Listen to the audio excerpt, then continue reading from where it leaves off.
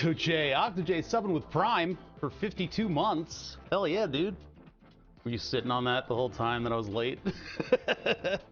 I discovered that my infusion set, the thing that delivers insulin into my body, had been leaky, and I've got like a weird spot under my skin. But yeah, it was like there was like a stain on my shirt, and I'm like, what the fuck? So I had to swap that out before starting stream. Whew. Got that new infusion set feel. Right on my stomach. Is my hair not cooperating today? It's like weird and swoopy. I don't get it. We're gonna finish the Octopedal today. So we're gonna get this electronics built, the little circuit board that I gotta build, and then we'll button it up. It'll be pretty good.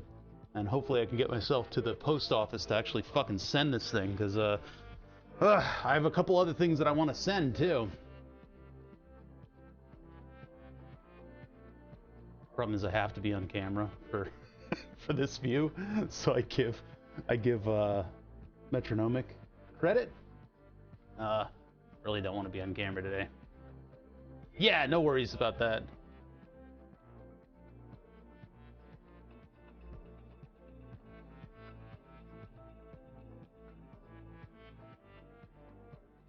All right. Yes. Good. Look how cold my fingers are today. TGIF, yeah. Your Friday is like the middle of my week. Look how cold my fucking fingers are. Jesus. Usually I'm the person in the car that fogs up the window next to them. Because I run hot. How about that circulation to extremities, huh?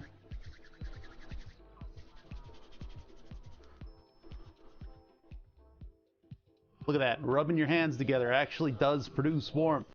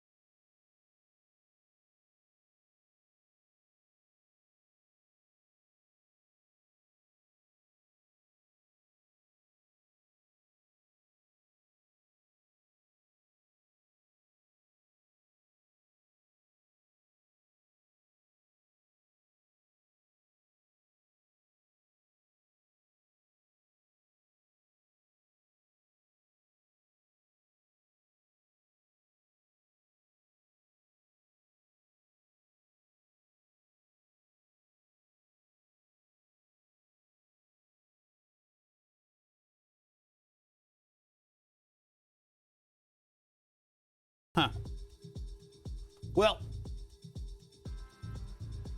Hey, it's Pat. How you doing, man? I'm in like bad shape today. I woke up very late. I had diabetes issues last night, which is always fun, but yeah, good catching up with you, man. We're building a foot pedal for a buddy of mine, one of my moderators, and it's basically like a keyboard, not a keyboard. It's a joystick emulation thing. So usually on Fridays we take stuff apart. I've kind of run out of stuff to take apart. And also, typically on this channel, we have a big board on my wall, what burns the names of subscribers onto itself. So this is a big interactive art project, and it's going into phase 2.5. Phase 1 was the original board. Phase 2 was the improvement upon it. And phase 2.5 is a slight improvement on it. This board filled up. Here's the old one. Dun, dun, dun, dun, dun, dun, dun, dun, dun, dun, dun, dun. Oh, it's upside down. Oh, whatever. Anyway, it is a giant board that goes on the wall, and it uses Python, many lines of Python, and the Twitch API in order to burn the names of subscribers onto itself. But this board is full. It was killed by somebody with a very long screen name. Board is kill. Where were you when board was kill? No. But yeah, we're working on the next version of that. What species of wood? This is a maple, actually, and I didn't intend for it to be maple. But I found a guy who... God, what is up with my hair today? I found a guy who sells live edge boards on... what is it? We Googled a bunch of people that sell live edge boards, and I found a guy in Lyddith, Pennsylvania. We drove all the way out there. And guy had like a little shop with all these live edge and epoxy like tables and stuff. But he had one unfinished board, and I was like, that looks perfect. And he was like, you know what? I'll give you a deal. And he took like $200 off of his asking price for it. We didn't even say anything. We didn't negotiate with the guy at all. He just took the money off. But yeah, anyway, so we found this guy. He had a bunch of live edge boards, and we ended up getting that board at that time. The problem is I had to expand everything on the wall, so we couldn't just instantly get it up and running again. So what's happening here is I've done a bunch of 3D printing and a bunch of designing and stuff like that, a lot of Fusion 360 in order to get parts and the laser mounted and all that stuff. So now we have that part of the hardware done. The next part is going to be doing the control panel, because I want to get rid of the extra microcontroller that's in there. I think my hair's still wet. I think that's what's going on. I woke up recently, unfortunately. There we go here. But yeah, we're gonna do the hardware for that thing soon, and then we'll get to the software. The software is gonna suck. I need to make a program that's gonna let me use a controller to outline the live edge so that we have a good masking image in there. Because okay, it was just a break in the music. ChongMcBong. Everybody check out ChongMcBong. Yeah. Do you keep the old boards? Yeah, I do, and I don't know what to do with them. I don't know what to do with them. I don't know what to do with the old boards. I don't know. God, I'm a mess today. Well, I'll shape up as we keep going. Auction. No, I don't want one singular owner of these boards that isn't me. Everybody's saying I should make them into a like a coffee table and send it to Twitch and be like, you did this. Because there's some weird names on that board.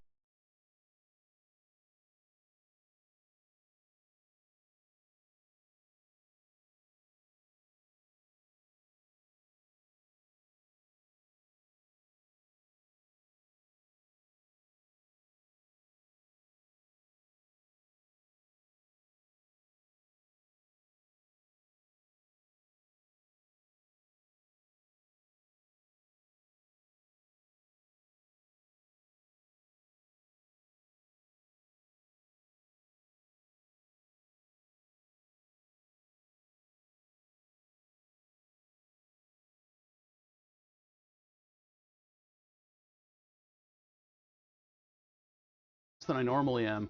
Usually I'm a little bit more put together, but it's funny that the first time I hear from this guy in like 6 years, and I'm an absolute wreck. Oh good, a copyrighted song. This is why we play Metronomic, because he's He's out there in front of the copyright bots. Sounds more like a cleanser. I mean, they're all actual Twitch names, you know? Do I have heat in my... Yeah, okay, so I got all the heat back in my fingers. That's nice. I'm good. No, I'm not. Today I'm sucks. But we're gonna be building this pedal today. We're building this this industrial foot pedal that's gonna use a Hall effect sensor in order to press one button on the joystick and be a push to talk button. This is the front plate that I've 3D printed. It is orange, and it lights up appropriately with the NeoPixel that we're gonna put on there. We gotta desolder the NeoPixel from that board. We gotta transfer it over to the new board, the new PCB, which isn't even mounted yet, but it's gonna go on these standoffs right here. Hey, what's up? Nothing's working. And Pilot Boudica. You know, I saw a reference to Boudica like recently, the ancient tale.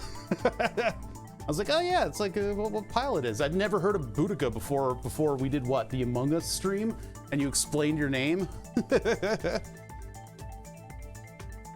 Amogus.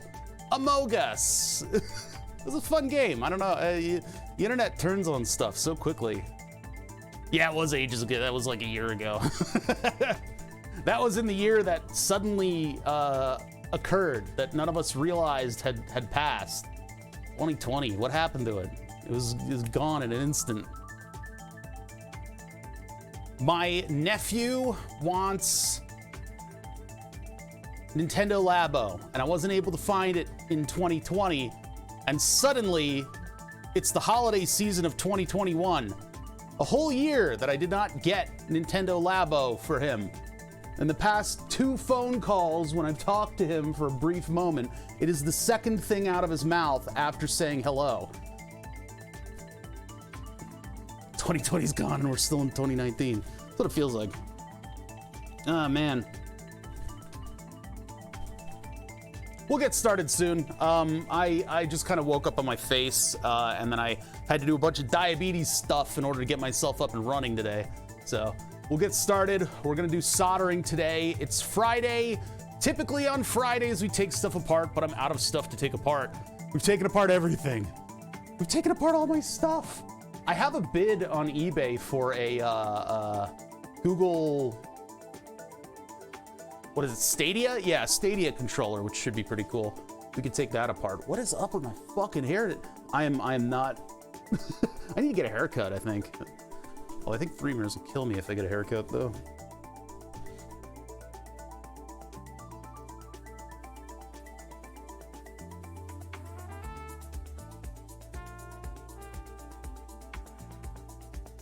If I have a sneer on my face, maybe I'll look all right for the whole stream, right? I've got so many things you can take apart. No! No, I don't want people sending me garbage. Remember, if you get into a negotiation with me and actually somehow fucking get my address, because I haven't gotten a P.O. box yet, things you are sending me are trash. They get thrown away. Keep the locks. All right, I will. Everything you send to me is tantamount to throwing it in the garbage. Remember that. No, don't send me actual garbage. Cause like I feel bad. The one fellow sent me some stuff that was like rattling around the office, and part of, oh hey, oh man, I want to become famous. Yeah, give me some followers. That's awesome. Ban. What an absolute asshole. Fucking, you get to like 40 viewers and these bots kick in. They start on that. They're looking for like not quite like 75. It's like the halfway point from partner numbers. But yeah, anyway, somebody sent me stuff that was rattling around their office, and that included one current generation lighthouse for the Index. I can't use it because I have one. One lighthouse does not like upgrade me at all, and they wanted me to take it apart, and it turns out the whole thing is plastic welded together, and I didn't want to like crack it with a hammer because I actually like kind of want to upgrade my VR a little bit. I have the index, I have the controllers. I don't have the lighthouses. I have the old lighthouses, and one of mine has a scratch on the lens too, so they're a little wonky. My VR has been very, very, very moody lately. It's awful. Yeah, I don't know if that weirdo Pat is still watching, but I was hoping that I could apply to that Linus Tech Tips job because that was like right up my alley. I don't know if it's gonna pan out. I think they're trying to hire people that are local to them. So, oh well. That would have been cool though. We are all lost. Oop, that's the microscope view. I kind of want to get my dumb face off of the camera. Yeah, that's essentially what the listing was. Local people who can start working immediately, because if they get somebody from like America or another country, they have to actually like sponsor them. They have to sponsor them for like actually, you know, that work position, which is a lot more difficult to do, and they have to look within Canada first. But like, I don't know if I'm gonna get any correspondence from them. I know Americans coming in and stealing their jobs. It would be cool though. Be cool though. Move to Vancouver. I mean, it's like the fit that I have for that position is perfect. I'm just concerned about them, like, you know, having like 40-hour days, you know? You gotta work 27 hours a day. Gonad is now done with his the organ that he was working on. That's pretty cool. He's doing a whole shit ton of wiring. So he's back to my summer car. Oh, where's my cable going? I'm gonna get the fan a little closer. I think I need to be actively cooled during the stream. That's funny. It's like the the one time this buddy of mine, like somebody from my actual life actually finds my stream, and I'm like the worst. The board doesn't work, and I'm hungover, and everything sucks. 27 hours a day. Time zones are mad. Yeah, right. What was that? Deep Space Nine. I think it was like 26-hour days or something like that. Just they actually acknowledge that maybe like different planets have different day-night cycles than America does. Yeah, believe it or not, not everywhere is America. Isn't that weird? It's kind of weird. If I keep a sneer on my face, I don't look puffy and bloated and uncomfortable in my own body. All right, let's get started. I'm not going to do a full intro today, a full pre-stream. We'll expertly fade out the music. Oh, all right. Well, that happened. ISS is 90-minute day-night. There you go. Think your audio's broken. Wait, what happened? I'm not peeking. Sorry, I take audio comments seriously because we try to have good audio on this stream. Setup starts soon. Oh, I forgot I have comedy overlays that I could have done for like saying hello to my old college buddy. Like this. How you doing? Anyway, sounded like you said not everywhere is America. Yeah, I was lying. Anyway, what are we doing today? So today I want to actually like finish building the Octopedal. We programmed the microcontroller. We know that it's going to show up as Octopedal 2000. What we didn't do is the define statements, but that's more of like an investigation that we have to do after the fact. It would be nice if I was able to redefine those things in the software, and that way I don't have to have instructions for like 10,000 folders that you have to go through in order to change the USB device dialog. I think we can just hit defines on that so that when everything loads into the microcontroller, it can just at least the what is it? Those are compiler instructions. So it would be, the compiler is like, oh yeah, you want to call it this instead, and we can just do that. I think that would be a better way to go about it, and then I don't have to, you know, list all this stuff in the comments, but it's not necessary for us to do, because I've already changed the stuff in those files, and so we don't have to mess with it right now. So we're going to finish the hardware. We got all the parts. I just need to assemble them into something that resembles this actual circuit. So let's get to it. Let's actually get to building this thing. So if you don't know, Octopedal 2000, so named by my oldest and bestest moderator. All you other moderators fucking suck. No, that's not true. Octopedal 2000 is a foot pedal what acts as a joystick button. Fatinon's pissed off at me now. Oh no. It acts as a joystick button. And so this button can be assigned to Discord in order to be a push to talk button. So you can sit there and fart your little butt off and nobody will hear until you press the pedal. And so the pedal's far enough away that you're stomping on it isn't audible. But yeah, anyway, that's essentially what this is. It's a very simple project. We decided to use a Digispark. A Digispark is an attiny 85, which is an 8-pin microcontroller. Not a lot of excess pins on the thing, right? Which is good for us because we have one input, which is the Hall effect sensor. So we have one input, one output, which is the attiny 80, or sorry, one output, which is the NeoPixel. So it's a digitally addressable RGB LED, and that can give us little status messages, and that can tell us when we've pushed to talk.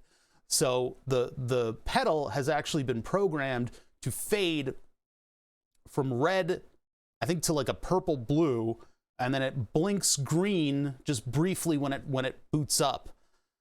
And that's it. That's all it is, right? This should be a simple thing. I'm trying to get this done because I'm not going to be around from the 13th until after Christmas, and then I'll be back to streaming. So we got a lot of projects to do, right? We got a lot of stuff to do. That's why we're not taking something apart today, although I do appreciate taking stuff apart more than just doing this kind of stuff. So last time on Oh Bother, what we did is actually mill out a little space for the connector. Might not have been entirely necessary. I kind of think it was. We put 2 screws through the bottom, and then we put posts on those screws, and that holds up this connector, right? So that's our USB input. It's one of the big square USB inputs. And because of the design of this thing, we actually do have a lot of strain relief sitting here. We got a lot of strain relief sitting here. And that means that when you're smashing this with your foot, you're not going to accidentally smash the USB cable and break it. So this is good. This makes it a little bit more indestructible. Yeah, that's all done. We got parts together over here, and it's all surface mount stuff. We programmed the microcontroller, ready to build the circuit. Let's get to it. Now I need to open up my schematic. Where's my schematic that I'm following? That's all the device manager stuff. Is it this? There it is. There it is. That's my schematic. That's my beautiful, brilliantly authored schematic. Beautiful. So yeah, we need a decoupling capacitor on the microcontroller. We got the NeoPixel on pin question mark. I don't know what the hell's going on over here, but we can just rely on the software to actually tell us what pin is what, because the software is the ultimate arbiter in our pinout. This thing is where the pins are absolutely located. So we can look at what we've assigned. What do we decide? What do we make again? What's going on? Where are my pins? Fade time, joystick, WS2812, blink time, CRGB color, boolean, flux, WS2812, step size. What did I... Oh, LED pin, magnet pin, LED count. There we go. So pin 0 and pin 2. I don't know which pins those are. Wait a minute. Man, I should have made it a little bit more clear. The attiny 85 with the Digispark might mess around with what pin is what. So we need to figure out which one that is. Let's take a look here. So let's look at Digispark pinout.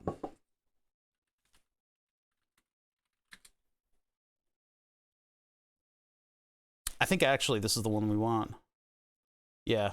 So it's ADC 0. That's not PC 0, PB 0, pin 5.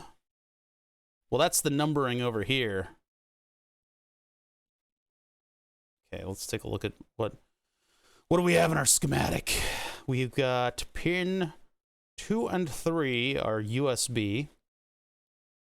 Oh, yeah, PB0 and PB2? No, PB2, yeah. So pin 5 and pin 7.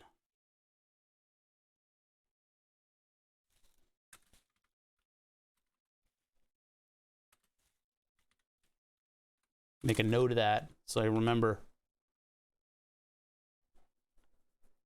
Did you guys see the thing, like, Apple, like, is pseudo, I guess they're pandering to the right to repair a little bit.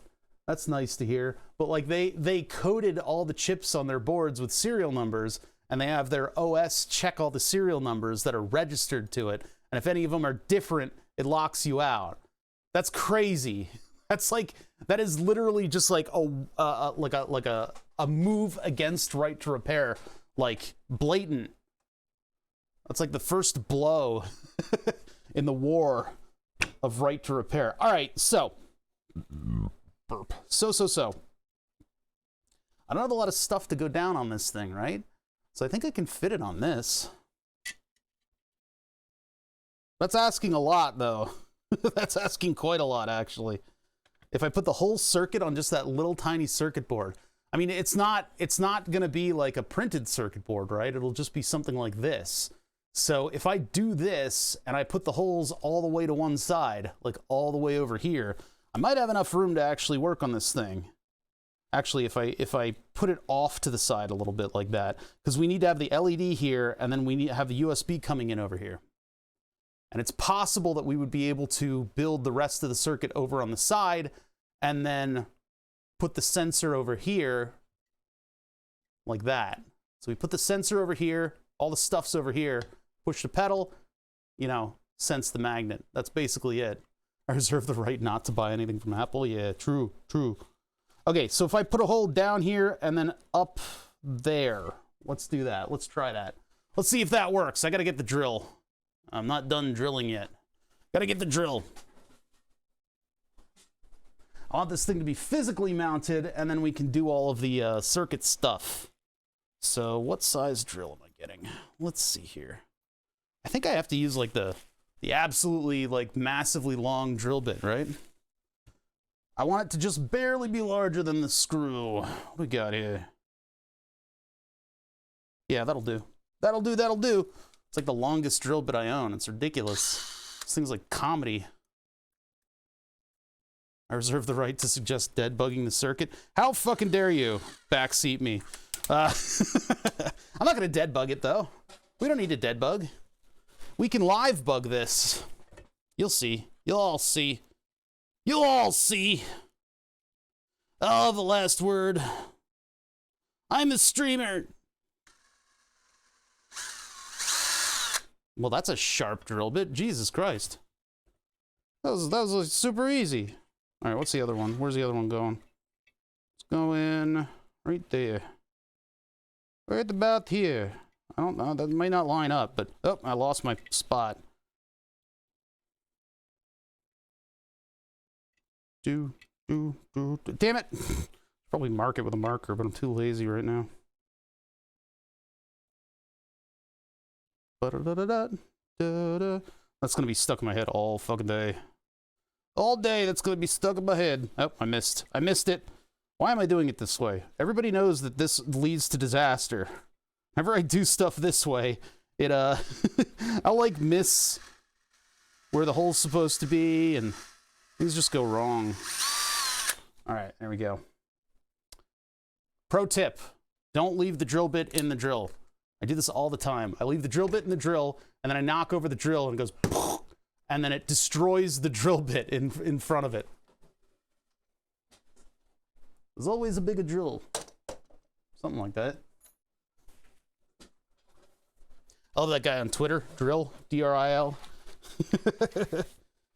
Always the weirdest fucking tweets. I love it. Love it. I think that lines up. Let's try to install it and see what happens. Let's see what happens. Okay, so that drill bit was a little too small, actually. What I can do is intentionally strip this. Or lay the drill down. That's impossible. That's impossible.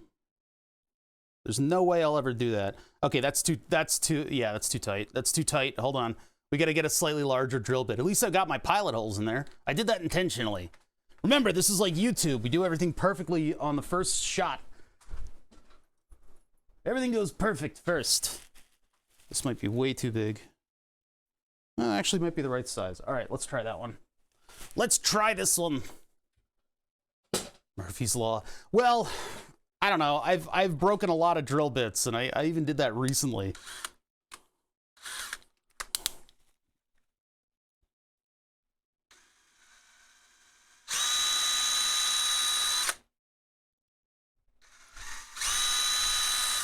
All right, that'll defo fit.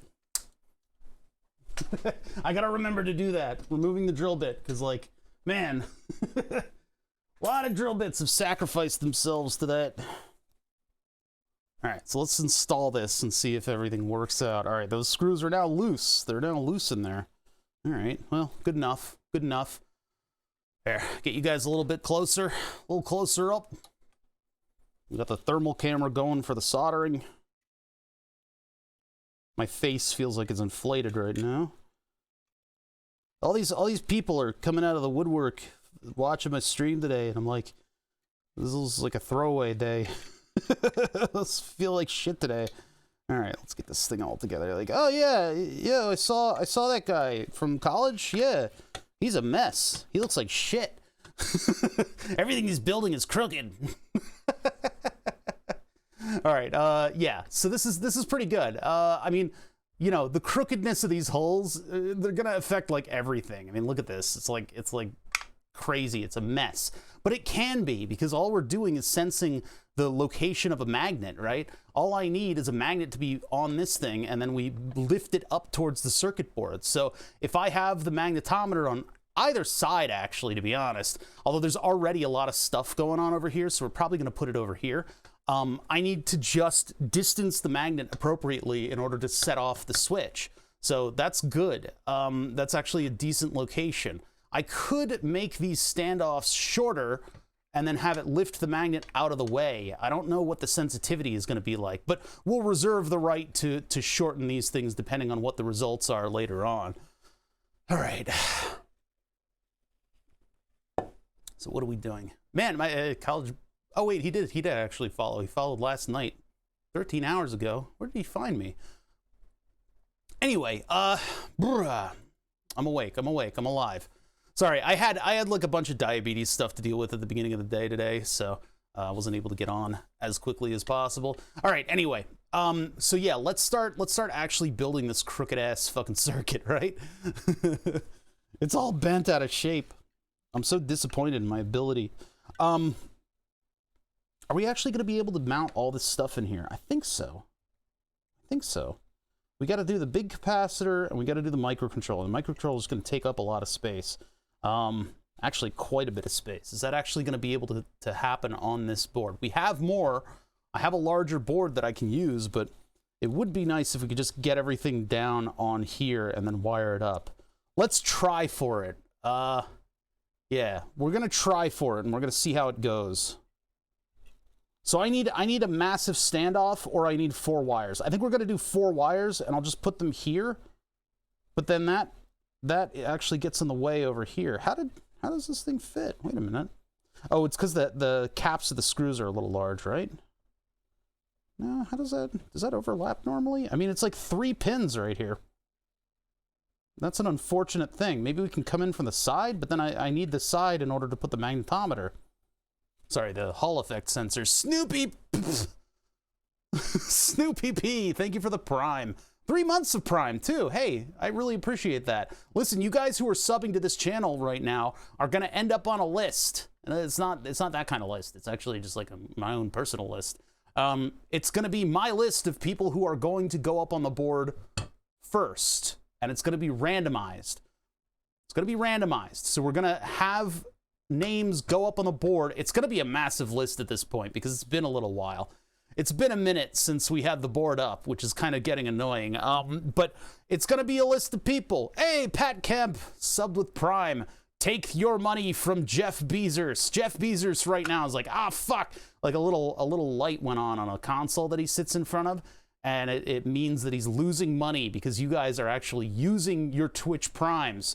If you've got Amazon Prime, which who doesn't at this point? I think there's like a couple people, maybe like a tribe that hasn't seen technology in their entire existence on like an island somewhere that doesn't have Prime, but everybody else has it. That Prime comes with a free Twitch subscription to a channel of your choice. So I appreciate you guys choosing my channel. Your names are going to go on a list that I haven't even made yet. And that list, it's actually going to be 2 lists of gift subscriptions and just straight up subscriptions. The straight up subscriptions on that list are going to be injected into the database first of the board, and they're going to be randomized, so there will be no scramble for whoever is first on the board. I know there was some people saying like it's not fair. My Prime or my sub wasn't up in time. I wanted to be the first person on the board. Well, now you can't. All you can do is sub when you normally would sub, and your name goes on the list, and it gets randomized before we actually put it up on the board.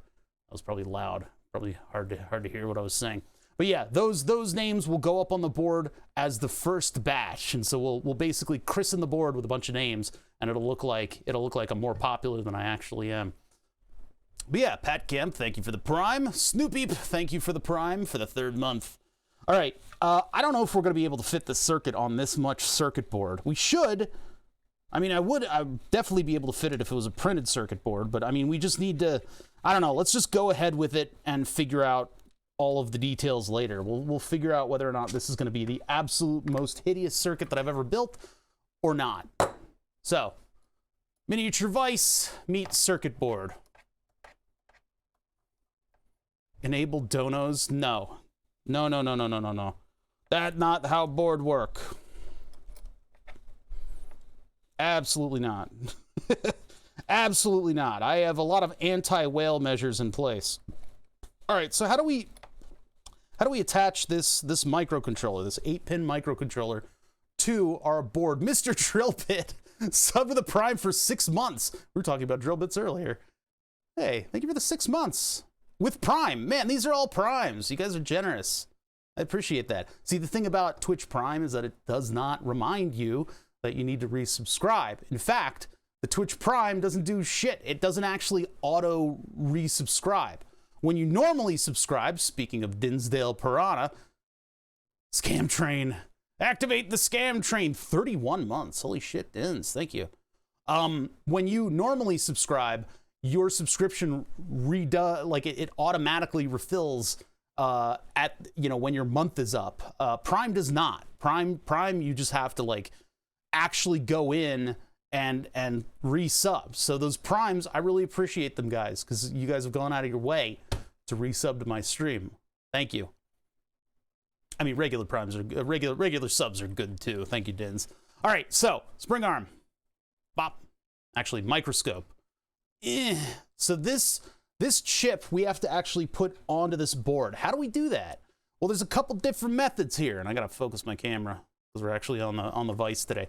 There's a couple different methods for getting a chip onto a perforated prototyping board. One of them is called dead bugging, and it's called as such because we literally glue the chip upside down onto the board, and then you use wires to get to the various pins. That's dead bugging, and I have not done much dead bugging on this stream. However, in order to get this chip out, this filthy chip, God, it's disgusting. We'll clean it off later. But so this chip, in order to get it down, what I've noticed is these dip packages, these dips fit by simply soldering the corners and then masking the middle pins. And so we can get the middle pins with wires and we can just solder the corners of this thing down. So we need to mask over this middle pin, and then we can solder the corners, and we can get to all of that stuff. So that's how we're gonna do it. The debate here that I'm having is what is the proper way to orient this thing? What is the proper way to orient this thing so that we can get to the pins properly? And it's probably like this. Probably like this, and it's probably like just shoved up into the corner like that. Just unceremoniously just shove it into the corner. And then I have the room to get to the pins up here. I don't know, this might not be enough room for me to build. I may have to go to the other board. We may have to make a larger board for this. Even just a little bit larger. Just, I don't know. I mean, it's not a lot of stuff that we got to fit on here, but like the USB lines need resistors on them. The power needs to be filtered. And then we need to put like the NeoPixel like here. I'm not going to have enough room. I think I need to spread out a little bit. I'm not doing multiple levels. No. If I was designing a circuit board, I could, you know, like in CAD, I could probably make it fit onto this thing, but I don't know if that's going to be possible. Draw a plan. How boring do you want this stream to be? How incredibly boring do you want my stream to be? I like that Obother guy, but he spent all his time drawing instead of actually building something. Twitch sucks. I don't like to use the underside of these boards because oftentimes I will be gluing them or taping them to stuff, but the underside of the board is really where I route wires. Let's make a larger circuit board. I'll feel better about life if I do that. Let's make a larger circuit board. It's only going to take us a second. I need to find that drill bit that I just used. Hold on. I'm going to need that same drill bit. And it's not the super long one. Which one is it? Which one is it? Which one? It's not that one. Hold on, let's find it. I threw it back over here, so it's going to be... Oh, it was the one that landed in a weird spot. I found it. All right. Fail the plan, plan to fail. Fail plan, fail. Plan, fail, plan. All right. So, if I give it a little bit of room on the backboard, I think that'll work. So it still needs to... It can only stick out this far, because I don't want it to... hit the tongue. I don't want it to smash up against the tongue of the pedal, right? Now, I've built two of these things before, right? This is number 3. Man, I really should have designed a circuit board because this would have been so much easier today. We could have used the oven, the soldering oven. That would have been neat. Too bad Obother's bad at shit, you know? So if I leave enough backboard like this, I guess I could put the microcontroller like over here. Still got that screw just like in the middle of our shit. All right, I gotta get my shit together, right? Yeah, I think that'll work. Because we'll have it go back a little bit. And do I get rid of this part of the board? Well, let's leave it for now. So I'm just gonna drill the 2 holes where they need to be. Just mark that. That one's there. This one is here. Standardized measurements. Okay, now I know where those goes. I received a hype emote.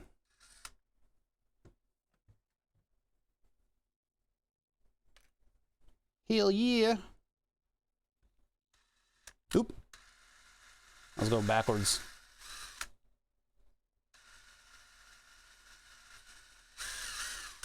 All right. All right. Ready to go? Let's do this.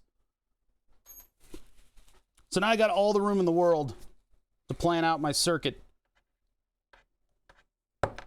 I should file off the edges here, but I don't know what happened to my file. I don't know where it went. I've been looking for it for like a week. I don't know where my file is. My metal file. I don't understand where something like that could hide. It's not like I threw it out. I don't know. Maybe it's on the ground somewhere, but usually I file the edges of these things to clean them up. I just don't know. So anyway, if this is the front of the circuit and this is the back of the circuit, we need the LED to be literally right here. So I should probably mount the LED first. I don't know where my power and USB are going to come from, but let's just start building, and maybe I can figure out where the microcontroller goes later. Or I can put the microcontroller like in the back middle, right here. And then I've got power and ground coming in around here if I do the wires straight up. I could do the wires going around. I would like to do standoffs, but maybe we won't do standoffs on this. I don't know. I got a lot of decisions to make, and I don't have a lot of power to make decisions right now. I don't trust myself. But yeah. All right. I mean, the standoff pins aren't going to exactly line up with this because of my idiocy drilling the holes earlier. So actually, they might, because the circuit board is going to be oriented. No, it's not. No, they're not gonna line up. They're not going to line up, which is fine. We can work around that. Let's just get to building the circuit, though. I have to actually showcase some talent today. Woe is me. All right, so over here, we'll do the microcontroller in the middle because it's got to orchestrate all the stuff that's going on, right? I'm missing a pad right there, but I don't think we'll take advantage of that. But what we can do is lay down just a little piece of Kapton tape, and then I can, let's see, that's about middle, right?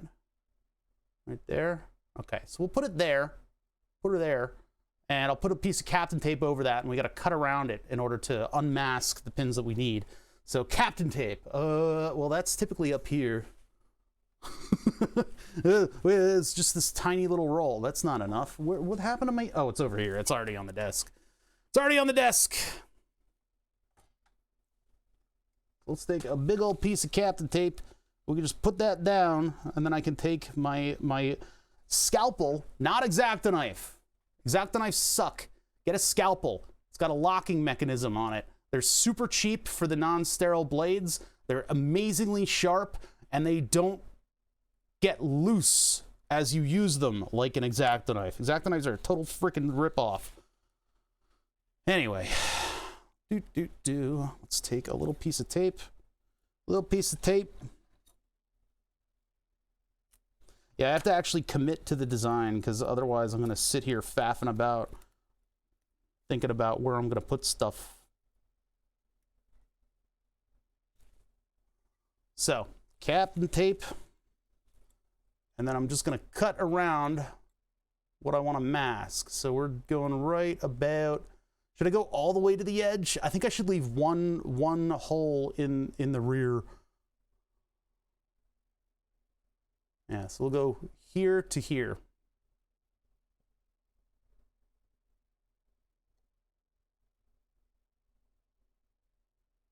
Are my hands steady today? Good. I wasn't sure. I might have canceled stream. We'll tough it out. All right, those two like that. And then peel this off. That's one. And two. All right. So now I'm just going to undo here to here. So we'll just do this row like that and like this. I feel like I was cutting with a leading edge. I don't know. Let's see if we can undo this. Was it going to actually peel off properly, or did I not actually make a good cut? I didn't make a good cut. I don't think I actually cut with a leading edge. That was weird. Try to pick up my hand a little bit here. Go down like that. And down like that. 1, 2. Skip to my loo. There we go. That's more like it.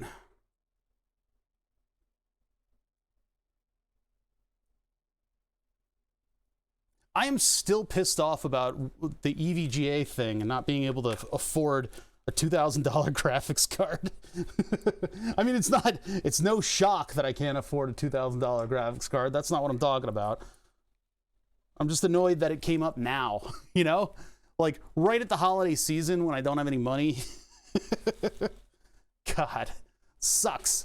All right, so we've masked off 4 of the pins, and that's going to enable us to solder this thing down. So pin 1 is our power, and I believe it's 4 and 8. 4 and 8. So how do we want this to go down? I mean, we've got to put the decoupling capacitor right there. And then we're also going to need to have that 4.7 UF cap in the path. So what are we 4 and 8? Yeah, so 8 is actually VCC. So where is our power on this thing? 4 and 8. So pin 8, because of the way we count pins, this is a holdover from when we had vacuum tubes. Dot signifies pin 1, pin 4 is here, and then we go 5, 6, 7, 8. So pin 8 is right there. That's pin 8. I could have used the thin tape. What are you talking about? Nah, it's whatever. Whatever. Doesn't matter. That don't matter. Oh, I was going to look at, yeah. Ah! All right, let's see. VBus. VBus is up top for this thing. So VBus is going to be up. What the? VBus is up here. So let's flip this sucker around. There's tape all over me. What is happening? How is this possible? Oh, that just like flew away. Weird. All right, flip this thing around. The problem is, though, pin 8 is all the way over here. So if we flip this, it means our VBus is going to be in the right spot, but it's still going to have to do a little acrobatics in order to get over to where it needs to go. It needs to get over here. We can probably jump around and, you know, whatever. But then ground is at least close to where ground comes in. So that'll be good. All right, let's get the soldering iron going, the soldering iron. This tip is unacceptable. This is not what we're going to be using today. If I had a printed circuit board, I could have done the whole thing with this tip, and that would have been fine. Let's flip over to, I'm going to just go with my bread and butter tip. I'm going to go with the one that I love. So we'll get this nice miniature blunt tip. Yeah, the attiny is running Digispark, DigiKeys Digispark. And Digispark is interesting because it is actually an environment that is native USB. And so as a native USB client, it's very easy for us to redefine what it is and to make a joystick. It's very easy to make a Digispark into a joystick. And the attiny 85 is limited in the number of pins that it runs. It's fairly powerful. It can do a lot of digital bus stuff. And we've had it doing, we built that big steering wheel project, and we had it actually speaking LIN bus, which required a lot of breakneck timing in order to bit bang a digital automotive communication signal. So the attiny 85 is a very capable microcontroller. In this case, in the Digispark case, it is running at USB speeds, which it can barely handle. It's pretty good at it, though. It can barely handle those speeds, but we can very easily emulate a bunch of different computer peripherals of this thing. So we've decided to make this into a joystick many months ago, years ago, when we built the first Octopedal. It can do that, and then simultaneously, it can also run a one-wire bus in order to make the NeoPixel do all of our wonderful little lighting effects. It's a nice little microcontroller. All right, so when I'm soldering this thing down, what I'm going to be doing is actually anchoring it on one of these pads. So I'll end up adding enough solder to dome over the pad, and then I'll drag the microcontroller into position. But my soldering iron isn't doing shit right now. So I have to hit the IntelliHeat button. IntelliHeat. Bop. Yeah, look at that thing. Beautiful. That's the advantage of having a high wattage soldering iron. Heats up instantly. All right, get the solder over here. I'm gonna make a little bit of room for me to work. And ooh, what is that smell? What is on this thing? Gross. All right, clean that off. Clean that off. Ah, there's some weird fucking smell coming from this. I think I bumped plastic on it at some point. All right, get a little bit of solder. Let's get started here. I keep the hand camera, I keep the desk camera on, just so that you guys can see that, like, if you have shaky hands, you can do a lot of soldering stuff. It's not a deal breaker unless you have to float your hands over something. Like if you've got shaky hands, as long as you can put your hands down on the table and keep your fingers from shaking, you can do a lot of the soldering stuff.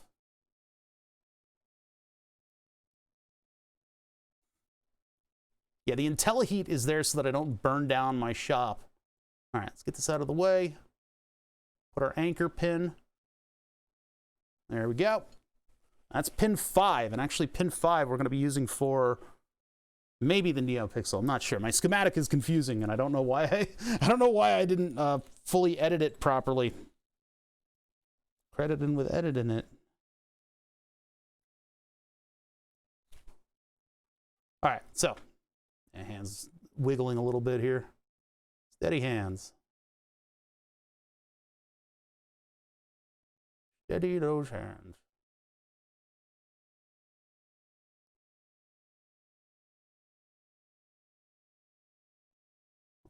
Okay. No. Smith Clay trying to distract me with the sub. 1 year? Oh yeah, 12 months. Is the wall done yet? How fucking dare you? How fucking dare you? My wall, I'll finish when I can. No, the wall's not active yet. We'll get there though. You know, it's getting closer. We did the axis expansion. I need to do the control board.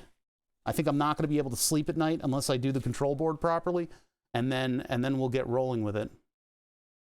Yeah, you can't take that back. I get your money now. I don't think you can. You might be able to cancel the transaction or something, but that would be mean. Why isn't this soldering? Wait, what's going on with this pin? This pin should be like covered in solder. What's going on? It just doesn't, it looks completely cold welded. Veet Nukem.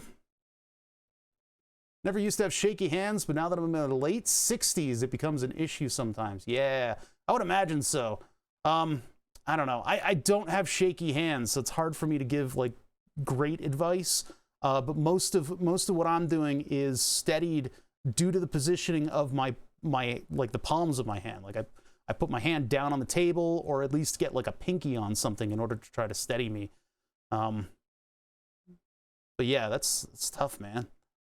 But thank you for subbing for 6 months. I really appreciate that. This looks like majorly cold welded. Cold soldered rather. I don't know what's going on with this. Let's I'm gonna take a swab and actually like clean this thing off before we get started here. Before we totally get into it, right? So I have something that will grip the solder. You need to tin the pins. It's called tinning, which is when the solder basically coats everything like as if water. I think maybe this microcontroller was just exposed to too much grime. And we programmed it just fine. What's not cleaning off here? Why is this not cleaning off properly? I think these are the ones I spilled coffee on. What is going on with that? Why is it like shiny? What is that? Wait a minute, what the fuck? Get off of there. Get off of there. You bastard. What is this shit? Now that it's anchored down, I can do a little mechanical scraping on it. Why is it like that? I think we might do long drive tomorrow. I think that'll be fun. If we go back to long drive where we left off. I don't know. Is there more to that game though? I don't know. It would be like a hangout session. I just happen to be playing long drive. Been trying to find a new like variety game to do, but I don't know. We do need to return to some of the games that we've done. All right, so that's gonna dry off for a second. I'm not even gonna let it. Let's solder the other pins down. It doesn't seem like it got very clean. This is gonna boil off the acetone. Oh, delicious. But like these pins are just not cooperating. Look at that. It's not cooperating. What the ever-loving fuck is going on with this thing? Hey, pins, you're supposed to be like solderable at least. Okay, that kind of, I like beasted through it and it eventually got there. But like the pins are supposed to be like the easiest part to coat with solder. And they're just fighting me today. Very strange. Very strange. All right, we'll beast through it. We'll beast through it and we'll get it done. I'm just worried about being able to attach wires to these if they're not cooperating like this. Inscription, I have not. I don't know that one. We've done what is it? Rocket or New Space Rebels or what? The list of the games that I've played is below the stream. I do games on Saturday. I've just started doing that, just as, you know, a way to kind of break up the content a little bit. Yeah, we've done Long Drive, which was hilarious and great. I've done a lot of Satisfactory. And what was the other one? New Space Rebels or something like that, which was awesome because it was just a model rocket game. It felt a lot like setting off Estes model rockets back in the day, but I wasn't creative enough with my Rocket Rebel whatever. I'm gonna look up Inscription because I think I've heard of it before. Looking it up. Have you developed any cool games lately, Pat? Inscription video game. Did you know that it was a video game? I did Google Images here just to... Oh, Inscription. Right. I don't find that entertaining on stream. I think it's a really fun game. I haven't seen anybody get beyond the part where the game changes, because that dev is super popular for like the transformative nature of the games that he makes. But I've seen people just barely get to the part where it kind of changes over into a different game, and I haven't seen past that. Working on an MMO, hell yeah. Okay, so MMOs are an F. I cannot do MMOs. I'm not responsible enough for MMOs. This guy, this fucking guy, this guy in chat, this weirdo, this Pat guy, he knows what happened when we started playing Ragnarok online. That's what sealed the deal for me. I was like, you know what? I can't do MMOs anymore. I am not responsible enough. Oh, I ruined it. All right, so those pins have solder on it, etc., etc. Yeah, the private server was great because it had like massively accelerated EXP. So you were actually playing an RPG instead of grinding. Yeah, that was a lot of fun. Unfortunately for my grades. All right, so our stank nasty microcontroller has been attached to the board, and I've got some semblance of solder on all the pins. I don't like the look of this. Something weird is going on with this micro, but as long as I can at least attach wires to the ends here, I shouldn't have too bad of a time. Now, in order to put this whole thing together, I'm gonna need wire. What do I use when I do this kind of stuff? I use wire wrapping wire. Wire wrapping wire is solid core wire that takes solder fairly easily, actually, and it's jacketed so that I can color code what I'm connecting. I try to do that most of the time, and then I have the exposed stuff for running like traces along if I want like a ground plane and I don't know how I'm going to be utilizing it later. I don't have a big plan here, right? This is kind of off the cuff. Some people plan out their perforated prototyping boards. I do not. Yeah. So wire wrapping wire. This stuff is actually meant to wrap around a square post. When you wrap something around a square post, the interface between the edge of the square post and your exposed wire coming in and hitting up against it, that interface, it actually distorts the metal a little bit. It actually bends the metal in, and what that does is produce a cold weld between the edge of your pin and your round wire coming in and hugging it tightly. Wire wrap wire is actually, or wire wrapping is so versatile that they used to use it in Vietnam in order to make radio electronics more dense, because you can have many layers of wire sitting below your PCB. We're not going to use it like that, though. We're not going to actually wire wrap this thing, because that would be insane. I would have to put all the chips in sockets and stuff. That's dumb. So what we're going to do is we're going to use wire wrap wire, but we're going to use it soldered to this board. I like it because it's clean and small. The jacket sucks. As soon as you apply heat to this wire, the jacket just turns into soup. So we got to be careful about how we do it. But I don't know. I got my techniques and I'm going to stick to them. I'm going to make some room over here so that I can actually put the wire on my desk. I have all this desk space and I fill it up with this crap. All right, so let's kind of think about how our components are going onto this thing, right? So we've got a bunch of stuff that we need to fit in. In fact, it's exactly this much stuff. There. Look at all that stuff. So I need to figure out what's going where on this. Now, obviously, we have a plan. I have a plan, Arthur. I have a plan. That's not the plan. This is the plan. So we know where all this stuff is going to go. I just have to get it down onto the board and then wire it all up. Easy peasy, lemon squeezy? Not exactly. I mean, a little bit. Oh, wait, did I get 2 diodes? Yes, okay, good. Those diodes are just there to protect the circuit. So what happens with the Zener diode is when you install it backwards, it has this wonderfully flat curve to it just because of the way the silicon is doped, so that when you reverse voltage it, it will only allow a certain amount of power through, and as you increase the voltage, it'll bleed off all the excess. So if we get too much power in here, it'll bleed off, so that when we communicate to and we get communications from the computer, we're not going to blow it up. Although I don't think that's really that much of an issue. I think the attiny 85 can handle 5 volts properly, but we'll do it just to be safe, you know? Yeah, so pins 2 and 3 are our communication pins. 2 and 3. Where's 2 and 3? We'll start building up the circuit around that. We'll do the communication stuff first. So pin 2 and 3 are these 2 right here. So those go to the middle of our USB, although we can pretty much attach USB wherever we want on this thing. But yeah, there's like 3 pins available here, but the rest of the USB comes in over here. Actually, you know what? We should start with the LED. Let's start with the LED. I need to desolder the LED from the board that it's already in, so I'm actually going to use the vise for that. I'm a little bit discombobulated today. I'll get my shit together eventually, though.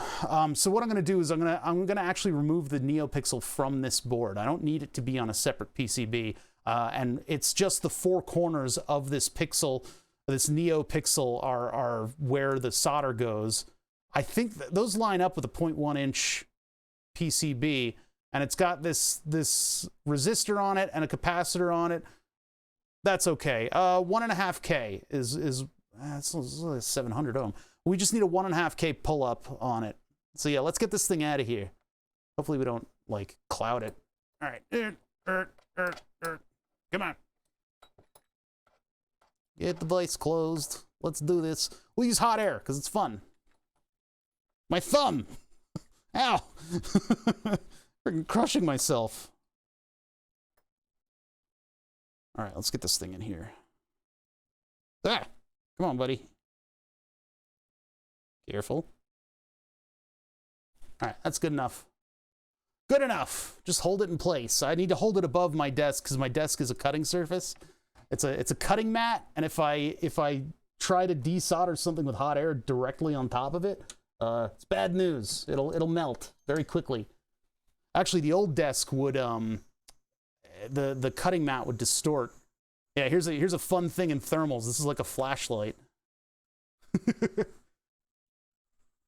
500 degrees Celsius coming out of the tip of this thing. Got a quiet chat today. Quiet. All right. Gradually heat it. This is by the way, this is a chat bought hot air station. This would be the Quick brand 861DW. If you're wondering, and then they bought me the Louis Rossmann pip, the one that was at a 45-degree angle, so that you can stream what you're doing with it.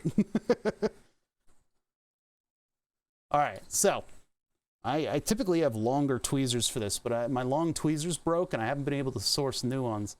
So I'm just going to keep applying gradual heat to this thing. Here, let's get chat out of the way. Chat, get out of the way. What's your problem? All right, so let's heat this up a little bit.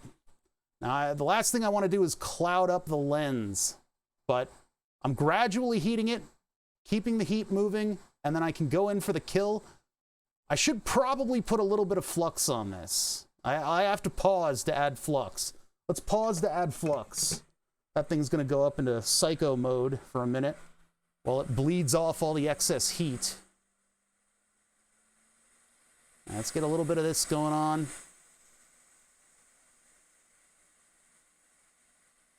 Yeah, what I'll do is I'll add the major components, and then we'll add all the support components around it. That's kind of what I realized I should be doing. All right, back to heat. Gradual heat. I could probably remove this just with the soldering iron. I don't think I need to use hot air. I could just add an excess amount of solder to either end and then just get the whole thing molten at once. Yeah, it's probably the way I did it in the past, huh? The last thing I want to do is damage the lens with excessive heat. This thing should be able to take soldering heat, but I don't know how often it can take soldering heat. We're just about at temperature here, so I'm circling it, and I'm getting closer. Zach Swaz, thank you for following. How easy is it to delaminate boards with a hot air gun? Easier than I would like it to be, I think, is the best answer that I got for that. Because, yeah, this thing will do a number on boards, but it takes a little bit. I mean, like, if I hit this with maximum overheat, like, that's not even damaging the silk screen at this point. And this is 500 degrees Celsius hitting this thing directly. Yeah. So it's actually more difficult than I give it credit for, but I'm always afraid that I'm going to delaminate something. I'm not that great with the hot air gun, to be honest. I don't have enough seat time with the thing. All right, so that's our LED. That's what we'll be using. Lens still looks pretty good. I just have to be careful of it. And those 4 pins, I think, line up in some way, shape, or form with the... I gotta be careful. This thing is super hot. Ow! Ah! Ah! Okay, there. You can see the heat on my fingers. Look at how hot that got my desk. And my vise. My vise is like super warm. All right, let's get the PCB back and mounted in here again. We can continue our work.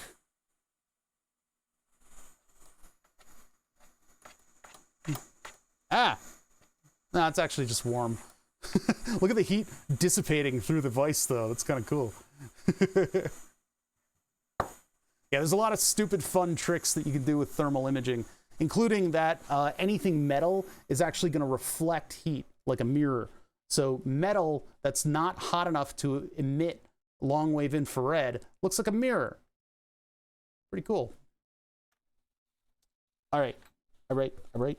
All right. All right. All right. Let's get this thing going. Let's build us a PCB. I want this thing to be done. I want this done, and I want pictures of Spider-Man. I have to look up the pinout of a NeoPixel, actually. Which means I gotta be on screen again. I don't want to be on screen. Gross. Gross. What is that thing? Oh, that's just the streamer. NeoPixel pinout. NeoPixel. NeoPixel pinout. Images. There he is. There he is. Cool cat. All right. VDD, DIN, DOut, VSS. So we need 3 pins of this thing. We need VDD, VSS, and DIN. DIN. I always wanted a foot switch for my push to talk. Started back in the day when I was raiding. Wow. Yeah, that's exactly why. That's exactly why Octojay's had 3 of them made. So he could talk in WoW. Wow. I take care of my mods. Yeah, anyway. So we know our pinout now. We know VDD is coming from up here, VSS is down here, and our 2 data lines are in the middle, but our data is actually coming from over here. One of these 2 pins. So let's try to position. Well, I don't think we're gonna have a good idea of where the positioning should be. I mean, like, we need to get this thing kind of centered on the whole chamber, because it's supposed to project light upwards, right? He sees the Rockstar drum pedal. Ah, that's a good idea. What was I doing? I was getting this thing. So yeah. So voltage up there, ground down there, and then we need our NeoPixel to be approximately in the center, because we have this beautifully 3D printed cover that goes over everything with eyes. And what we'll do is we'll put Captain tape over the eyes, and then I'll fill it with ultraviolet epoxy, and then I expose the ultraviolet epoxy with a little pen light that I have. and that will solidify it and seal the chamber and put a roughly matte surface on the front of the eyes. That way, those will project light outward. You can still do that. Oh, you need to have the whole drum set plugged in. Yeah. All right, Pat. Don't know anything about electronics. This isn't totally captivating. It's distracting me for work. Hey, man. All right, keep in touch, dude. I'm tough to keep in touch with because I don't touch Facebook at all anymore. I do not. It's full of poison. It's full of mind poison. So if you're on Discord, feel free to check out my Discord. There's a link below, or you can use a command in chat. I'll use the command in chat because I don't have any delay. Ha-ha! Meta. Fuck that. There's still Facebook. Trying to break into like VR or some shit like that. Okay, anyway. Here we are. Me and a NeoPixel. Me at the zoo. All right. Let's get this thing going.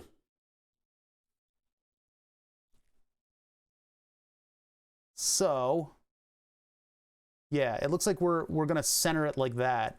It's gonna be off by a little bit because center, I believe, I mean, between these two holes, this is the center, right?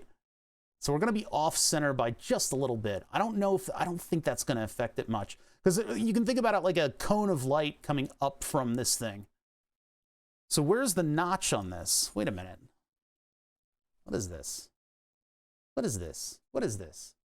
Where's the notch? What? They don't even show it here. A pointless pinout. What the heck, guy? Man, like, where's the notch? There they have a notch. I would hope that that's not a, it's a circle. What is that? Look. Oh, the light ruined that. Yeah, look. See, there's a little notch cut out in the corner. Where's the notch? I don't know if I can trust circle. Circle's probably notch, but well, this one just has the whole chip. I guess I can reference that. There we go. That's what I want. Look at that. Beautiful. Beautiful. Got a little notch there. We got our VDD or VSS. Okay, we know where everything is now. All right. Man, that other one was just pointless. It was just pointless. So yeah. D in is over here. D out is over there. VSS is over here. So our VDD is over here. Wait. Source and drain, right? But which one goes to positive and which one? I gotta reference two things with this friggin' VDD is power. Okay. Let's say 3 volts? No, I think that's 5. All right. So yeah, our power is on the left, our ground is on the right. How can we do that? How can we do that? You know, I could turn this sideways and no, it still won't be centered, will it? Hold on, let me just try this. It's like that. Actually, yeah, we can center it like that. There we go. So ground, power, actually power inputs, or inputs here, ground is here, power is, oh man, I'm confusing myself with this. I think it's over here. Okay, so let's put it in like this. We can actually center it. I forgot that I can turn the damn thing. And our power should be, what's up, Metric Fox? How you doing? Our power should be up here, right? Oh man, I am confused today. Ground there. Yeah, so we got it in the right orientation right now. So this is how we want it to go down. So let's anchor it on this pin right here. Haven't been here in a bit. Saw your name fairly recently. I don't know. I don't think it's been that long. How you been? Oh yeah, you can't see chat. Here's chat. Cool project. Yeah, this is something that I built 3 times before. Or rather, this is the 3rd time that I'm building this. This is, hey, Chester Willard with the dance emote. Look at that. Look at him go. Hey, how you doing, man? Chester Willard. Thank you for the sub. 22 months. 22 months. That's a lot of months. Thank you for the sub. Yeah, so this is something that I built a couple times before. What this is a foot pedal, what is powered by a Digispark, and it is designed to be a push-to-talk button. Very simple. Simple, but usually more complicated than it needs to be. I have decided to build this as a circuit board instead of just taping a Digispark inside of the case. I don't know, it'll be fairly more organized and a little bit more, more sustainable, a little bit less destructible, like this.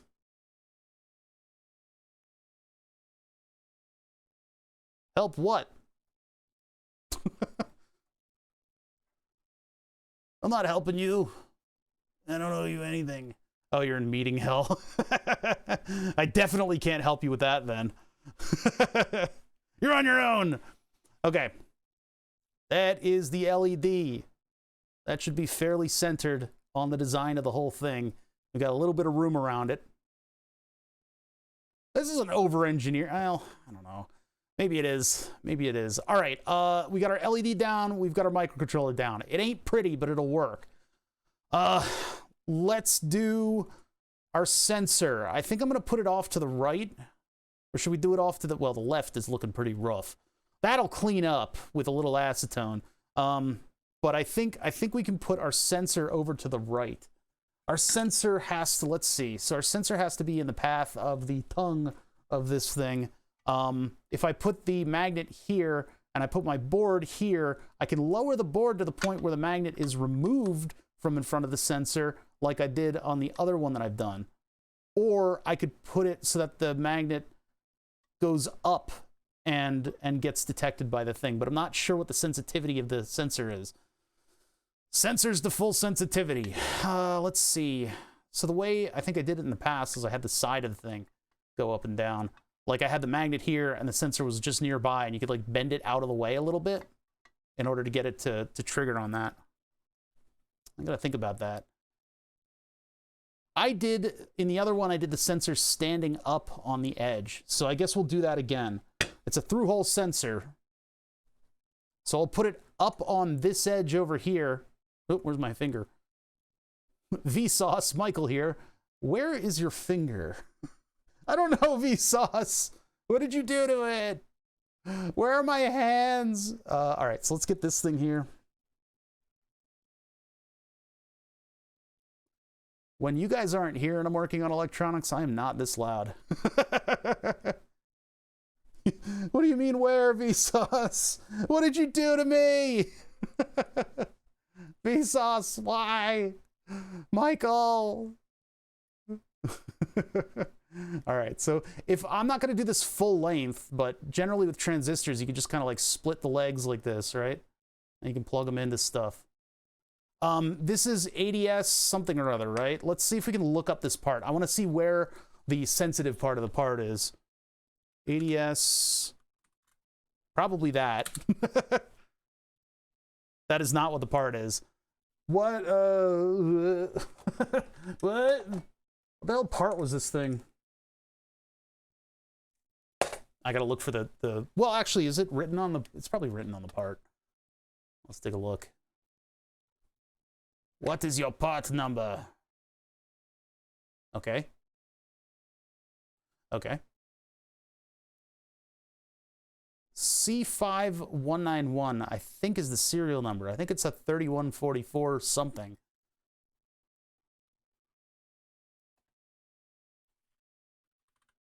Yep, there we go. 3144 Hall sensor. Hall sensor. We're sensing halls. Yes, this is a hall. Where is my data sheet? No, don't open that in the new window. Data. There we go, data sheet. All right. Electro. What? All right, scroll down, scroll down. Look at that little guy. It's a little guy. It's a little man. Let's see. So where is the sensitive part? Yeah, Hall sensors are fun. They're just fun. They're just, that's not the part that I have. There you go. Where are you sensitive? Probably all over. Radial lead. Yeah, I kind of wish the leads were spread out like that for me. This is the worst data sheet.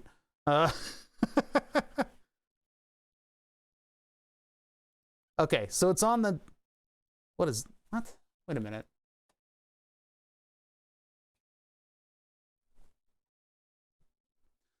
They display the case with a slash in it. There is no slash in this case. Look, it's flat on the side dimension, right? I guess they're trying to symbolize the taper as being a little bit, because it due to parallax, it's got a little bit of a slash, right? I can't believe I just stood that up on its side so easily. I guess that it's got a little bit of a slash to it. Branded surface. Wait a minute, what? Wait, the branded surface is on the other. The surface that actually has the markings on it is the side with the taper. What the hell? This is in contradiction to how this thing is built. I mean, yeah, maybe it is a different brand, but it is the same form factor. And this one's Allegro, so I don't know where I got the other ones from. Could be ripoffs. But yeah, there's like the taper. Oh, look, so they're saying that the slash is on the opposite side. Okay. So that's actually the side with the tapers is not the side of the slash. So the side with the tapered is actually the surface that's detecting magnetics. Hey, CosmoQuest-X, thank you for rating with a party of 14. If you guys are interested in space, check out CosmoQuest-X. They're a good friend of the show. CosmoQuest-X runs a tight ship, and they do space stuff. They're part of the Knowledge Fellowship. I don't know what's going on, and it's making me angry. Yeah, exactly. So what we're looking at right now, we're building a foot pedal, right, Cosmo? We're building a foot pedal. Cosmonauts? Wait a minute. Yeah, we're building a foot pedal. What for the ease of communication between Octojay and the entire world of Warcraft. So this pedal is going to be a joystick in the computer. What will be triggered by pushing the one singular button, the USB device. So we're putting a Digispark down onto a board, and that Digispark is going to plug into the computer, and it's going to be a joystick. And when we push the button, the magnetometer is going to sense that a magnet has been moved out of the way, either moved out of the way or moved into the way, and then it will trigger the push to talk. It's a very simple thing, and I'm making it overly complicated by just the nature of how I do stuff. So what we're doing right now is we're taking a look at the actual sensor that's going to sense the magnet. And we got our LED down, for better or for worse. It's a little crooked. I can't sweat the small stuff right now because I'm fucking sweating alcohol or something. Anyway, we've got our magnetometer. We actually recently stopped playing. Okay. Yeah, it'll still be useful. I just wanted to say the entire world of Warcraft. Anyway, so we're looking at this ADS, what is it? One something or other. Hey, Cannibal Jesus. Cannibal Jeebus gifted a sub to Animal Groin. Thank you for the gift sub. Hey, you've given 5 of those things? Damn. Thank you. I really appreciate that. Animal Groin, I get angry every time I see your name. Anyway, thank you for the sub. So we're looking at the sensor, and this is a 3-pin sensor that's through hole. I like it because you can adjust it, because it's through hole. You can bend it around so that the magnetic field, what is going to be attached to the tongue of this thing, that magnetic field can be moved out of the way, right? So we're looking at it right now, and I'm trying to see what side of this thing is sensitive. It looks like this, right? There's two chamfered edges. You got a chamfered edge on either side, right? Thinking of making one of these for muting my video calls at work. Yeah, you could do like a toggle thing with it. I mean, you could program in a toggle, or you could just make it, you know, make the software do it. But yeah, anyway, there's two little tapers on this thing, right? Little tapers are supposed to give you an idea of what pin 1 is, which is fairly clear in the data sheet. But what isn't clear is what side this side view is showing. It's really weird that they do it this way. I mean, like, yeah, okay, there's a square and there's pin 1, 2, and 3. But like, they point to a branded surface and then they point to like this notch right here. What's up, Walrus? How you doing? There's like a notch in the through hole part. So down here, there's the taper. There's the front. There's the thing with the tapers showing. And then there's this 40-degree that we don't have that on. Hey, Fatanon gifted a sub to Amazonian Walrus. Thank you so much. Thank you for the gift sub. Walrus now has my Nixie tube next to the name. That Nixie tube I still haven't found a purpose for. We should do something with Nixies at some point soon. Yeah, that is literally a picture of my Nixie tube on my desk. It's a symbol tube. I don't see this taper right here, and that's confusing and annoying, and I'm scared.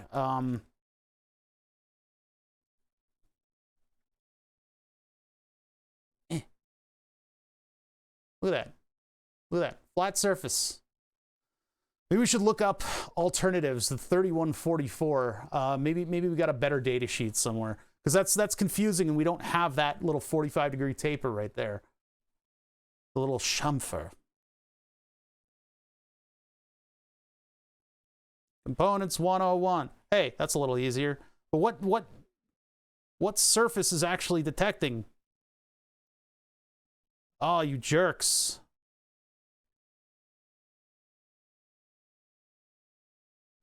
You joiks. Well, at least they display it like this, so it's easier for us to figure out which end is which. Oh, 5 volts and ground is next to each other? That's weird. So if they're saying power C note, I don't think I will. Yeah, I'm trying to figure out which one is pin 1 as well as, oh, that was, okay, it was all in the same window. As well as where the actual, like, pole is. Like, where are we sensing from? And the thing is, like, I think forwards and backwards, this thing will work just about the same in either direction that I put this in will probably have the same results. I just want to make sure that I've got it, you know, facing the right way. I think they're all the same data sheet.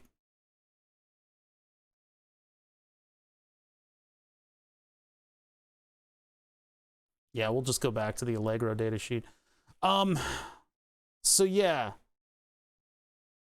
Pin 1, 2, and 3, the branded surface, active area depth. I guess we're facing the text towards the magnet. I think that's the way they want it to go. That's how they want it to go down. They want the text to be facing it, which puts our power and ground closer to the center of the board, right?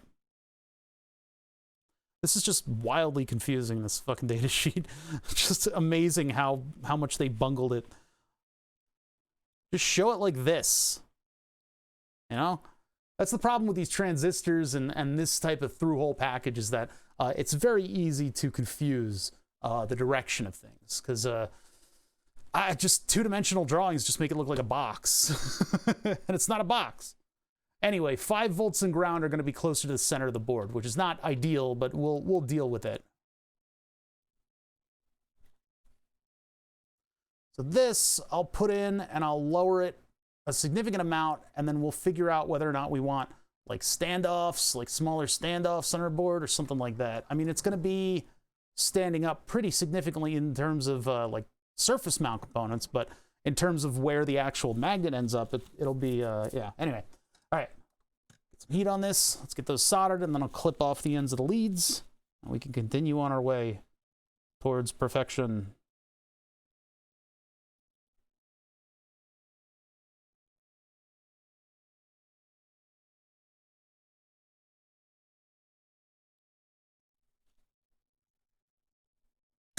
All right.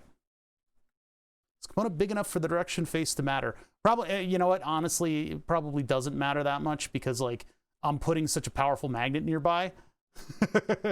I just want to do it right, you know, and not be confused about what pin does what. You know, you gotta get it right. This might be kind of difficult for me to mount. because, well, if I put them all the way up to the edge,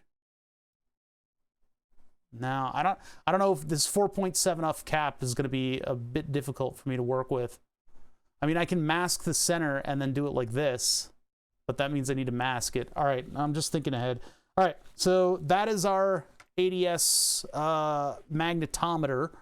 That would be all of the major components. So we've got the microcontroller down, we've got the LED down, and then we have the magnetometer down.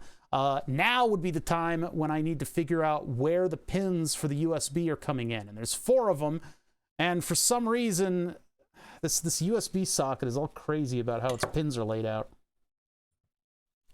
So I think I'm gonna have to use wires in order to connect those, because they're centered on this board, but the center of these two is in the middle of a pin. Or sorry, it's a middle pin.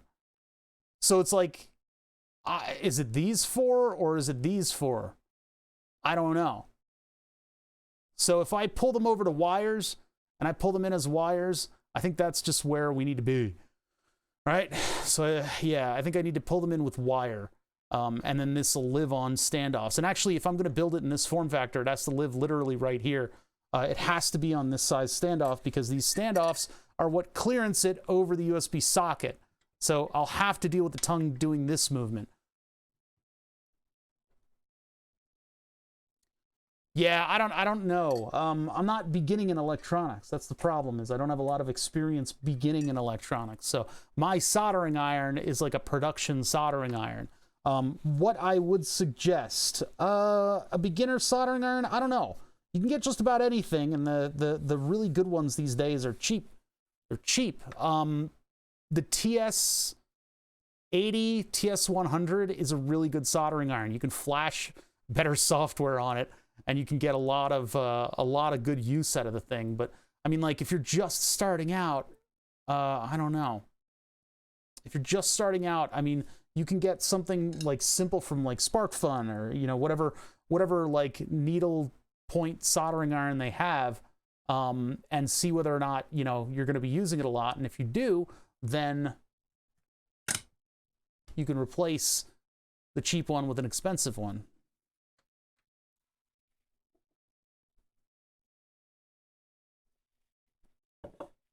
All right, let's see here. Sensor, LED, microcontroller, and then 4 pins coming in for power, ground, D+, and D-. If I just assume a location for those, I guess we can get by with that, because I can pretty much put the wires in wherever I need them to be.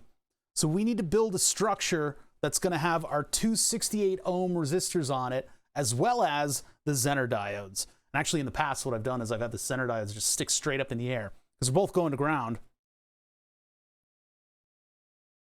I ate croutons last night, and I cut the top of my mouth. I keep like, oh, I keep just like, I don't think I cut it. I think I just made it like really raw. Raw. Okay. 68 ohms going to the microcontroller, and then Zener diodes sticking up and going to ground. Yeah, isn't it? It's like, I can't stop. So Zener diodes to ground, 68 ohms. Okay, all right, let's do that. Let's build that structure over here, because we've got our D+ and D- going to these 2 pins. So I can put something here that'll do all that voltage shifting and stuff, and then I'll have the wires just kind of slink their way down to the USB socket. Who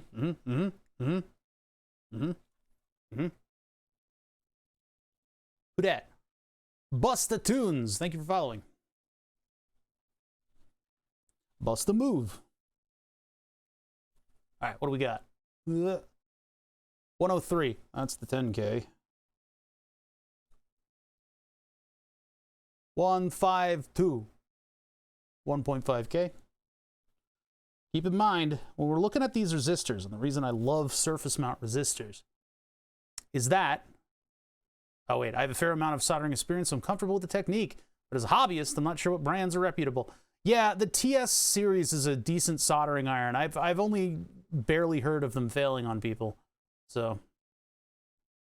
But for me, like I'm soldering like daily. Good to see ya. Yeah, Busta Tunes. What the fuck? Who the hell is this person?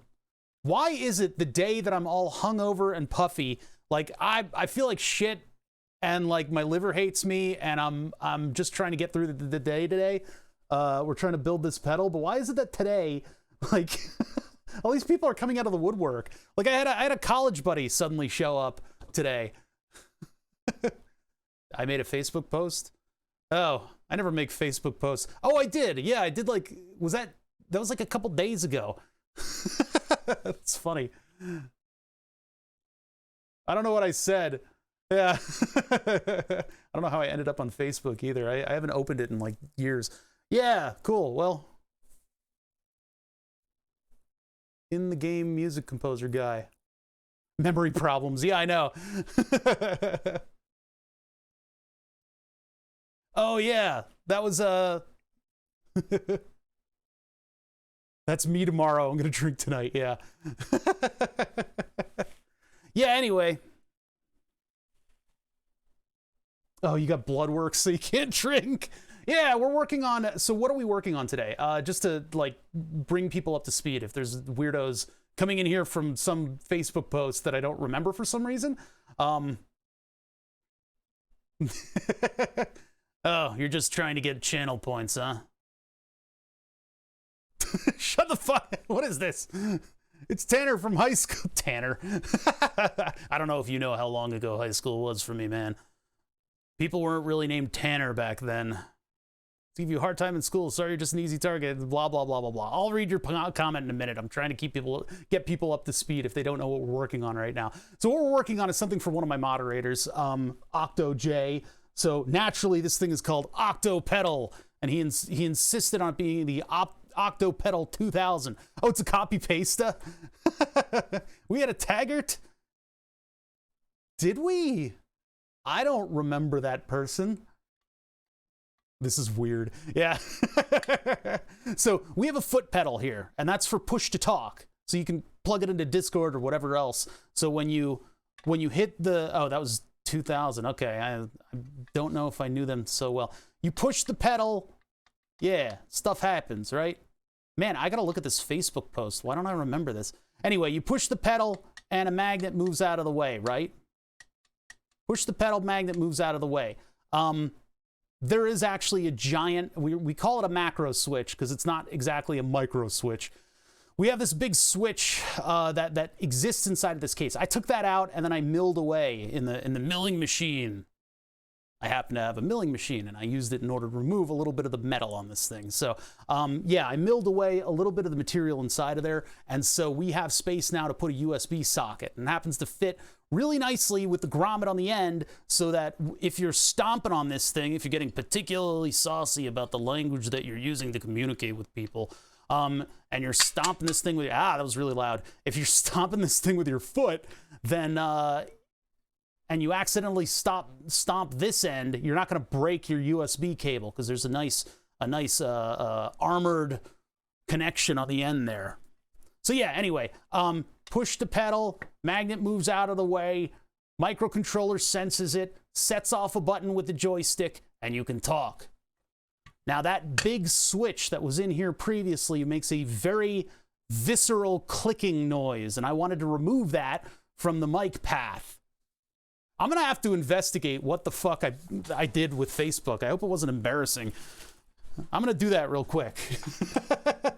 I don't even remember opening.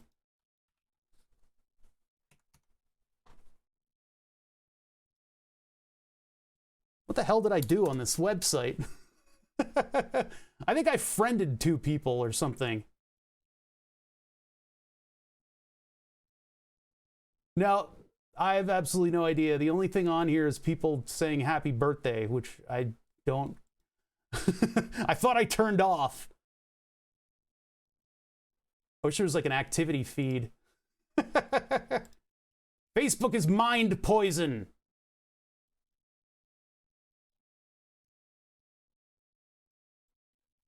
Whatever, I'm closing it forever. All right, anyway. Yeah, I did a butt dial post. By by the way, if you guys aren't aware on this, yes, social media bad. This is kind of social media though. Not really, but yeah, it's like Twitch is just as cancerous, I guess. So if you guys are wondering, anybody from fucking high school, Jesus Christ, is wondering, we also have interactive stuff on this channel. And by interactive, I mean audio interactive. We built a comedy fart noisemaker. That was wonderfully timed. That runs off of channel points. It's got a Harman Kardon speaker in it, and it's upside down for some reason. These asshats can redeem channel points in order to make fart noises. It's just that simple. Although the big interactive project, this is what I came for. Hey, I don't know what you're into. If I so much as mention this thing, it causes a fartalanche, which is an avalanche of farts. It's not a place you want to be. That's sitting right over there. That's blocked by the microscope. But the other thing that we have on this channel is Burn the Subs. Burn the Subs is a subscriber-powered, well, it's a Raspberry Pi powered, but it's people subscribe to the channel and they get burnt onto a big block of wood. This is the third block of wood. We're going to be working on this next week, a little bit.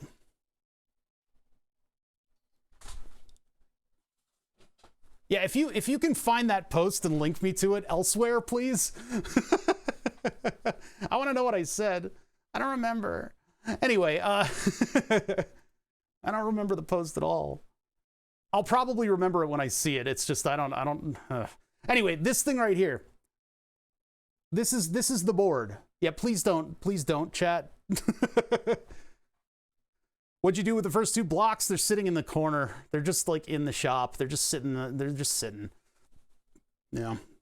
But we've been working on the hardware for this because this board is a little bit larger in the x-axis, right? Or the y-axis? I forget what we're calling which one. Anyway, the board is larger, so we've had to do some revisions to it. And so we've just gotten the gantry, the part that moves the laser around, rebuilt. And it looks pretty good, right? So what we need to do next is we need to actually do the control board, the thing that has all the electronics in it. I want to do a revision of that. I think we need to clean that up. It needs to look better. That needs to look better, right? So we'll clean that up. We'll clean up the electronics. We'll put everything on the Raspberry Pi, even the temperature controller stuff that we added on to the previous board. We'll do all that on the board itself. And then we need to do software. I need to make a Python program that's going to allow me to plug in a game controller and trace the edge of the board. And that way we'll have a masking so that we don't burn onto the live edge or my wall. That's where Burn the Subs is. It's unfortunate that I can't show that off today because I got people finding me through Facebook. I don't know what I did.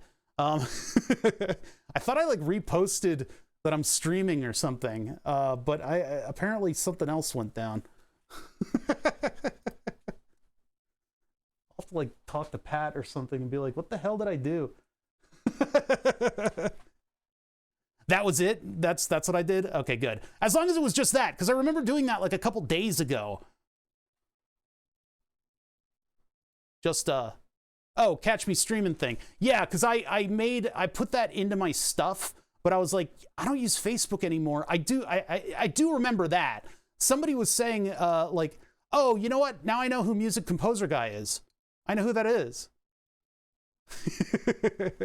I could call him by his first name, but he has a unique first name. Yeah. I guess he's composing music for games now. That's cool.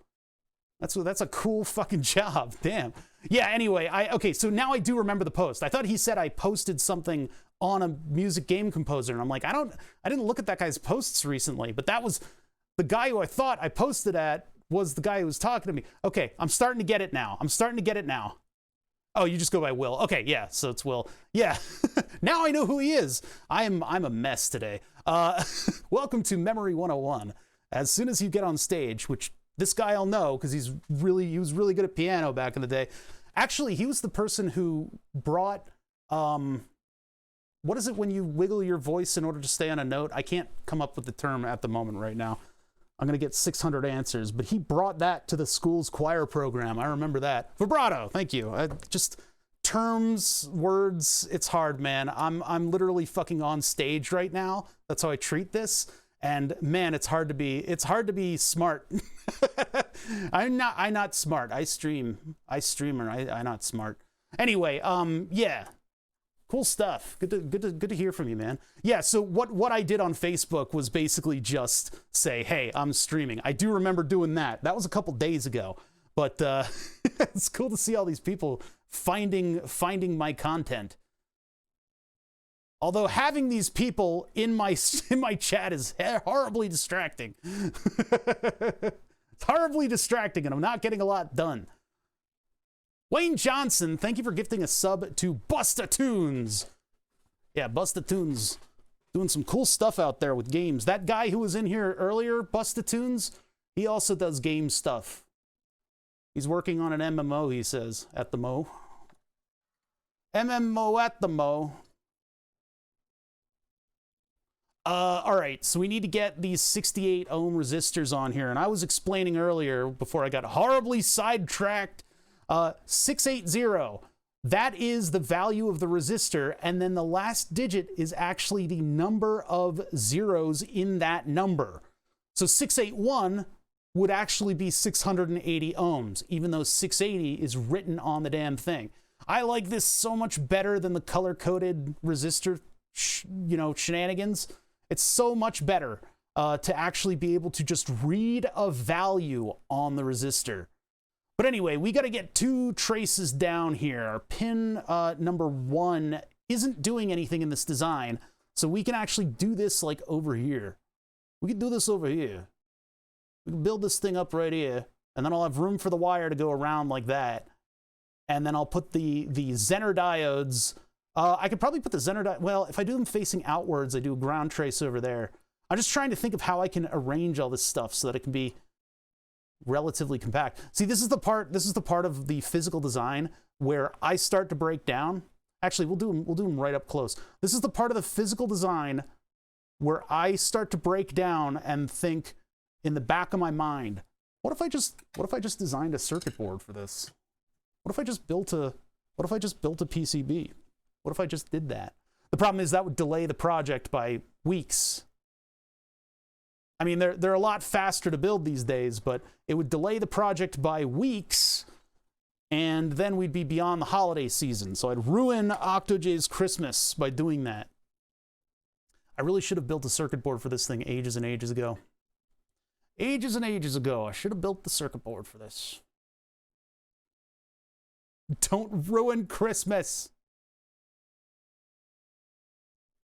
I'm going to put a speaker on this, and I'll have it talk about politics. That'll ruin Christmas. Why is this resistor why are you fighting me? Stop it! Damn it! You're supposed to do the right. You're embarrassing me in front of my high school friends. Why are you running? Yeah.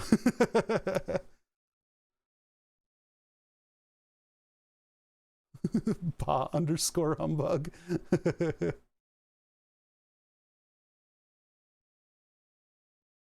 Look at that. Perfect. Now, keep in mind, a design like this is going to look awful when I'm done. It's going to be a mess. That's normal. That is normal for this sort of thing. Yeah. Why are you resisting? That's normal. It's going to look awful, but it'll be functional. That's what these designs are all about. They're sort of a functional, moderately, not really that temporary, but yeah, it's like just a little functional thing. They don't have to be pretty, because we're going to put it all in a case where we don't have to look at it. I believe the other upside-down resistor was the other 68. Why are you running? Need a Grinch chip emote? Oh no, that was 1.5. You are the wrong value. Looking for 6.8. There it is. Found it. We have a very limited number of parts. Maybe I could have built it on that other board. a smaller board. Well, we've made our bed. Now we gotta pee in it.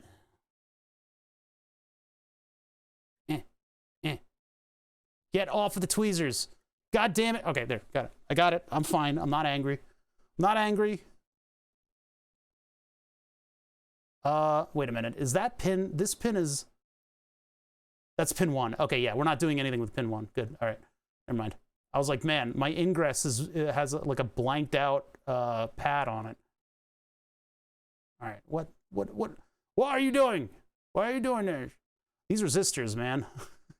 Oh, now it's soldered on the other side, so I can't... Come on, man. All right, fine. Fine. You made me do this, Chip.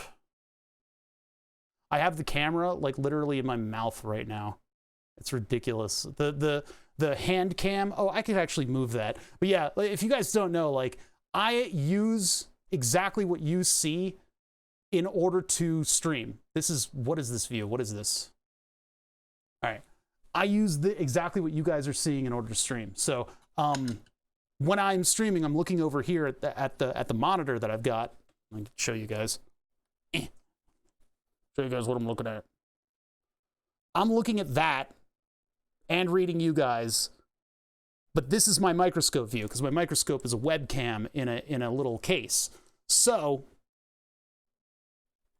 I'm viewing this board down here, but I also have to have this camera, which is on a microphone arm. It's on a microphone arm, and it's got a thermal camera attached to it. So I've got these USB lines in my face, like just literally just right here, in order to bring you guys the wonderful level of production that this stream is all about. It's ridiculous. The problem is you're reading chat. I know. It's poisoning my mind, much like Facebook. So weird.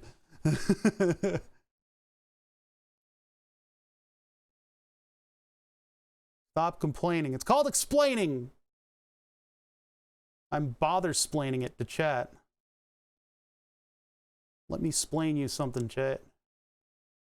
What the hell did I just do? I ruined it all.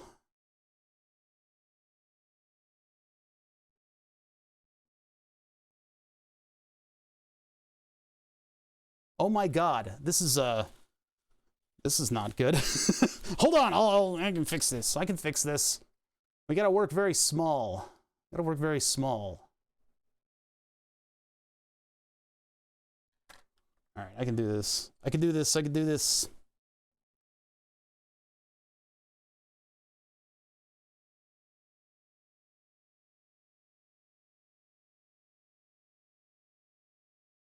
Come on.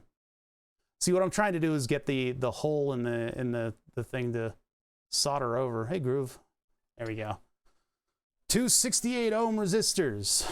Those go to D- and D+ on the other side over here, but also to 2 Zener diodes. So we need the Zener diodes, and I need to install them basically so that they can be situated backwards. But we also need our ground over here, actually. If that's ground, then I can install one like this, or I can install it vertically. Yeah, the band on the diode is the blue part of that thing. So those Zener diodes are in there to protect your computer or the circuit or whatever. D- has to have that 1.5K to VCC. It's a weird circuit. It's kind of hard to build.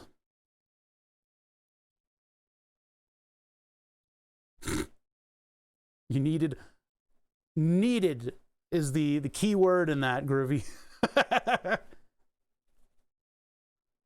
Zuckerberg heard me and he's using his evil lizard magic in order to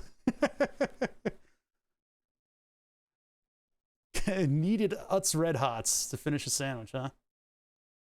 Does not filling the hole affect solder conductivity? No, it's literally just for visual appeal. I guess he has magical powers now, yeah. All right. 268 ohms. Now that resistor has to somehow go to ground, or sorry, this diode, but then that blocks this right here, unless I have the wire come in from the side, I guess. I don't know. That's pin 2, and that's the one that gets the resistor to power as well. Damn it. All right, so that has to be here, and it has to go to VCC, which is 1, 2, 3, 4, 5, 6, 7, 8. VCC is right here. So I can put the 1.5K like here and or over here and just have it jump over to there. This is getting kind of complicated. Or I could do them both standing up. Maybe that's just what I need to do. Let me just do this. Now, it should probably lay down. It should probably be laying down, huh? I'll do them both to ground, like over here. I'll have the other one just like right here. And then this one gets the 1.5K. Yeah, it'll be a little weird, but I think I can make it work. I think I can make it work.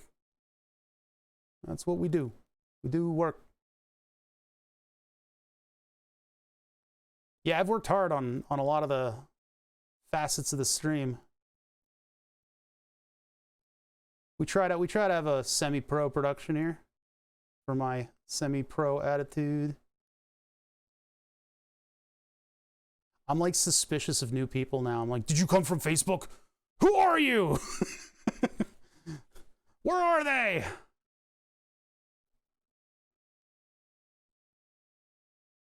Maybe I should move it to the side and have it ground over here. I can't make decisions today. I don't know what's wrong with me. I'm gonna do this over to the side, and then I can have my D- come in from over there, and I can just run a wire over to ground.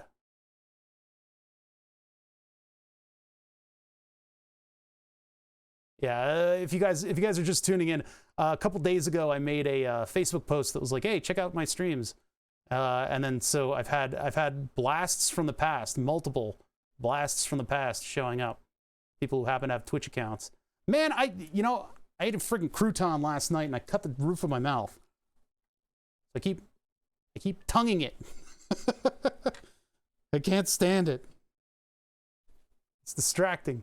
But yeah, we're trying to make this hideous little circuit here in order to create a foot pedal, what is also a joystick. So what I'm doing is I'm basically building a Digispark right now, which is a microcontroller that you could just buy. You just buy a microcontroller on a little PCB. You could make this very easily, but I have to put that extra. I gotta put the extra sauce in. I gotta make it my own kind of thing. So what I'm doing is I'm putting all of the circuit structures of the Digispark onto the board. And I'm totally fucking bungling it. What is happening here? Death by crouton, yeah. Crouton, what are you doing? Oh my God. All right, hold on.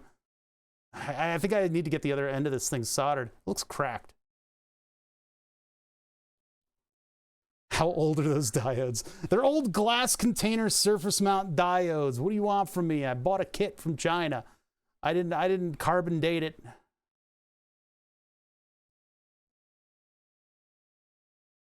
These are an older style of glass cased electronics.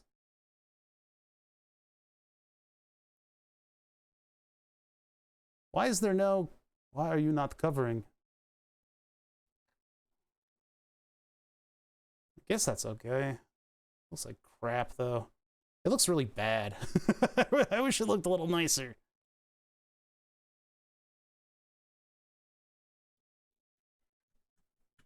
No, it's not a clone. It's a regular diode, man.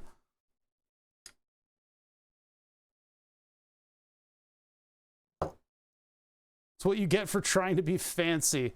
What croutons are fancy bread? No. Man, you guys will criticize me for anything. All right, so I mean, I can go out and wide around there to get to ground, or I can just pop it down under that and then get over to ground, because this is pin 4. Pin 4 is ground. Pin 8 over here is power. Our power pin needs to have a decoupling capacitor on it. So let's put that on there now before I lose all of these surface mount parts, right? I'll put down all the components, and then I guess we can figure out all the connections between them later. So this is a 0.1 oof capacitor. Actually, I can do, well, I was going to do wire from the side going into here. And that can go over to there. That can go over to there. Right? This is a little out of focus, isn't it? I'm getting compliments from my cameras, and yet, everything's out of focus. It's ridiculous. Why are you dumb, hair? Anyway, I'm having a dumb hair day. I didn't even like salad, but I'll eat a handful of croutons. Yeah, there you go. Oh my God, my hands are super warm now. If you guys saw the beginning of stream, I was like, man, my hands are freezing cold. You could see my fingers are like blue. My circulation has started. All right. So bringing, yeah, it's a GeForce 4, I think. Yeah, GeForce 4. It's from my friend's Macintosh. Pantelis C, thank you for the follow. Oh yeah, and Busta Tunes, thank you for the follow. Appreciate that. All right, yeah, I was thinking like I could run ground here and then over like that, but that's gonna block my ingress from this connection right here. This connection right here is where the USB line comes in. And I mean, I could just have like a freaking like wire come all the way around and connect to that pin, but I'd like it to be a little tighter to the board just so that it can't get damaged. I'll have to do a ground line here and then go down and under and over, or down and over to there. But anyway, because this decoupling capacitor needs a ground. And then what pins are what? I mean, we're going to use pin, what, 5 for the NeoPixel. 6 and 7. Hold on. What pins am I using here? I just need to figure out what pins are what. I need to actually like do this circuit. We need to actually build this. I need to go a little faster because I want to finish this today. So I need to actually stop beating around the bush and actually frickin' build the circuit that I set out to build. Despite of all the people. In spite of you, chat, being so distracting. Where's my software? Pin 5 and pin 7. Pin 5? 1, 2, 3, 4. Pin 5 and pin 7. So it's this pin. Okay, that's not the view. This pin right here and this pin right here. I took that personally, yes. All right, so let's do that. Let's build up our circuit. I'm getting all ADHD on this thing. It's like that Twitter post that I did. I'll do this one up to the side. I don't think it needs to be, but my ground wire is going to be running in that direction anyway, so. Here's that. And we'll get the other one down.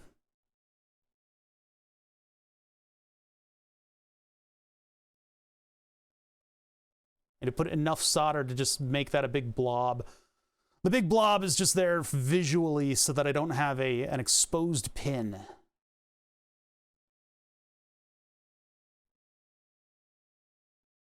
All right, there's our decoupling capacitor. Now, I also have that 4.7 oof cap that needs to go in, but I don't know if I can fit that. That's this guy right here. So I got the 4.7, and then the band on it indicates where positive is, right? Or does that? No, that's negative. I think the band indicates negative. So it'd be like this on these pins. I don't know if I can fit that. I need to put like a thing in the middle, because it can span 2 of these pins, but it needs a thing in the middle. And that should probably be, well, that's our power pin. So yeah, it should probably be around there. Well, this is just to ensure that we've got nice clean power. Clean coal. So we have nice clean power on this thing. I guess I could run it all the way up to this edge. I could just mask. Well, it's too bad I didn't build this around one of these blank ones, because I could definitely put it just like this. But pin 1 we're not doing anything with. There's no purpose for pin 1, because it would be interesting, because that would be perfect for the capacitor.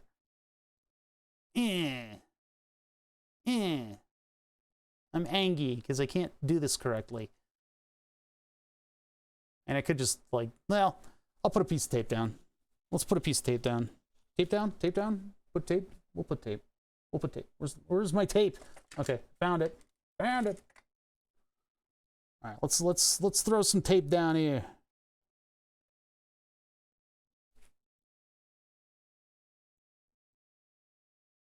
Clean power to a dirty IC. I know, it looks terrible, doesn't it? I put acetone on it to try to clean it off, and it just made it worse. Why is it so grungy? I don't know. I don't know. I have no idea. I'm so sorry. God, this tape is huge. I definitely didn't need such a large piece of tape.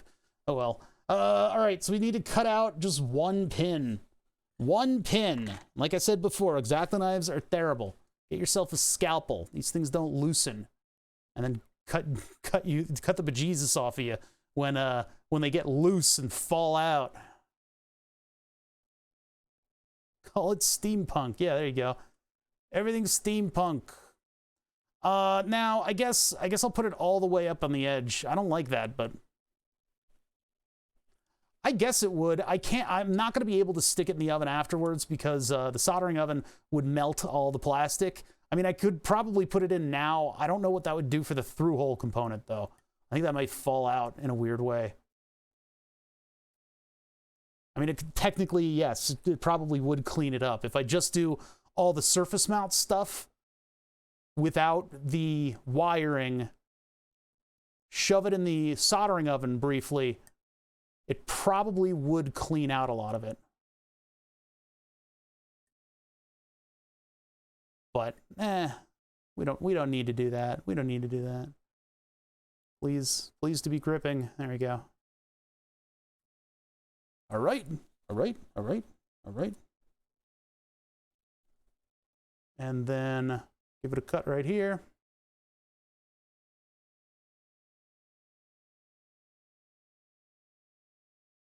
What are you talking about, curl up? The wires would melt down. It wouldn't be good because if two wires were contacting one another and the jacket was keeping them insulated, but there was mechanical pressure on them, that jacket would melt and then the two pieces of metal could potentially contact. In addition to the fact that I think that the jackets would probably become carbon in the soldering oven. It wouldn't be a good look. It would not be a good look. Now I need to remind myself, because I'm dumb and I don't have any object permanence. I need to check out what the surface mount capacitor pinouts are.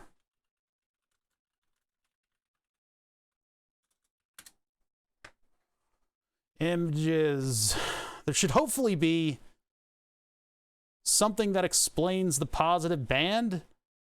Usually I run into those pictures all over the place. I believe the band is on positive, but I want to verify that. I want to make sure about that. Terminal plate, aluminum case. Wait. This one doesn't explain it. What the heck, man?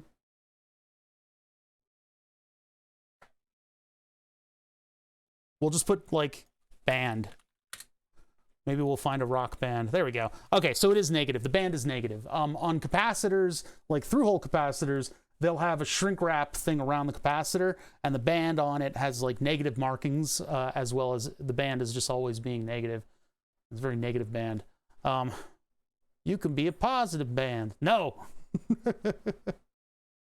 Oh, Captain, the tape would curl up. No, it actually doesn't. Captain tape is very high temperature tape. It's good stuff.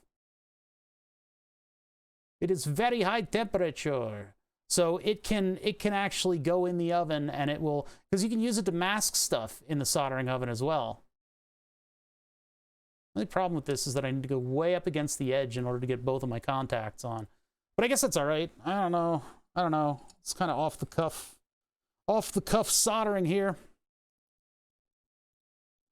That's probably going to move when I try to solder it like this. Let's see if I can get it to, see if I can get the solder in place right now. Apparently not. Damn it. Son of a bitch. Yeah, I should have just done the classic. It's good to 400C.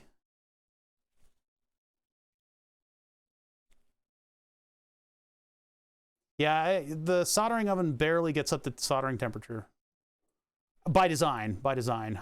It sneaks up to that heat level.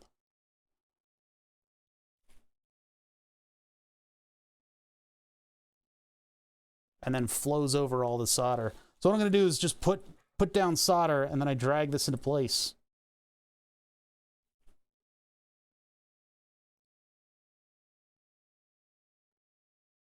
Damn it. Damn it. Okay. So the 4.7 oof is going to protect us against current inrush. So if the LED has to do a lot at once, or the magnetometer has to do a lot at once, or the microcontroller needs to do a lot at once, we don't end up tanking our power supply. I don't know. I don't use wireless soldering irons. I don't know what their power delivery is like. This is a high wattage soldering iron, what means that I get a lot of heat very quickly where I need it to be. So there's one that's supposed to be very good. Yeah, I don't know much about it because I haven't dabbled in the wireless soldering iron realm. This is the realm of wireless soldering irons. All right, so let's see here. Boop, and then get a little boop.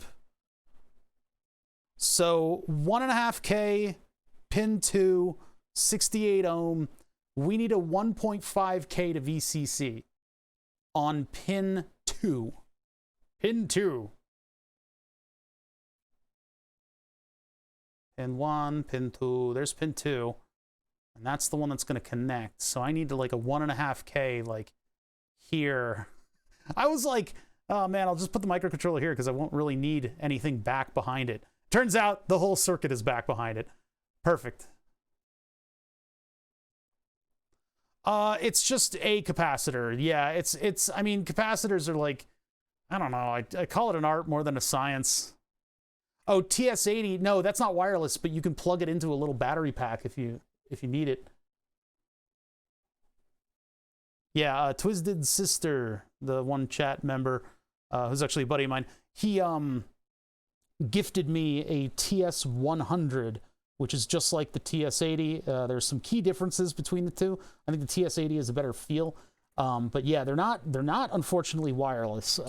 But you can plug them into like a USB battery pack. I don't know how long they last on one, but yeah, I don't. So in terms of like yeah, the TS80 is USB-C. I don't know if it's compliant or not, but like with a soldering iron, like I don't know, this is light and it's got a wire on it. So I you know, having that wire means that I don't have to suspend a bunch of lithium packs in my hand, which lends to my skill at soldering, right? So I think maybe that is my opinion on wireless, is that in order to carry enough battery power to make a soldering iron, you need bulk and you need like heft. You've got a lot of stuff to suspend, and so that probably affects your abilities with that iron. I should have spread out a little bit more with the circuit. I always do this. I always build stuff at like the maximum smallness. Maximum small.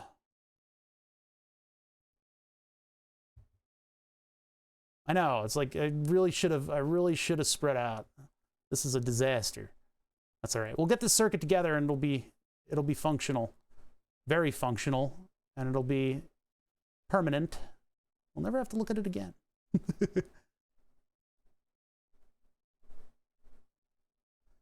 What are you doing? What is this? What is this stupid thing do? Come on, buddy.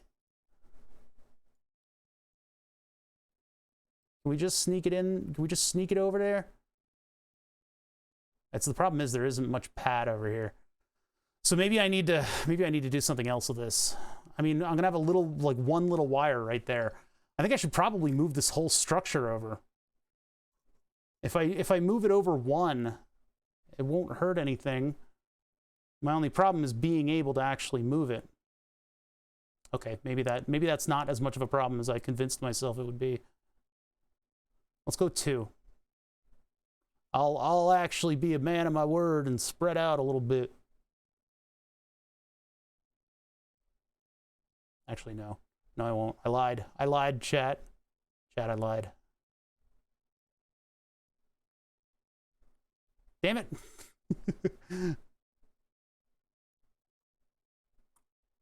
Oh, yeah. Have fun. Good hearing from you, dude. It's been a minute. It's been like 20 years, chat. No lie. That's 100% what she said. Damn it. Don't start with that crap.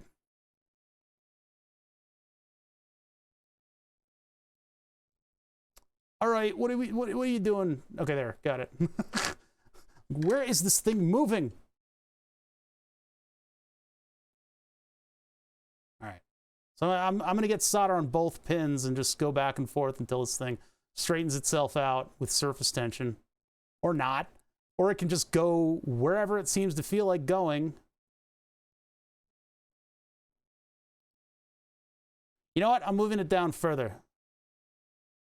You're going here. And you coming with me 1 pin down.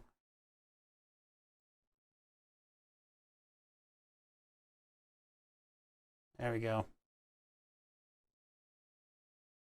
Yeah, Zenner's being a jerk. Quit being a jerk. I need you to just cleanly... Yeah, that's all I wanted from it, right there. I'll have to clean up that section of the board. I didn't even think I'd use that section of the board. Yeah, I need to spread out a little bit more. I need to open this circuit up so that we can actually like build it cleanly. I've made these super compact before, these little Zener diode bridges, because we've used Digisparks for quite a few things in the past. Ah, dear God. What? God damn. You absolute piece of shit circuit fucking solder thing.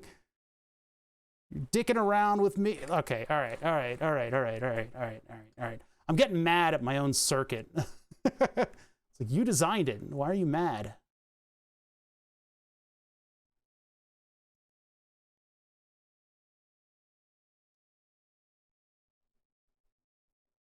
Good enough. I'm bullying it.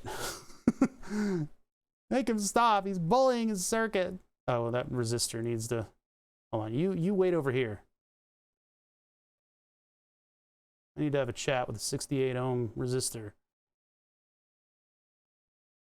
Have a little powwow. Have a little meeting.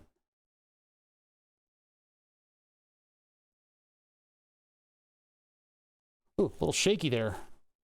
Because I'm gripping the soldering iron so hard in my anger.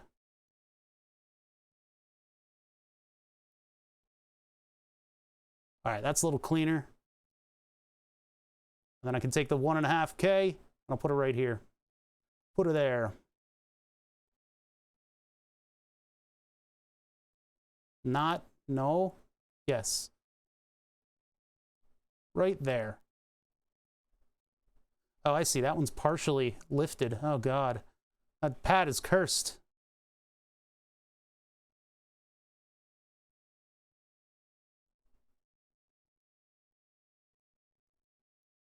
Oh, right. I need to make those two dudes VIPs because I know them IRL. Hold on. I'm going to do that real quick. /VIP. Was it? Yeah, I think it's just that. And then the other one was...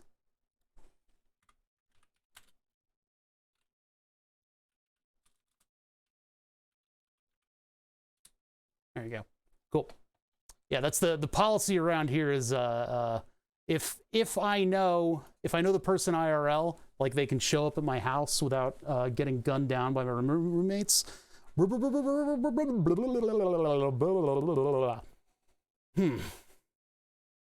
My language skills are starting to break down as my brain turns into mush. Yeah, if they can show up at my place, they get VIP. And if they gift 100 subs you guys get VIP. So I was trying to think of a comical way to say that it wouldn't be like, oh my God, it's a random person, you know?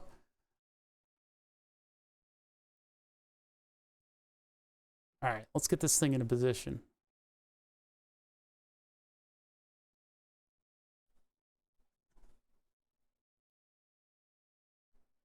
What if Bother shows up at our place? Oh my God.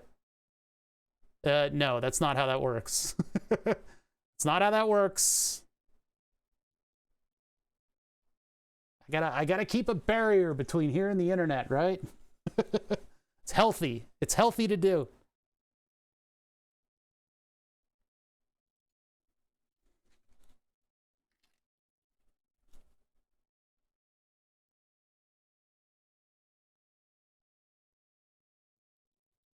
Not that I don't love you, chat, but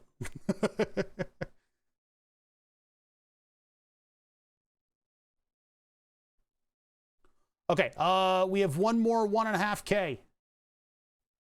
And that goes, actually we have a 10K and a 1.5K. 2 more resistors, and then I can start actually putting the wires down that will make up this foot pedal. Here's a 1.5K, and that's going between data and the data pin for the NeoPixel. Oh, so we're actually over here. So which one is our data pin? Yeah. Change your locks, chat.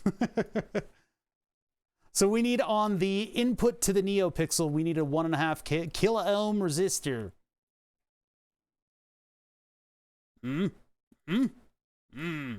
There we go. No. This be the one. So the notch is VSS, which is ground. The notch is ground. Data in goes there.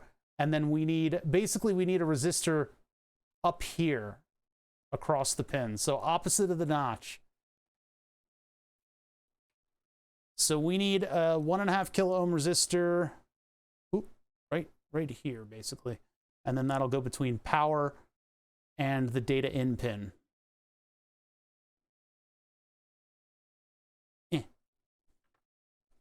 There he is. There he is.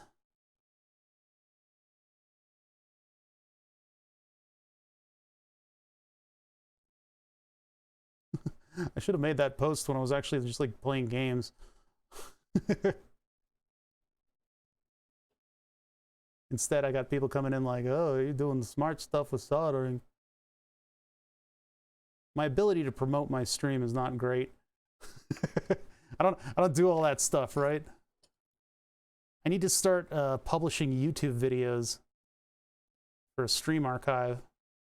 Apparently, a lot of these streamers are like, you know, the stream archive does better than the channel. I just melted the shit out of the side of the NeoPixel. Damn it!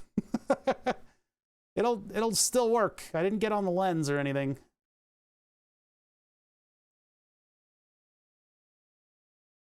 Might just like make a circuit board and then reissue circuit boards to everybody. Just to clean it up. Nah, this will be good. This will work out. All right, so we have one more resistor to go in, and that's a 10 kilo ohm resistor. So that goes between the data pin. What's up, Ketchup? The data pin of the Hall effect sensor and power. These are pull-ups so that the data lines can pull down cleanly and see a good signal, right? They're active low, I guess. So let's take a look at our pinout from this thing. Of course, digital output and ground are hopping over one another. It's like they do this to piss me off, because we need a resistor between digital output and power. So of course they're going to put a ground pin in between them. Damn it. It's so annoying. All right, so the data pin is, actually, this is exactly the way it's facing right now. So yeah, that's good. So this is the data pin's all the way over here, and our power pin's all the way over here. And actually, the NeoPixel gets power from right here, so it's pretty good. I could do it, let's do it like out here, and then I can just go boop, boop, And then ground I can have come in from wherever. I mean, this one's power, this one's ground. So yeah. No, well, maybe it is. Maybe the spacing is right, but I don't want to solder it directly. It's probably not a good idea, right? This one is power. That one's ground. This one's power. This one's power. This one's power. So do I want to just do... I'll just make it big and complicated. Why not? Big and complicated. Okay, you did that purposely, Resistor. Why did you do that? Why did you do that? Come back here. Yes, tombstone. Tombstone!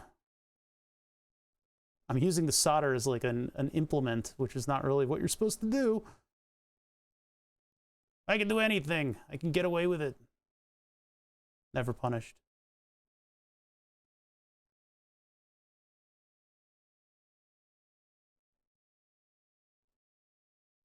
That is not very well soldered, is it?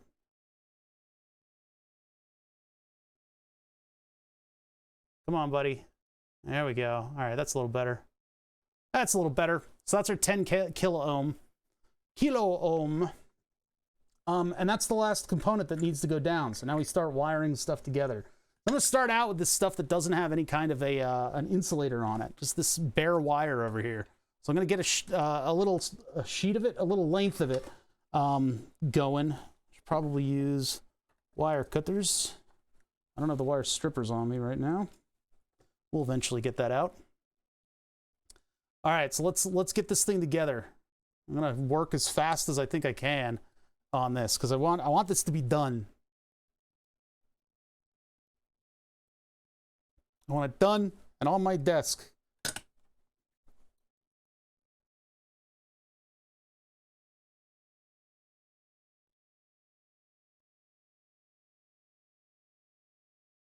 Laying it down flat. Bending the ground pin. Nah. I'd rather have the... Nah. Those pins aren't great. They're not good, like, metal. You could do that. You could do anything. That's what a lot of people build stuff that way. You know, not my cup of tea.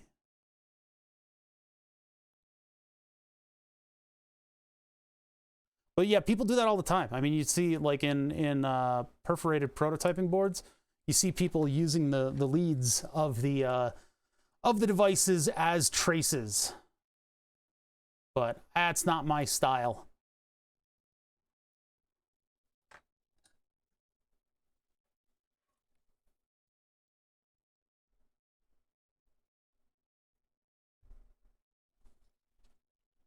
All right, get some solder on that. Just hold it down. Problem is, as I solder this, it's going to desolder itself on all the... It's such a short trace that as soon as I add solder to one end, that heat's going to dissipate to the whole thing. Really could use a thermal microscope. Which I do have an extra thermal camera. It's partially broken. Be interesting to figure out how to lens that so that it wouldn't have to be shoved all the way up against the what I'm working on, so that you guys could get a sense of heat on this circuit board. I should probably move that resistor over one row just to space things out properly. This is kind of hug the side. That'll be all right. It'll be aight. Let's take that and let's bend that. Give it a clip. A little clippy.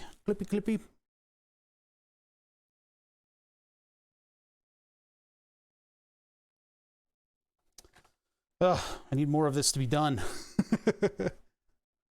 We're getting distracted today.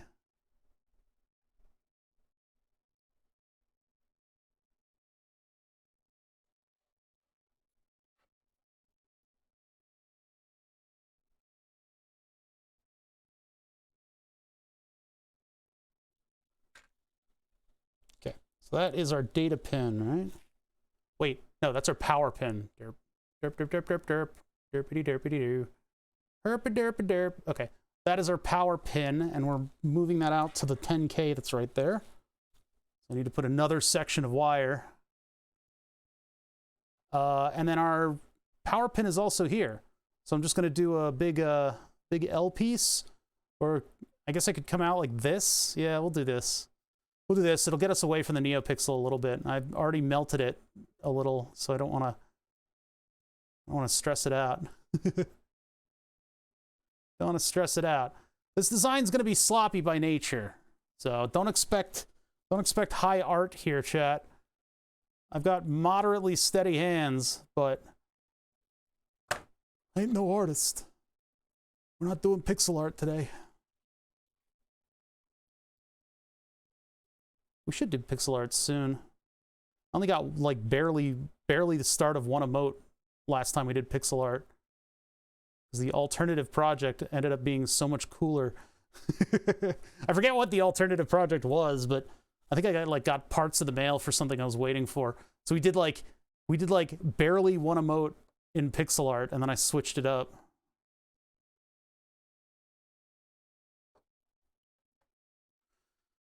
Do you have any experience making custom PCBs? Well, I mean, the thing about PCBs these days is that you don't really need to and if you're talking about custom PCB like etching, you don't need to do that these days. Now, making PCBs for stuff like a regular circuit board, I do that all the time. We haven't done it fairly lately. I mean, it takes a little bit for me to get the components all set up because I'm just getting into three-dimensional renderings of circuit boards, and I prefer that all of my parts have an extensive 3D model that has all the right, colors and stuff like that. So when we do make circuit boards, it does tend to kind of drag out a little bit sometimes. But I do that all the time. I'm all about making a custom PCB. And I really should have for this project, probably when Octojay said, hey, could you make another one of those? I should have made a PCB at that point. But the design of the PCB is a little weird because we didn't at the time, we don't really have a good sense of what the internals are going to look like of the pedal. So that could vary, and so the mounting would vary a little bit. But yeah, I mean, I should have made a PCB for this thing, to be honest. Okay, I can't see what I'm doing. Let's get over here. The spring for these things is gone, so they don't spring open again very well. Dear God, what is going on there? Okay. This would be power. And back here we got ground. And ground goes to pin 4, which is right here. So we're going to have to get ground from here to here. Trying to make one, but all PCB providers in Europe are from China. 15 euro of PCBs will cost 50 with the import taxes. Yeah, see, I don't deal with the import taxes that much. What if you wanted to make one? Psh, I don't know, man. I don't know if you want to get into that. But yeah, if you wanted to make one of the foot pedals, I don't know. I don't know. I would advise you on how to build one. Because I can't do another stream building a foot pedal. I'm not that into feet. Let's see. Why is it not soldering? Why are you not soldering? Oh, IntelliHeat. You gotta press a button on this soldering iron periodically because it'll turn off in order to prevent you from burning your house down.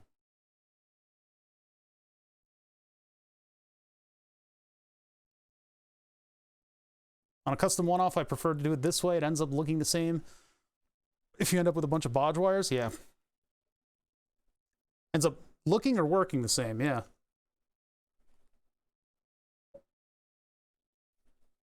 Oh, I'm not. I was talking to Cannibal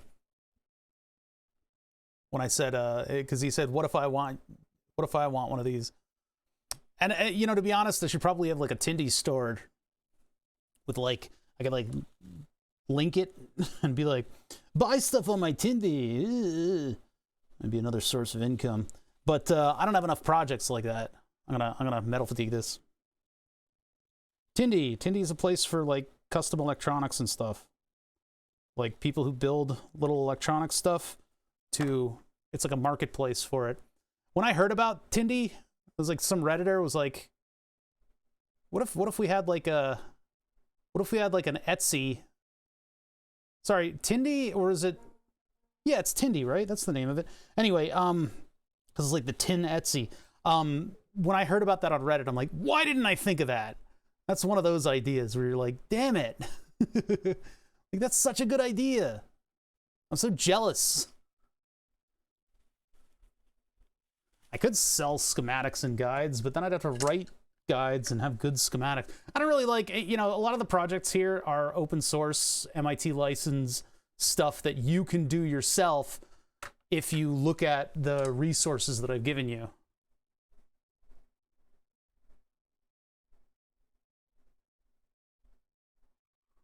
I don't think we need a paywall on any of that stuff.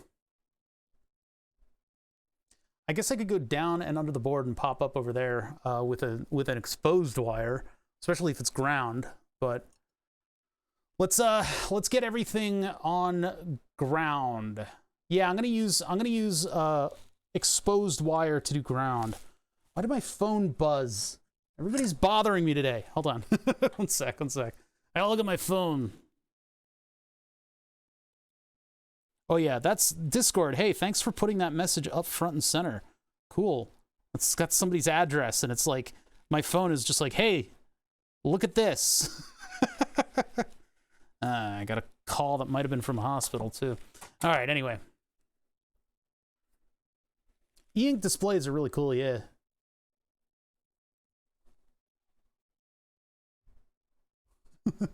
There's always a donation button.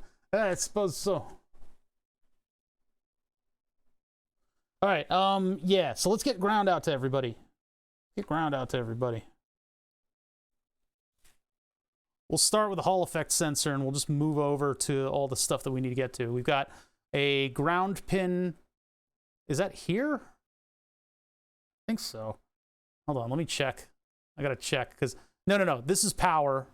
This is ground. So we got a ground pin here, we got a ground pin here, and then we have a ground pin, here. Doot. And then over here. So I could run these just right along the surface if I wanted to. And then I'll skip under to go over there. Yeah, let's do that. Okay, here we go. Time for some ground.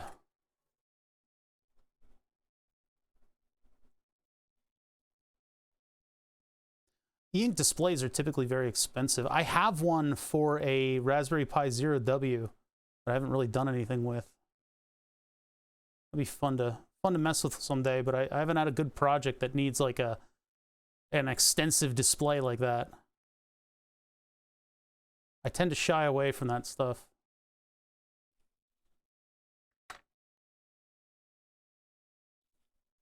Should make like a chat program for a Zero W, so I have a little last message sent in chat indicator.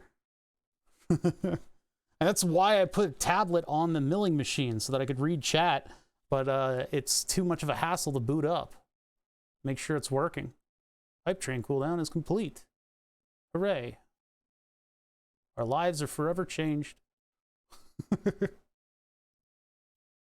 Yeah, I probably could have fit this on that smaller circuit board, huh? Might have been a bit more of a hassle, though. That would be ground. Pin 4, and then let's just verify that I think I got the right thing on the NeoPixel. Let's just check. NeoPixel. VSS. Data in. BDD. Okay, we got it right. So I haven't purchased one yet. Yeah, it's like, what, you know, what can I do with that? I mean, displaying like statistics for something would be cool. You know, you could have like, what could you have? What could you do with that? I mean, you know, I could do like computer statistics or something. Look at this. I had all this room, and I put this capacitor like well up against the edge. I probably should have turned it 90 degrees. That would have been a better thing to do. Well, whatever. Whatever. Can't win them all. All right, let's see. So from that ground, we also have that ground, and we also have this ground. Although I do kind of want to keep these sides clear. So let's go up here and then down. That'll be good.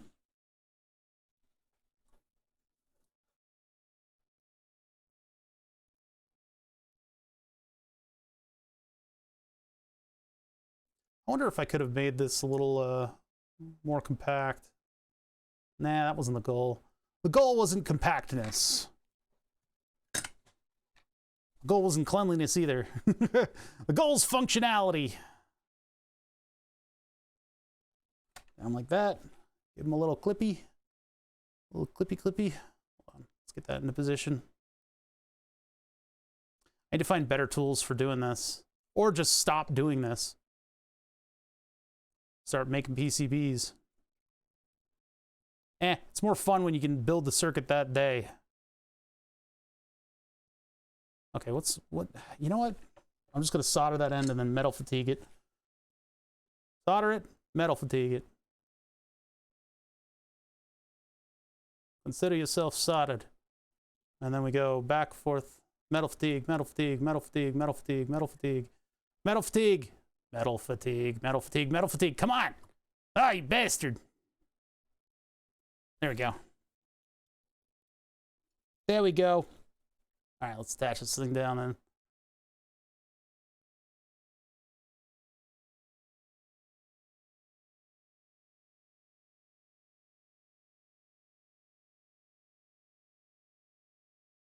All right. What do you guys think? Long drive tomorrow?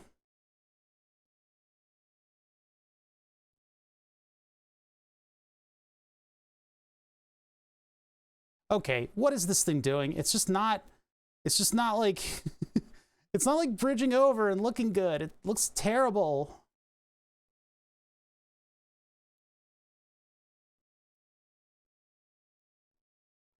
Yeah, I'll see what I feel like doing. I don't know. If not long drive, I'll have to find something else. I do want to get back to the model rocket game, but I think 2 weeks in a row. Well, last week was Julian, but still.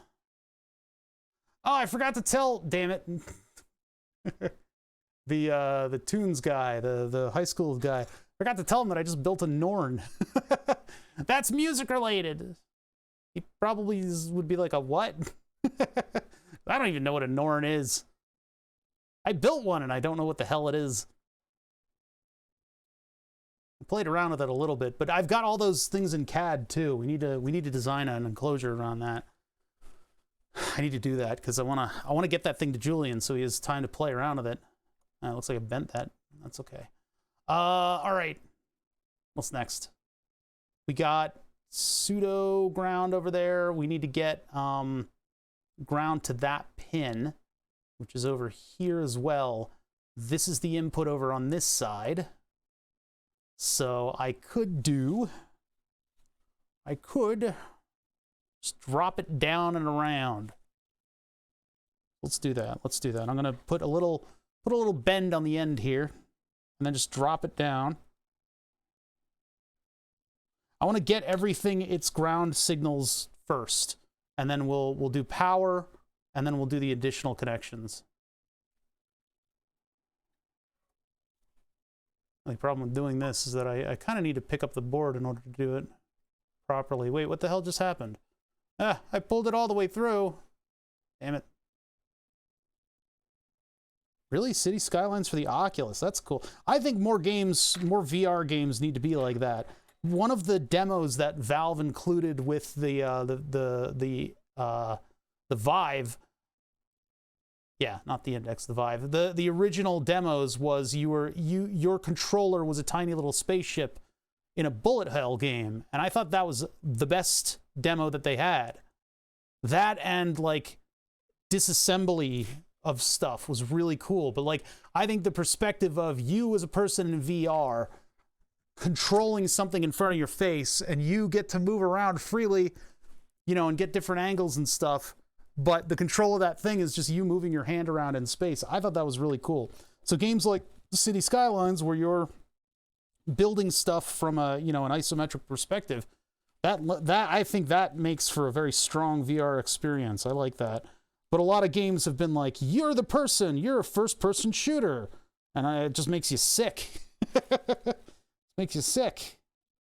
Let's put the VR person in a car and jostle them around. It doesn't really work. I guess it works because everybody's doing it, but where do we need to go with that? We need to come over to here. So if I go directly, I guess I could just sneak my way over. Probably go closer. Yeah, we'll just jump up right here. Try to make that as small as possible, right? Oh yeah, the catapult game is pretty good too, yeah. Yeah, man, a Portal game would be interesting, but I think you could make yourself sick very quickly. I think somebody did that, right? Five Nights at Freddy's VR stream when? Ugh, no thanks. I don't know if I like that game. I'm a little weird about the games I like. Maybe it's not weird. Probably totally normal. Oops, off camera. Off screen! Dun dun dun. I got one day a week to play games, you know? Gotta choose wisely. Or stream longer, I don't know.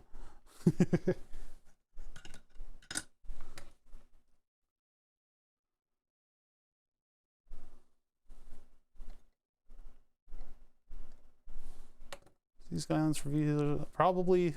Why will it probably suck? Hell no. No, no, no, no, no. It's called Vacation for a reason.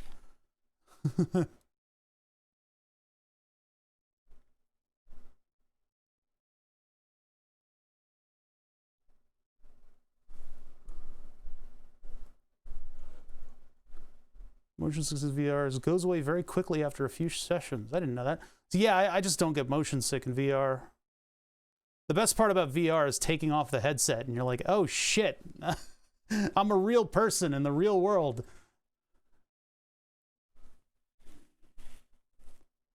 All right, D- and D+ are going to come in directly there. That 1.5K needs to go to power, which is here. And ground needs to come over here. So we can take ground and I'll jump it up to here.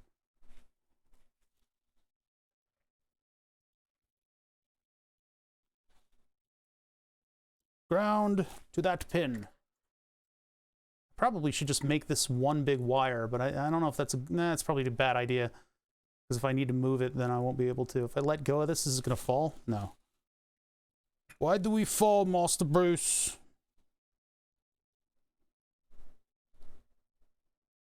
Okay, I'm going to put a little bend at the end. A little 90-degree jobby. Drop her down. Yeah, Philly cheesesteak cheese sauce is just Cheese Whiz. Yep. Because you literally order Whiz with around here. Which means you want onions, fried onions. Damn it! Just dropped it in.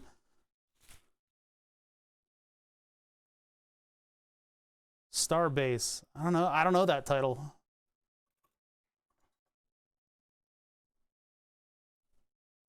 What did I just see? I thought I saw something recently that I thought was an interesting game. I don't remember it.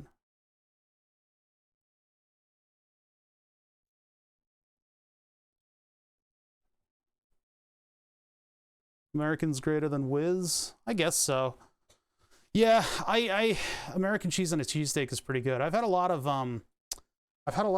complaints, or I read a lot of complaints online about American cheese, and I think European people just want to sound smug and superior to like trigger you. Because like American cheese, nobody's under the impression that it's fancy cheese. You know? American cheese is, and I quote, meat lubricant. VR shaking hands tracking, trying to lay down stuff. Oh, I see what you mean. Well, if it treats it a little bit like CAD and you can like zoom in, that can help. I'm quoting I'm quoting a friend of mine. Hold on, wait. I gotta trace back a couple comments here. Are you born from Philly or just live? I was born in the hospital of West Philadelphia, and I was up until I was 10 years old. We lived in the city. I don't live in the city anymore, but I'm very close to Philadelphia. I wish we lived in the city still, because I like it. I like it a lot. My friends around here are utterly fucking pretentious, and they hate Philadelphia, which I don't understand, because I think it's a wonderful city. Lots of art. Lots of good art. Some fart, but also art.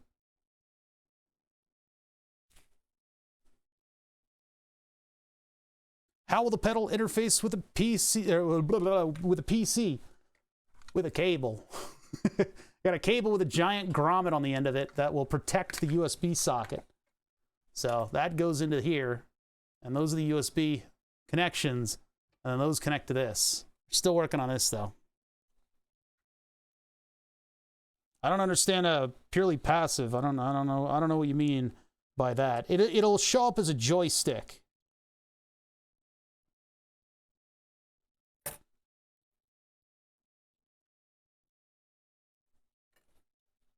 All right, let's get that down.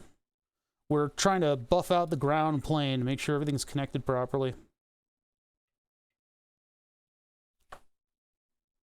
Yeah, it'll be an HID device. Yep. There's with DigiSpark, there is a library for making a joystick device out of it, and so we just used that because it's easy. Most European cheese is just rotten and stinking. No. But yeah, American cheese is wonderful on a cheesesteak. It's really good. I would put it up there with my tops. Provolone is really good on a cheesesteak if you want a more flavorful cheese on it. But I mean, American cheese, like I said, it's meat lubricant. That's why it's so good on burgers. Yeah, I heard that a million times. You know, he went to a high school in the suburbs too. Lower Merion. I pass it on my drive to Philadelphia.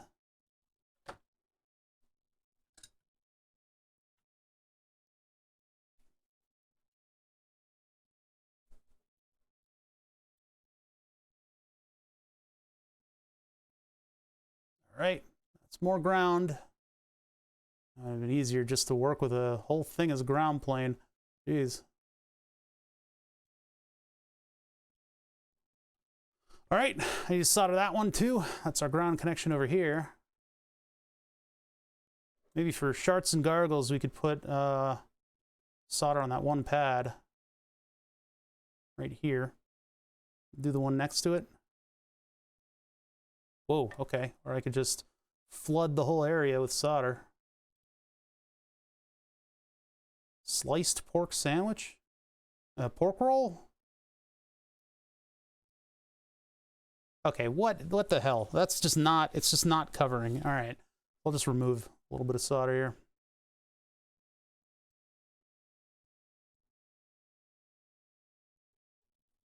You guys see the Robo's meat sauce video? Good Lord. This is how the Swedes eat? Jesus Christ.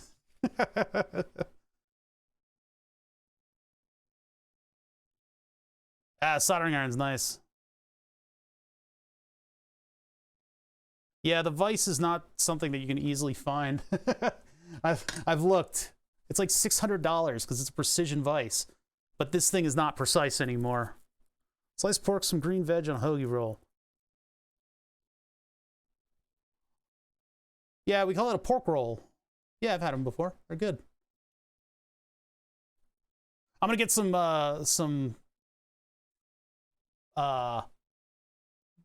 Ginger ale. That's, I was like, pfft. Yeah, it's an attiny 85 running what's called DigiSpark, which is a core for direct USB in. Jesus, dark out. What's going on? It's just cloudy day, huh?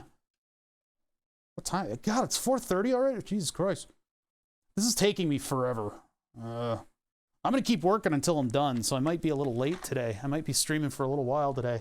Fill up my Friday with soldering. I already told my friends I'd be working, so. You like pork rolls better than cheesesteaks? That's okay. Yeah. That's an honorable thing to like instead. I prefer a cheesesteak, personally. But that's just me. That's just my own preference. All right, this thing is, it looks like a mess, but it's actually fairly well connected. Which is, I'm not describing my own personal life. 1,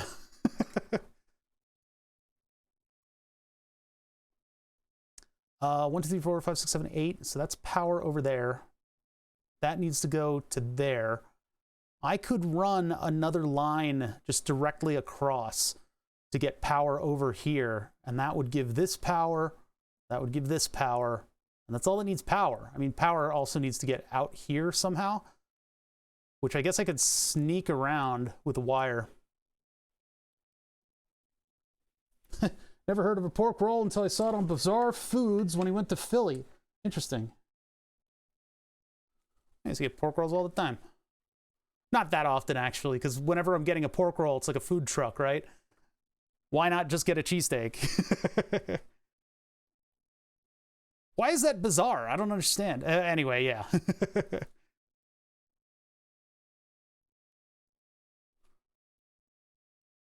I have a roll of Taylor ham in my fridge. Well, thank you for sharing. I appreciate that.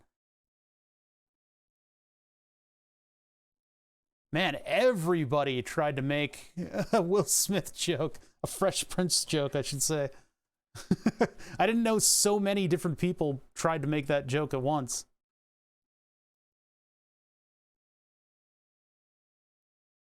Hey, you watch your mouth. You watch your dirty moderator mouth. I see. So, pork roll's a Philly thing. I didn't know that. Maybe I did know that, and I'm just dumb. It's like whenever I go to a food truck, it's like, why not just get a cheesesteak, is what the back of my head tells me. The back of my mind. Hey, why are you getting a pork roll? Cheesesteak. I'm like, who are you? Voice in my head. And it's like, you know who I am. Like, oh, okay. What should I get? Don't get a pork roll. Oh, I guess I'll not get a pork roll then. I feel like pork roll is most definitely a New Jersey thing. Yeah, it might be. Might be. But Philly perfected it because we're better than New Jersey. Like, demonstrably.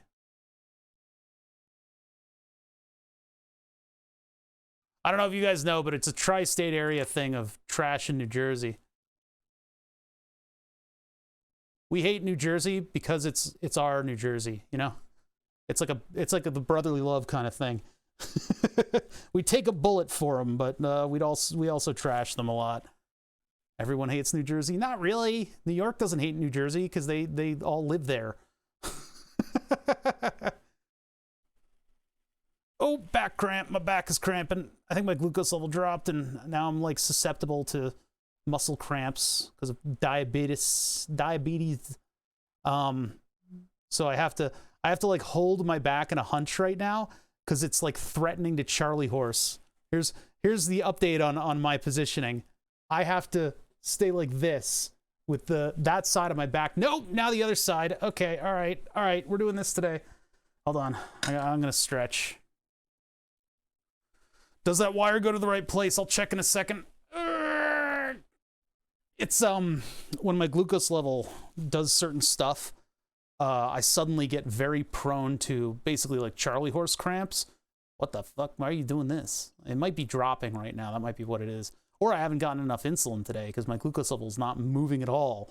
Man, I mean, it's good. My glucose levels are like way under control. Now, if this thing isn't getting a signal, I actually clip it to my shirt.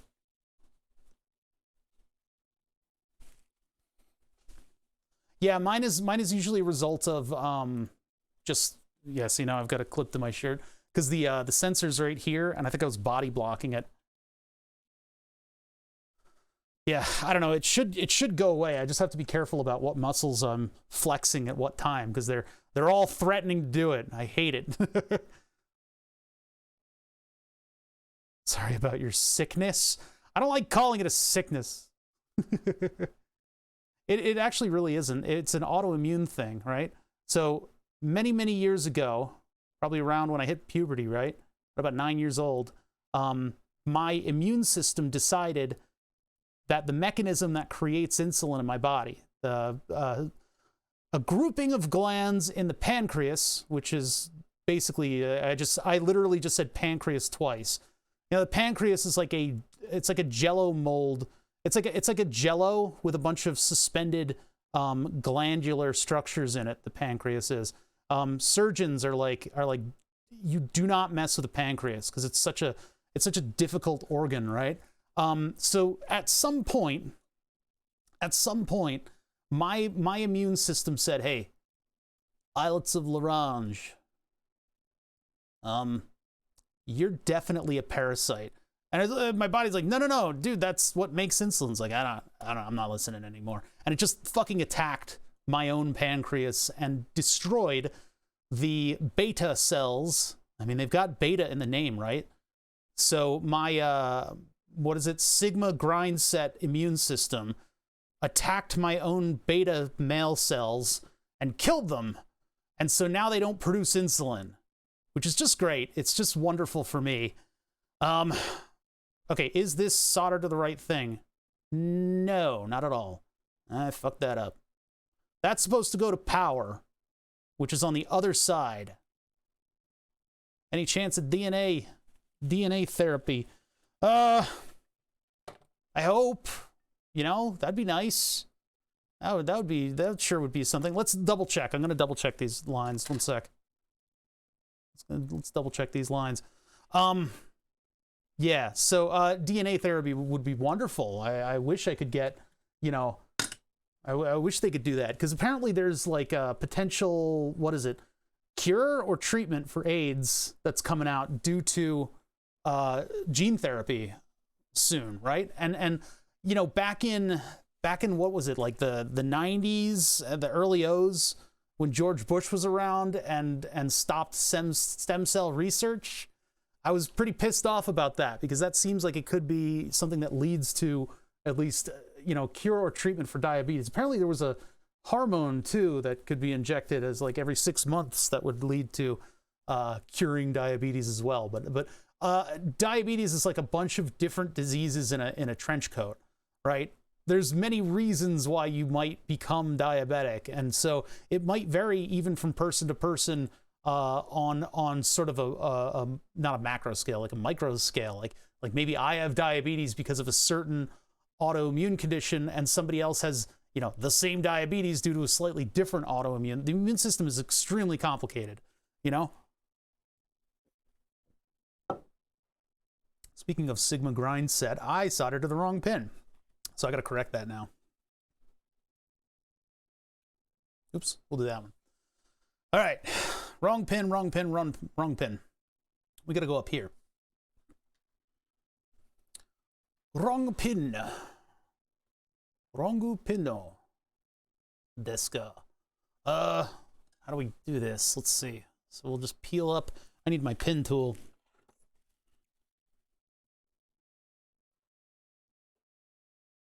No. No, I was referring to diabetes. I don't know what the AIDS treatment thing is. I just read about it on Reddit briefly.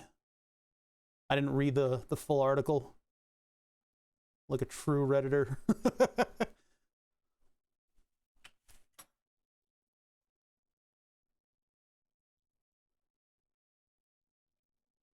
Huh, interesting. Yeah, it would be neat if they could do a treatment for tinnitus too.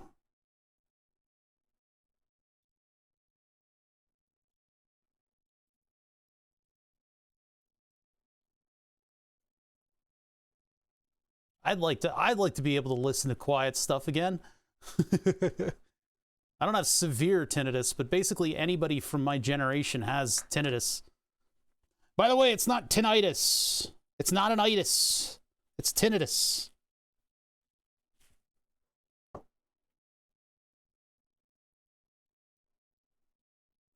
Yeah, but autoimmune, yeah, there's AIDS is an autoimmune disease, yes. Deaf in my right ear, and I've always had tinnitus from day one. Damn. That's tough.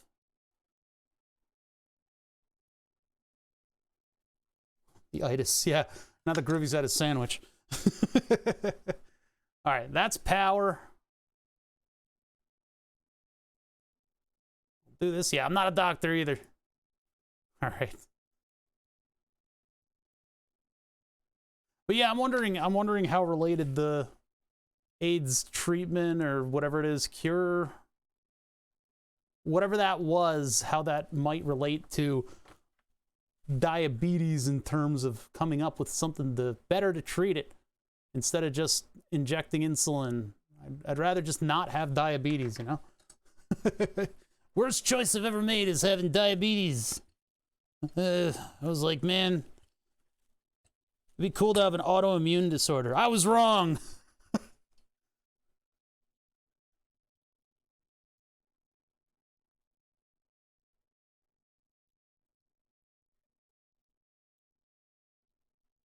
A little bit of soldering here and there. We're doing power now, right? Yeah, this is power.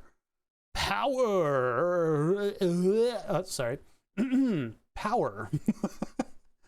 Where else does power go? Basically right next to where it is right now. Wait. Power. Oh no, it's already wired up. Duh. Man, I am dumb. I'm not even realizing the stuff that I've already put in the circuit. The only other place for power to go is right here. This section is a mess. I have a wire going vertically over there, though. I'm not going to do an exposed wire over to here. We'll just do a jacketed wire over to there. So I'll get a little section of red wire. Might as well color code it.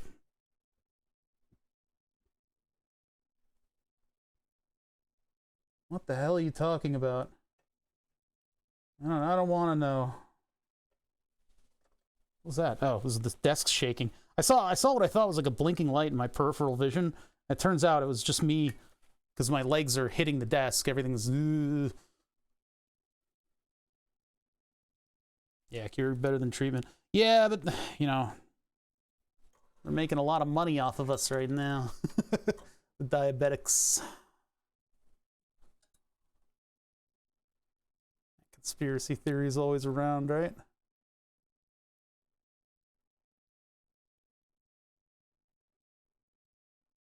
All right, come on, solder. There we go.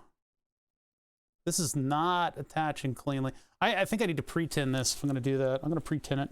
Pre-tinning is when you melt solder over the wire so that when you go to solder it into something, there's already a little bit of solder clinging to the surface. And actually, when you tin something, that solder gets almost, yeah, I think microscopically, it gets into the crystal structure of the metal and holds onto it permanently. The only way you can get it off is to actually use abrasives on the metal and remove some metal.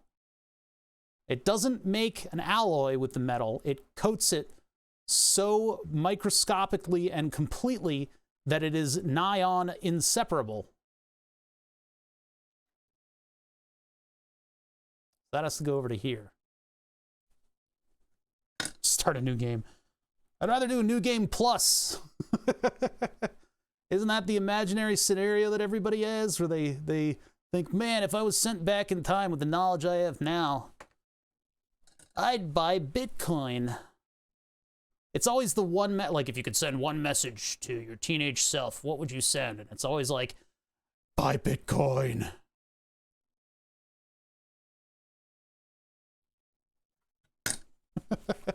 I remember in like 2010, a friend of mine sent an email that was like, should we invest in this Bitcoin stuff? And I was like, nah, there's no chance. It's gonna go away. It's like funny money. There's nothing to it. There's nothing behind it. Yeah, mine Bitcoin. Don't date Courtney and mine Bitcoin.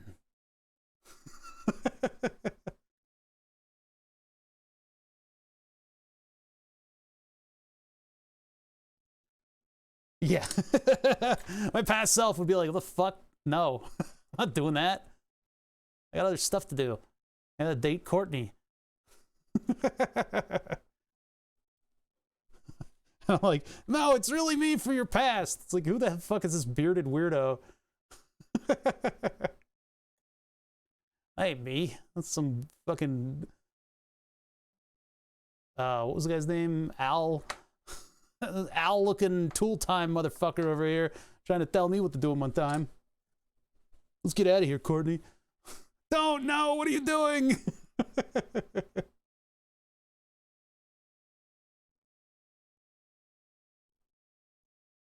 I have a secret code word from... I don't have one of those. Secret code word is what? Huh? What? What? What did you say? What did you just say? All right. Yeah, I can't believe that's so dumb. I should have been like, yeah, do Bitcoin. Start mining it. $10 a Bitcoin. I was like, $10. I'm not going to spend that. I'm not going to spend that on fake money. Like $10 a Bitcoin. Why would I buy any? But now it's all shit coins. I wanted to show off at some point the number of shitcoin subreddits that I blocked, because I just like browse Reddit to kind of try to stay on the pulse of what the fuck's going on the internet, and the amount of shitcoin subreddits that I've had to block is a vast list. That time I was way into overclocking, doing Prime 95, folding at home. Mining Bitcoin could totally been something I would have done to see those harsh rate numbers. What? Oh, in order to just mine Bitcoin in order to just like cook your CPU. Yeah. I think I might leave that if it doesn't look heinous. Yeah, I'm gonna leave that. I was gonna push it down a little bit, but I think I'm okay with it. So yeah, power to there. That gets over to here. That gets over to there. That's all powered. Our pull-up is powered.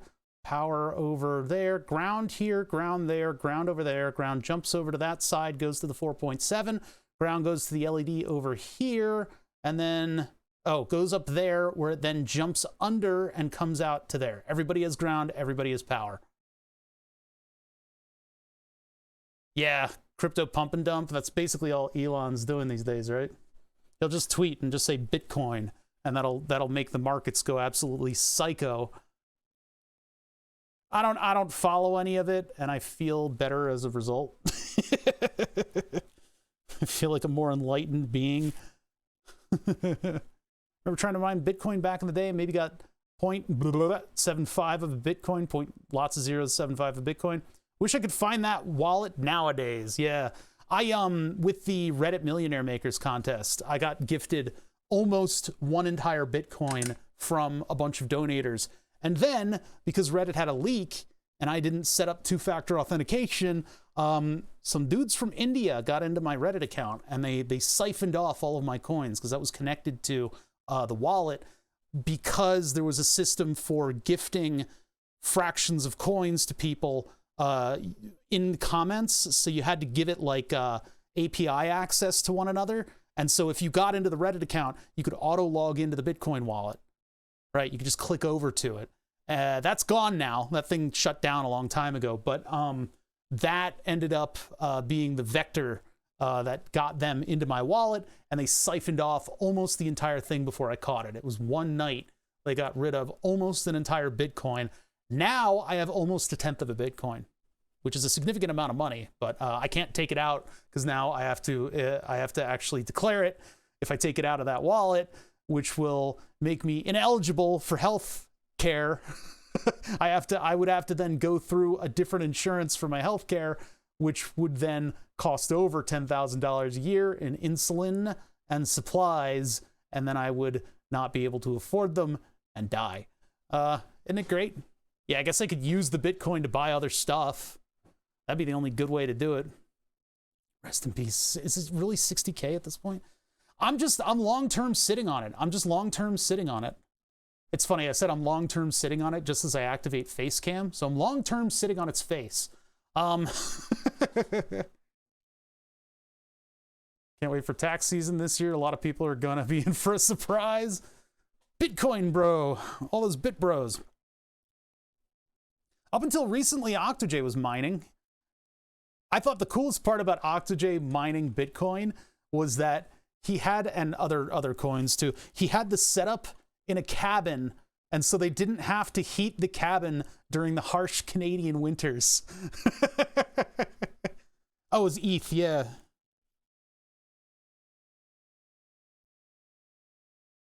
I guess a lot of that mining is just not worth it anymore. But it's a good thing, you know, mining is great, because that's why we don't have graphics cards.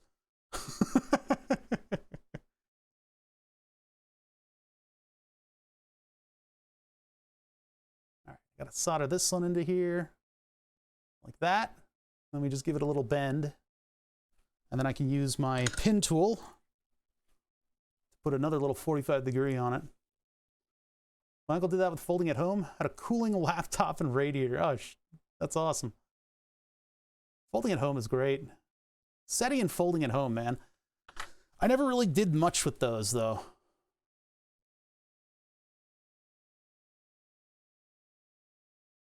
I don't know if they make much sense anymore.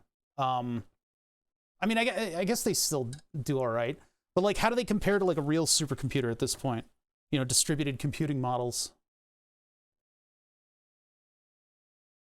I thought I read something about them not being all that great in terms of supercomputing. Like actually functionally getting calculations done.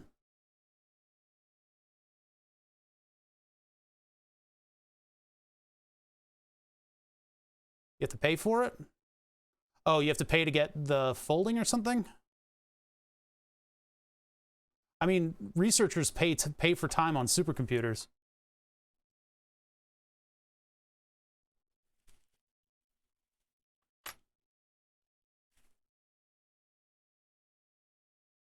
Not paying for a supercomputer, yeah. It's true.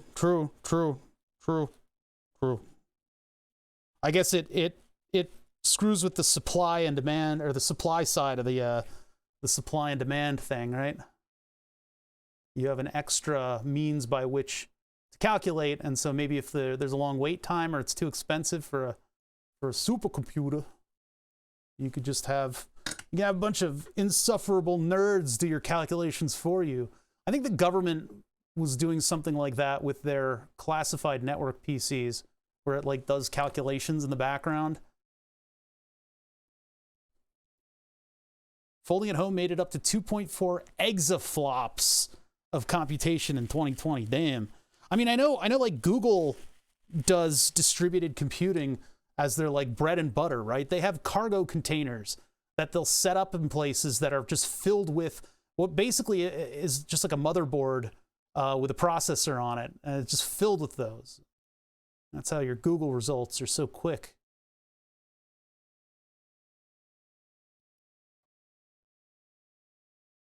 And they do have big data centers as well, but they also can just drop a bunch of cargo containers down and have that be distributed computing.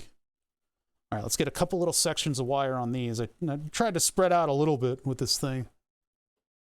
The thing is, like, if I built a PCB, it was so trivial. I could make it all just right by the connector. Oh, that's ugly. Ugly but functional is the name of the game here, folks. The whole purpose of this project is so that I could put my worst foot forward while people from Facebook are now finding me because I made a post about streaming. I was like, man, I have not touched Facebook in years. Let me just let people know, hey, I'm streaming. And then 2 people from my past showed up today because of it. It was confusing because the one said, and I misunderstood because I'm literally just like trying to put on a show, right now. I didn't read his comment well enough. My reading comprehension is terrible. I don't know what's wrong with me. I think my brain is broken. But yeah, I read it as I saw your music guy post, whereas he was saying, I saw your post, I'm that music guy. And I misunderstood, and I'm like, music guy post? Like, what did I do? Did I have go into like a fugue state and post something on person's name's feed? Because I'm like game music guy. Oh, I know that person. Did they make a Facebook post and I commented on it? What did I comment? I don't remember commenting. But it turns out they saw my totally benign post that I do remember making that was, hey, I'm streaming now. And they were in fact that person. How confusing is that? That's how my brain works. My brain is bad. My brain is bad, and I should trade it in for a better one. Hello, yes, brain. I would like you to run routine maintenance. I need to like defrag my brain. All right, where are we with this? Well, we've got our two data lines connected, not fully. We've got our two data lines like soldered in. I don't have wires for these yet. I'm trying to like clean up the solder right there, but this is gonna look, I mean, it's gonna look hideous, right? It's not gonna be amazing. It's not gonna look amazing. So we need to do pin 5 and 7. Pin 5 and 7. Aren't the two resistors bridging? No. Shut up. What's wrong with you, chat? Anyway. Those should not have been bridging, no. Isn't that illegal? Shut up, Neil Breen. You narc, you friggin' snitch. Wow, I couldn't say narc without my voice like going all over the place. I hate it when that happens. That's happened to me twice today. Is that a bridge there, or is that just schmutz? What is that? No, it looks like I need to poke at that a little bit. Let me get the pin tool. Maybe I can just move whatever it is. Why waste 1760 PlayStations on that when you could be using them to farm FIFA cards?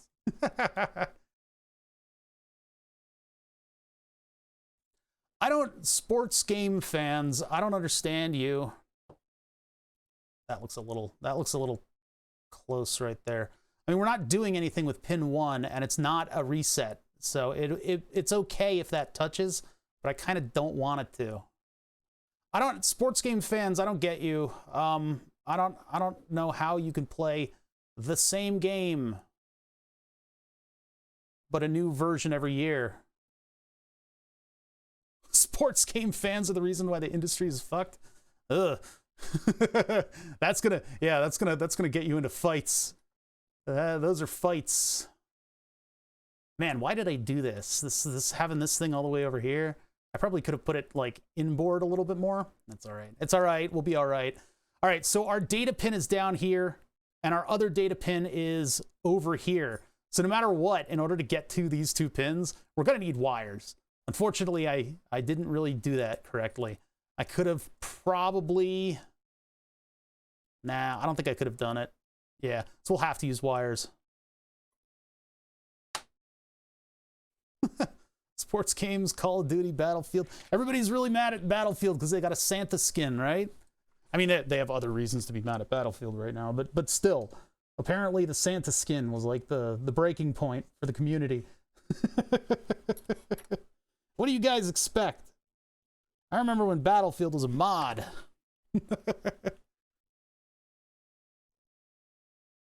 Like, sports games are fun, but like, I played one in the early 2000s, so I think I know the experience for all of the subsequent games.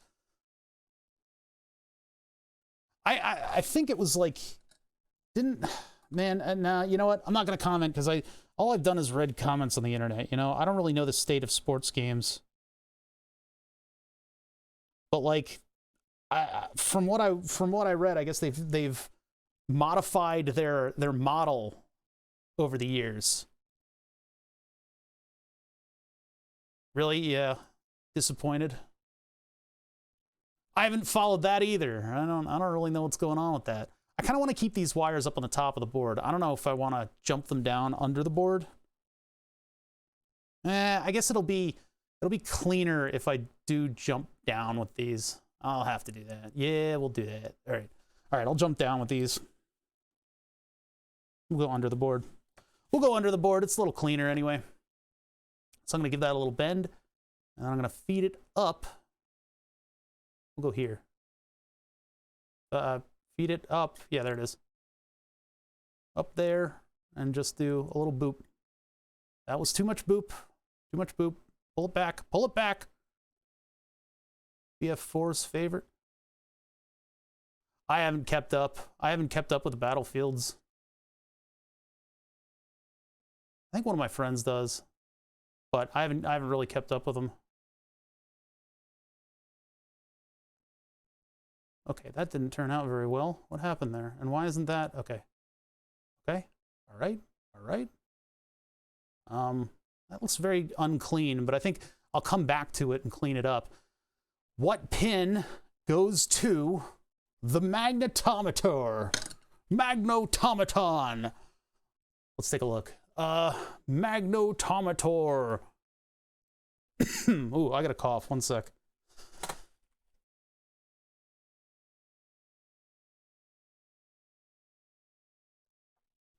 Ooh, that was fun. That was my oxygen supply. I'm a little dizzy now. Whew. Okay, I'm better. Hall effect sensor. Pin 2 of Digispark. Pin 2 of Digispark corresponds with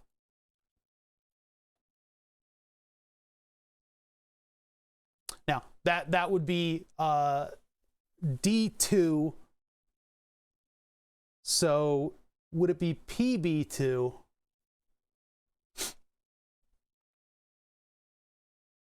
Interrupt 0. PB2 analog RW port pin. PB2 PC int 2 pin number 7. So we're going to pin 7 with this.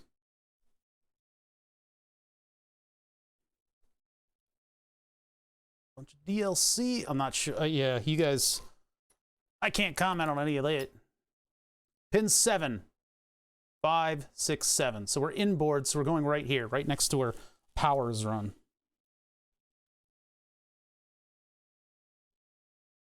Right next to where they make the power.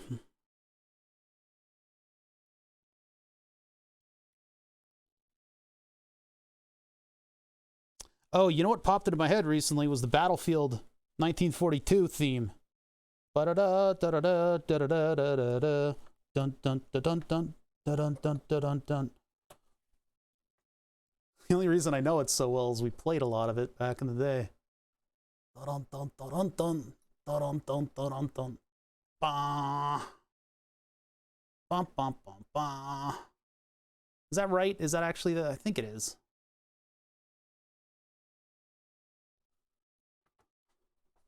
Modded Battlefield 2 is my favorite. Yeah. We got into some situations with the ships that you could like pilot. You could crash it into an island and it would flip the hell out. So using Arduino IDE, I would suggest you platform IO on VS Code. It compiles so much faster. Yeah, I want to use. I've said this a lot, but it bears repeating. Ooh, I have hiccups. It bears repeating. I want to use what anybody starting out with Arduino would use, just because I want it to be familiar to them. So I have done a little bit of modification to my Arduino IDE to make it dark mode. I can't get to that. Maybe I can just use tweezers to make it dark mode so it doesn't blast out everybody's retina, because, you know, you only got one. What's up, Atomic Haggis? But yeah, you only got one retina in this life, right? So I don't want to blast out everybody's eye sockets every time I go into my IDE, but I do want to use what other people use. And the Arduino IDE is fairly simplistic. It's like Notepad, but it's what everybody's familiar with. Because, you know, you introduce your own IDE and it looks like you're doing like rocket science when you're not. I want it to be friendly and accessible. Because remember, I'm not just doing projects. I am appealing to as many people as I possibly can at once. This isn't all just, well, it is all just my ego, basically. That's what streaming is. But you know, I wanna be able to spread the word and appeal to people.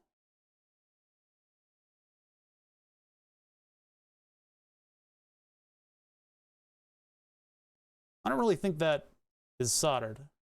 No, I guess it is. Yeah, it's soldered. It didn't feel like it's soldered.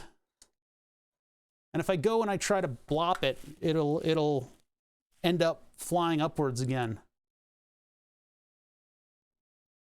Yeah, there is an alternative theme that you can download for the Arduino IDE, and then I modified it a little bit because there were some things about that theme that were not great. There we go, that's better. Oh yeah, speaking of fluff of the butt, I got to pet my neighbor's corgis yesterday. That made my day. That's how easy it is to make my day. Go ahead, make my day. Yeah, I got to pet the fluffy butts, the corgis. They were super happy to see me, which was great. And they were super happy to see me. I got to pet them a bunch, and then the girl puppy just sat down and was like, nah, I'm done getting pets. She was like super enthusiastic and like jumping up on me and everything and saying hi. And I was like, hi. And then she was just like, I'm done, and sat. And so then I park my car, which takes 2 seconds, right? Go park my car. And then I get out of my car and they are just as excited to see me as when I first showed up, which was hilariously cute. They're like, oh my God, we haven't seen you in forever. Takes 15 minutes on Arduino IDE to compile Marlin 1, and then 1 minute for Platformio. Huh. That's cool. I'm happy for you. But I mean, compiling Marlin is like a major undertaking. Like, that's a big piece of software. Most of the stuff that I do doesn't need something crazy, right? Trying to get into ESP32. I've only really messed around with the 8266s, and they're pretty simplistic. They're a lot of fun, though. Yeah, that's like hours and dog minutes. Yeah, the amount of time it took me to park. Absolutely. It was like a million years. It was so cute. They're good puppies. They are friendos. All right, so I'm going to take this. I'm going to go under the board. The reason I go under the board is that it's a little bit more mechanically stable.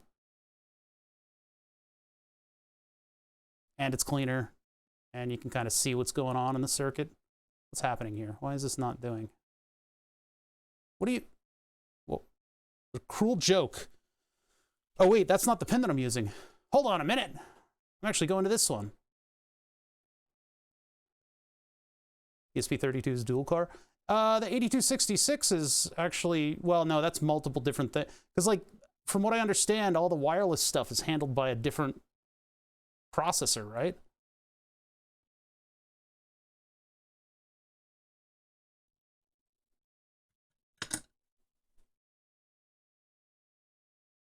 Platformio, imports, libraries. Yeah, I use normal IDE. I've stated my case. I do not need to be convinced, because I won't do it. I just simply won't. All of your pleas fall upon deaf ears. I will give you my signature look of superiority, and then move on.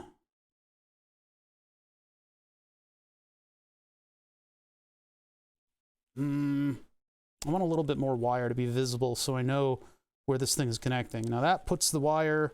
Okay, that'll be a little bit out of the way. That's pretty good.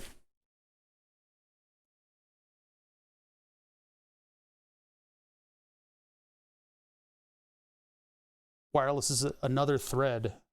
Okay. And that's what, yeah, that's what yield is doing. Okay.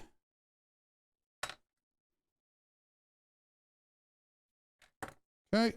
And then I need to strip the end of that. I think I can do it with a fingernail.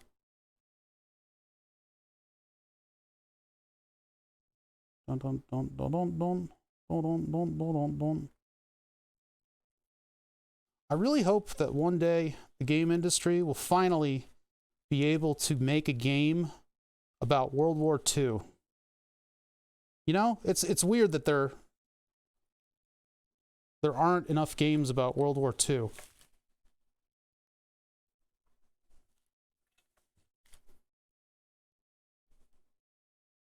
We'll get there one day.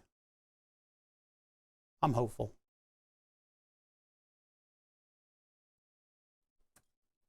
All right, I'm gonna melt a little bit of this jacket. Actually, if I add heat, is it gonna retract? Because I want it to retract a little bit. I need like 1 millimeter more. I think that's what just happened. Nope, I need it to be just a little bit further back.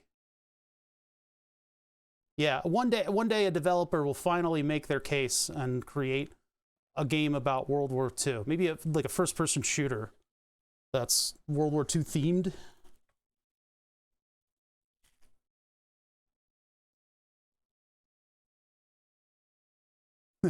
There is a Civil War game, and it's hilarious.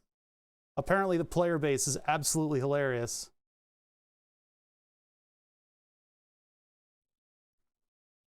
There was a Nintendo game too, North vs. South, I think. That was actually a lot more fun than it had any right to be. I was doing an emulation thing with a friend of mine, and we ended up playing that for most of the time. It was a really fun game. Yeah, I forget what that Civil War game is, but the player base is absolutely hilarious. Did somebody do a video on it? Maybe Donkey? No. I think somebody did a video on it recently. Yeah, it might have been Donkey. Donkey might have done a video on it.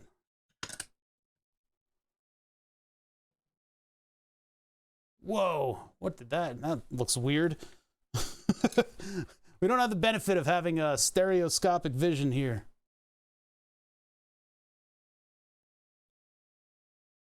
I think we're almost there with this, where I can do final testing and everything.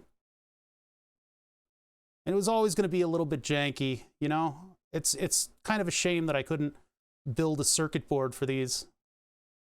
Had I known that I'd be manufacturing them, I absolutely would have. But we already know that the Arduino works because we've plugged it into the computer.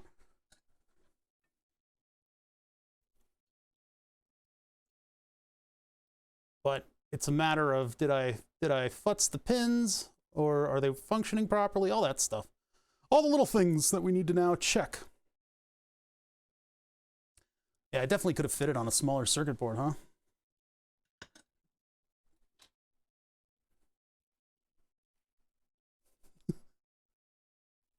Old guns don't have good-looking sights. Yeah, right? Like Fallout not putting a sight on their laser pistol.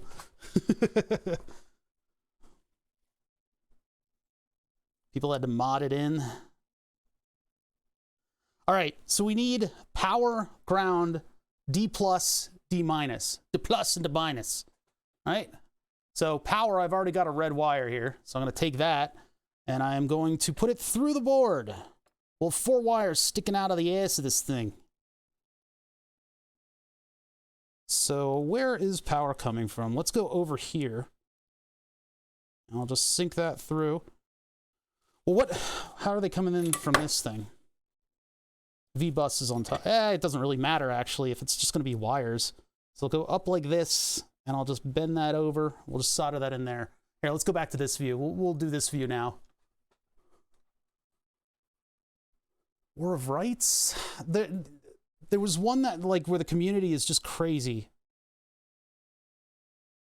I don't recall it. A friend of mine was playing it, and he was telling me about how zany it is.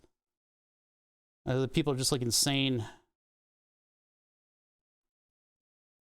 It was a grand old time, according to this person.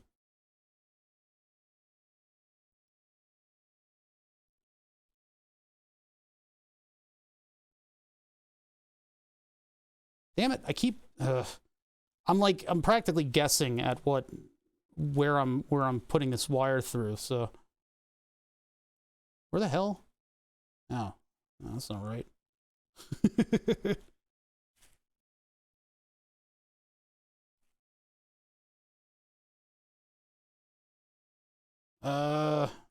Yeah, there's a screw right next to this, so I just got to be careful about where I'm putting it. But I want more of the wire to be visible, just so there's a visual cue of where, you know, where power is. So I'm just having a bit of trouble. Having a bit of trouble. Yeah, I guess I'll just go on the opposite side here. I mean, if I go, like, right here, that's really where I want to be. So 2 holes below. Oh, I see. So the wire was getting in the way of my seeing what I was doing. I want to have it go through the board and do like a little right angle here, because that'll provide with a modicum of strain relief. It'll not be much, but it might be what counts. Maybe.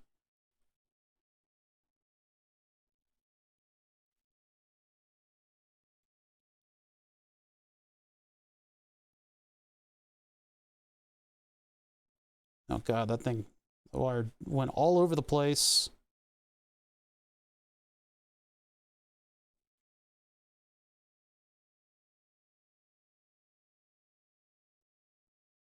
Damn it. The wire keeps twisting. It's getting it twisted.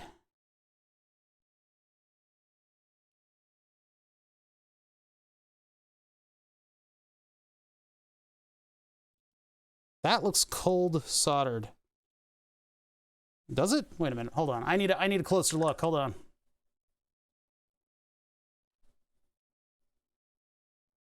Nope. Not quite cold soldered. I'll come back to it. I'll come back to it and clean it up. Those websites have a separate surface mount stencil. Does it mean that if I don't order it, I wouldn't be able to solder SMD to the PCB? Nah, man. That's what I'm doing right now. Fat, let me answer a fucking question. Jeez. No. So what happens is, depending on what surface finish you have, there's going to be like pads that are exposed with solder on them, and then you literally just do what I do, which is move the component over there, you know, make an anchor pin, move the component over, and then add solder to the other side. Now, we've found that that can look like crap just because of the level of my soldering skill. It can look bad. All your chips are going to be sitting there on the pads. There'll be a big bubble of solder next to it. Or if you aren't like me, you'll actually get the right size solder, and maybe you can add just a little bit to either side of the surface mount component. If you get the stencil, what that means you can do is you can basically silk screen your solder down onto every single pad. So you put that stencil over top of the board, position it correctly, and then the thickness of the stencil is what will be deposited when you wipe the solder across. I have done that once historically for a board. That puts solder paste onto your board. Then you carefully pick up your component and place it down on top of that solder paste. That's not soldered yet. You have to then transfer it to an oven that will then solder all the components in place, and that looks professional. It looks amazing because you have exactly enough solder deposited on all your pads. That's what we should have done for the Norn, the thing that we were working on last Saturday. But I don't have a stencil for the Norn. Instead of a stencil, I would have taken a syringe tip on the solder paste and just deposited a little dollop on all of the pins and then put the component down onto the pad. And then that would have gone over to the oven. Wham, bam, thank you, ma'am. Perfect looking board. However, you do not need a stencil to do this stuff. You don't need a stencil with your PCB. You can put down all the surface mount stuff, just order the PCB, and then you can hand build it like I'm doing here. I mean, I'm doing surface mount stuff by hand. It might just look a little less than perfect, which obviously we're living with. Every day I have to wrestle with the fact that I'm very, very, very nearly perfect, but not quite perfect. That was way too much. I just took way too much wire off of that. It's all right, though. Give it a little pre-tin. These are connections to USB. Once I'm done this, we do final assembly.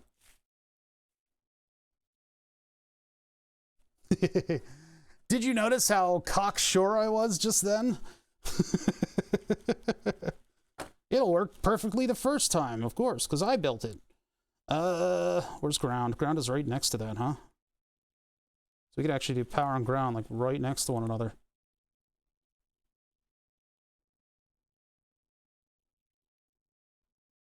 You're either perfect or you're not me. Wait, what? No, that's the wrong way around.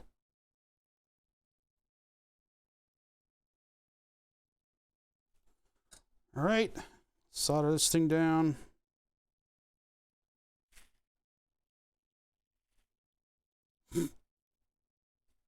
I think it'll work. I mean, the circuit is so simple, right? And I've got the chat IDE correcting any mistakes that I make. Correcting all of my inevitable mistakes. Now, the data wires are going to come from all the way over here. I probably should have done power and ground. Actually, wait a minute. Yeah, I got to do power and ground from a different location. Never follow an electrical engineer to a second location. What the hell's going on with these? Hold on. I gotta move them. I'm gonna move them. Because I can put all of my power, ground, D plus and D minus in one spot. I just noticed that. It does mean that the first stop on the powertrain is going to be, yeah, let's do, first stop on the powertrain is going to be a 15 kilo ohm resistor, but that'll be okay. It'll be fine, Chad. It'll be fine. When have I ever led you guys astray? Yes, yes. It'll be hard to screw up this project. Drills hole in wrong spot. That's what we do. That's what we do. That's how we operate around here.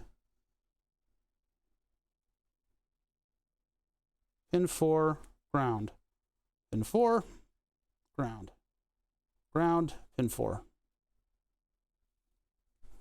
Ground, pin 4 to Major Tom.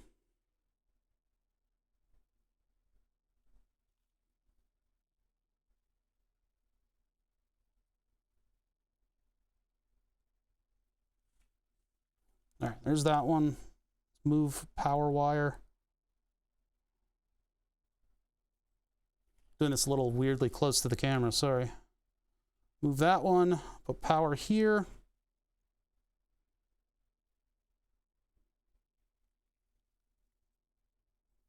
Means I don't have as much of the red wire sticking out, but that's okay.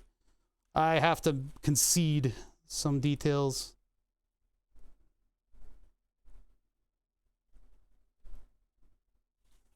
Trim the excess. All right. And then D plus and D minus. So now we got to take a look at which one is which. So according to the schematic, which I think I got right, pin 2, I believe, is D plus, right? Pin 2 is D minus, and I guess that's why it has the resistor going up to VCC, huh? Okay, pin 2, D minus. That is the, if I'm correct, one's white and the other's green. I think it's the white wire. Let's check. USB wire colors. On engines on. White wires plus, green wires negative. I don't have green here, so I'm going to use blue. The next best thing, right?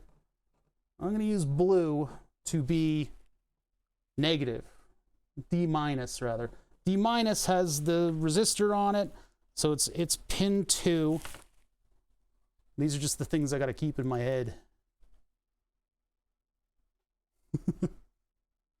No, it's more like, we don't do it because it's easy. We do it because it's the way I do it.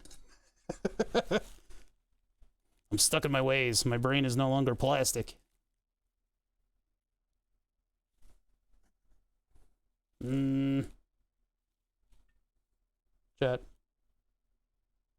Chat, where did the circuit go? Oh, there it is. It's over to the left. I found it. I was like, what the... what? Wait a minute. Consult circuit. 1.5K is on the side of USB of the 68 ohm resistor. Damn it. We got to move a resistor. We got to move a resistor real quick. It's on the wrong side. Ugh, the circuit looks really bad. This needs to go down to here. I need to move my red wire too. Man, we were so close. It's all right. We're very close. We're close to getting this thing to work. Get that out of there. Let's get the tweezers over here. Positioning this so that I can get the soldering iron to where it needs to go.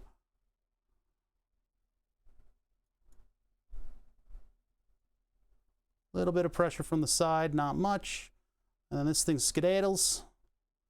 We'll grab it. I said grab it. I said grab it.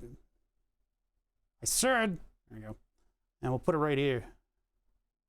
And then I got to redo that wire. Hello? Hello? There we go. Man, that is a busy junction right here. Do I really have 4 things connecting there? 1, 2, yep, 4 things. That's a lot of things. Oh, damn it.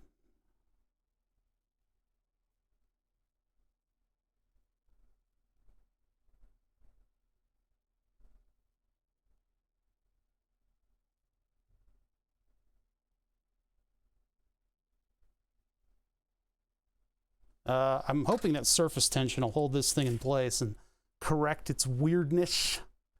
I think it will. I think it will. I will it to be so.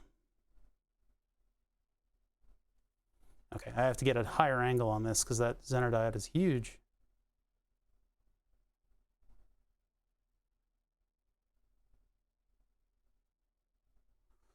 Another thing that's kind of too bad about me not doing a PCB is that I would have a 3D model of this whole project. I wonder if that foot pedal's on Thingiverse or on GrabCAD. It probably is. All right, there should be a scrap of, yeah, here we go. I got a scrap of wire over here that I can just use to bridge power over to that pin. Okay, can't pick it up. There we go. I'll clean this up a little bit too. We'll just go from one thing to the other, right? Of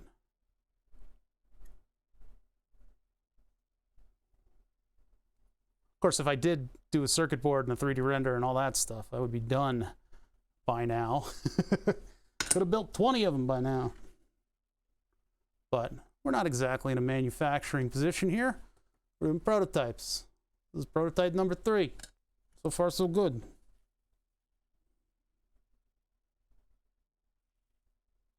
Yeah, push to check foot switch for Octojay, affectionately known as the Octopedal. I'm gonna get power in just right under here. The advantage of that being that all 4 of the wires will be in the same spot. And then I'll just make a little twist on them. And then we solder them to the other board, which I'll have to remove.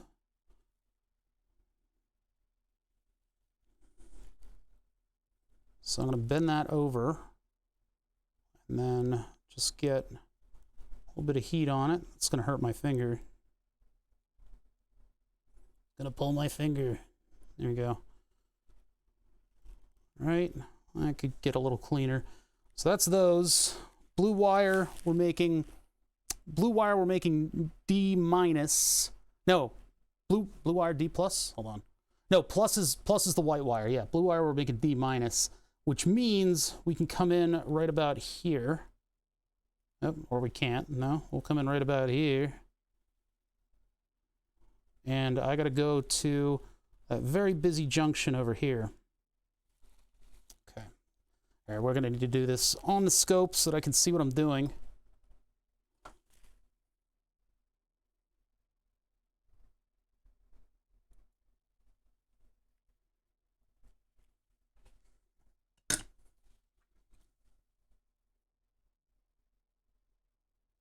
Where are we? Oh, did it fall through? It fell through. It was supposed to be right here. I'll add solder to that to clean it up, but... All right, so I'm trying to get up through that pin right there.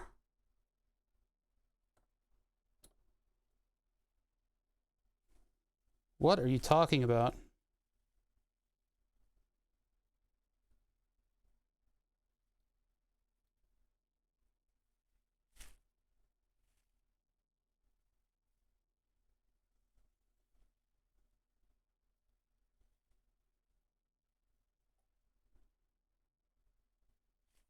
All right, just like that. Try not to let that thing fall through again. But all I need to do is just go right to here. I guess I'll clip the wire right now just so I don't short everything out.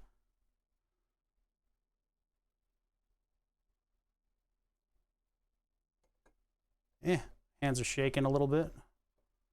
Been a long day. Turn the iron back on. Get some heat up in there.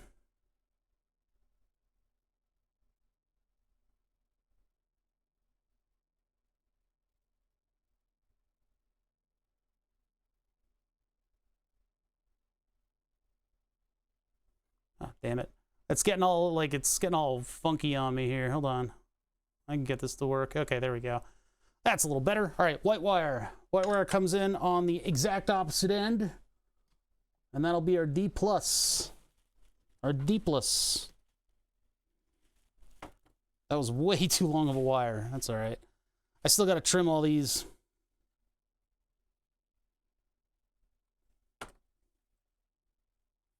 I don't know, Ketchup. I don't see your design anywhere.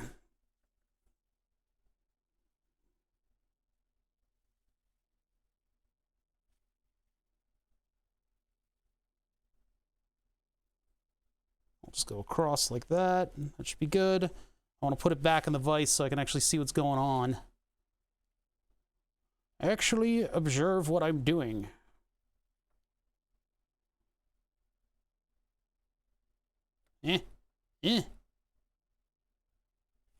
Okay, there we go. That'll hold on to it for me. Drop this down. This is a very ugly design. It's a very ugly design, but it works. I need to move that just a little bit. That looks like it's not gonna play nice. Hello? Hello? What the? Okay,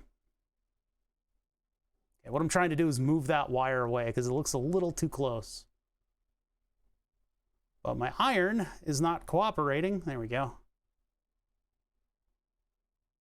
Okay, whatever that did, it's still connected just fine.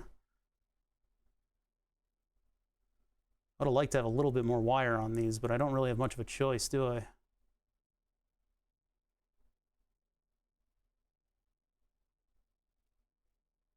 Do it, man. Go for it. I'm trying to push the wire up, but it's not cooperating. I guess that's all right. I don't know. It's close over here. It's not contacting. I think we're good. I do want to kind of wash off the board a little bit and get rid of some of the excess like flux that's on here from a previous build. Yeah, it's not contacting. That should be just fine. I will, yeah, I'll probably clean it up a little bit. Hold on. Let's see if adding solder will clean things up a little bit.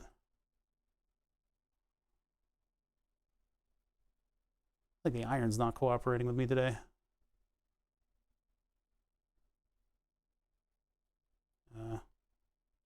What the? Maybe these through holes are larger. Maybe that's what's going on. I think that is what's going on. No! Don't you dare. I gotta get the tweezers in my other hand. Hold on. No, don't you dare. You're not allowed to die on me. I haven't ordered you to die. There we go. Jeez. I almost lost it. I'm gonna do this. I'm gonna double that back a little bit and then smush it down. Just get a big old snot bubble of solder on this thing. Actually, I could do this. Here, wait. I can come over to here and then go 90 degrees up. Instead of bending the wire, I'm going to twist it. Bop it.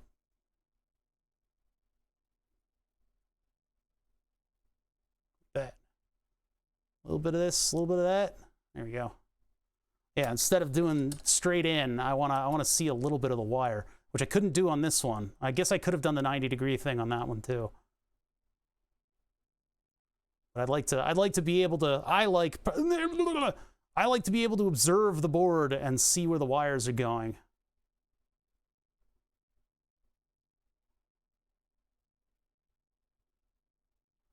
All right, right there. Don't move. Actually, to be honest, it could use hot glue. You're not wrong. You're not wrong. Just to strain relief the wire. I poked my fingernail with the soldering iron because I didn't know where it was. It's the first time I've done that in a long, long time. At least I knew to jump back a little bit. Here's what I'm gonna do. I'm actually gonna do the 90-degree thing over here. So first, give me my wire back. Next, straighten that up. Then I gotta somehow come in right here. Oh, damn it. I was so close. I gotta pull the board up in order to see it.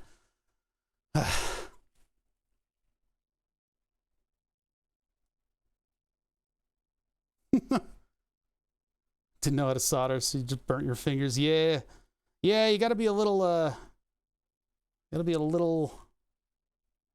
tough in the fingers, right? If you're doing soldering. It's a lot of fun to know how to do, though.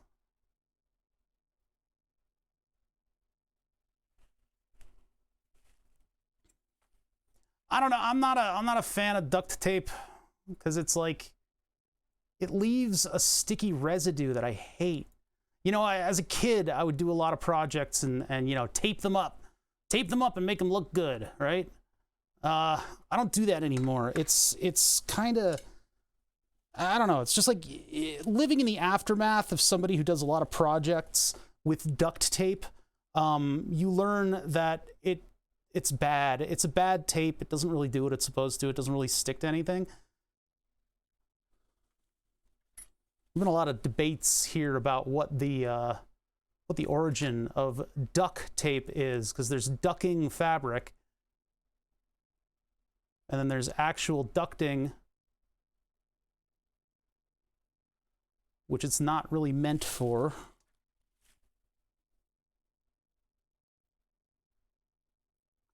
A lot of back and forth between who cares. Terrible name, yeah. But I'm more of an electrical tape kind of guy, but at the same time, electrical tape is also really bad at its job, and only technically works if you're below, like, it's something like 80 degrees or 90 degrees, and when it gets hotter than that, it just becomes soup that I hate. I really dislike it. All right, all my eggs in one basket here. I got all our connections. That red wire is a little bit sus. It might flex itself to death by accident. So I got this little bundle of connections, and I just want to leave enough of it that I can install this properly.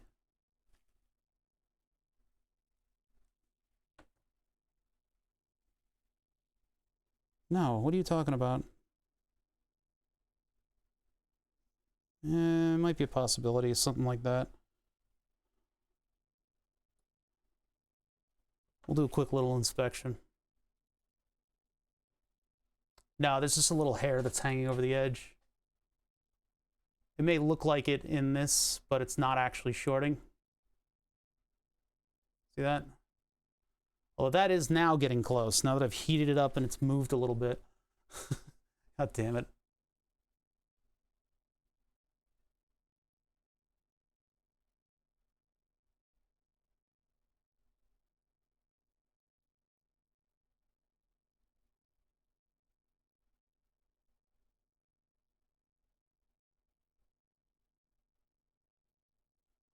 Ah! It's just like, It either gets too hot or not hot enough. I'm having trouble with that today.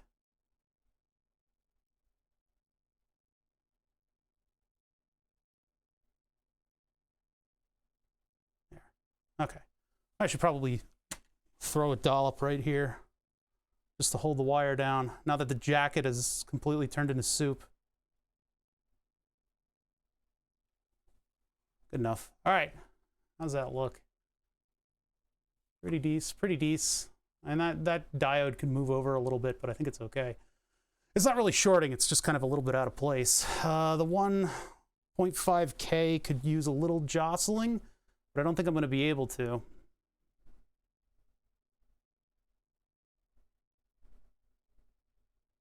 No, I think that's as good as it's going to get. As good as it's going to get. That's power right there, so I'm going to be careful of that. Okay, yeah. It doesn't look amazing, but it's a functional circuit, and it's strong. And it's all surface mounted, and we built it in a day. So all the connections are there, my power, my ground. I've got my digital signals for both USB ends. I've got the signal that's going over to the magnetometer right there. And then I've got the signal that's going over to the NeoPixel right there. Okay.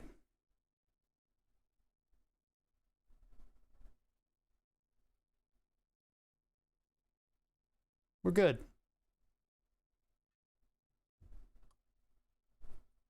Oh yeah, what's going on up there? Was that, yeah, that was like extra wire. I ain't supposed to be there. Yeah, that was extra wire poking out. I forgot about that.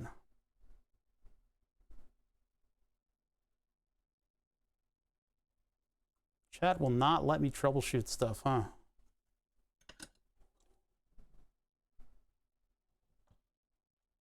You guys will not let me troubleshoot things. I'm actually very good at troubleshooting. It's part of this hobby. Troubleshooting is like an important facet of what we do here. You guys don't let me do it. I'm trying to lift that up a little bit. Even though that pin's not really going to affect anything that we're doing here. Okay. Oh, thank you for teaching me about the best way to troubleshoot.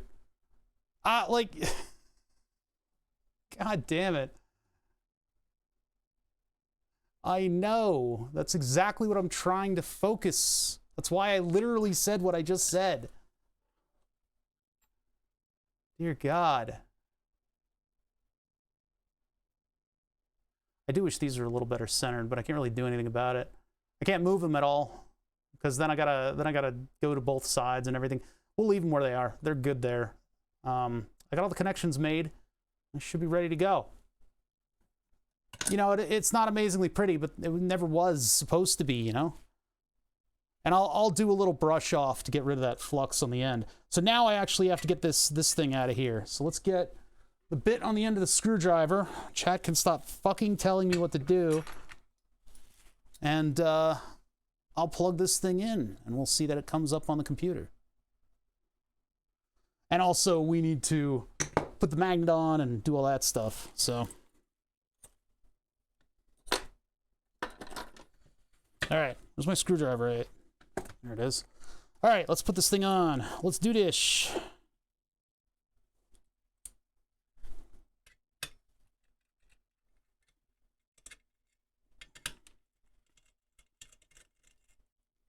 Now, there is no strain relief on this part, so.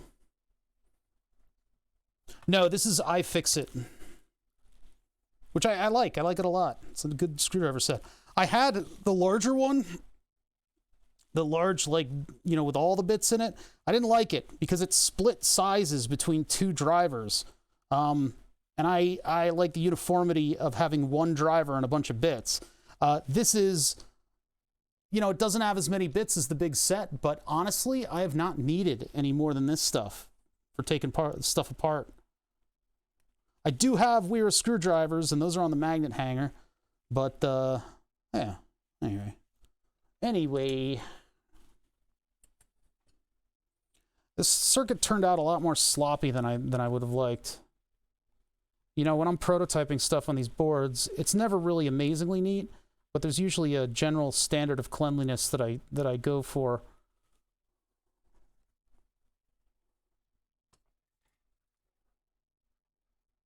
How do you cut wires with your nails? Pinching. I pinch them. Pinch and pull.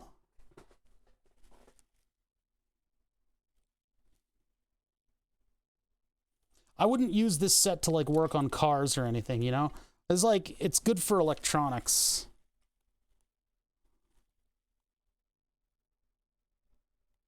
Trying to not solder it on the table surface because I think it'll melt.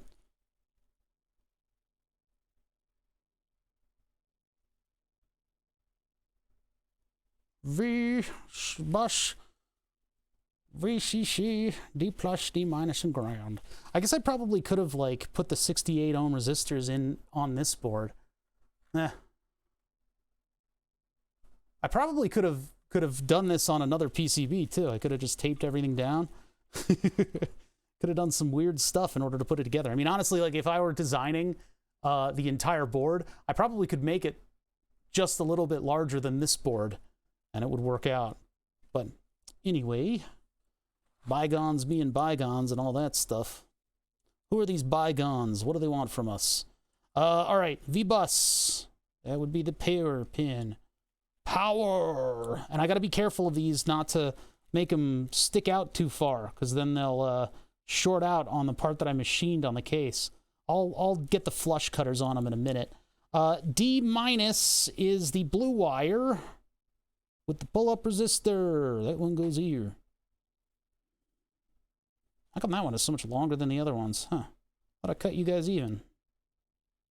Thought I cut you off, Chet.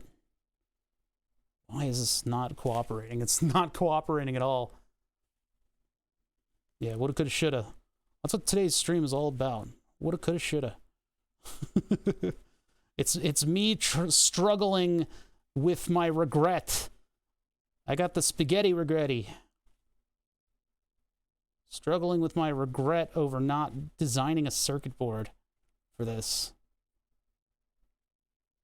But there's no time. Damn it! Why is this the hardest part? Maybe because it requires a little hand-eye coordination and I'm so far away from the camera. Ow! No time to louse. No telehouse in this louse mouse. What? What's going on? What's wrong with O'Bother? Is he having a stroke live on stream? Is this what Twitch is about? Or is this man just finally lost his grip with reality? What's happening? Where am I? I'm gonna call the police. All right.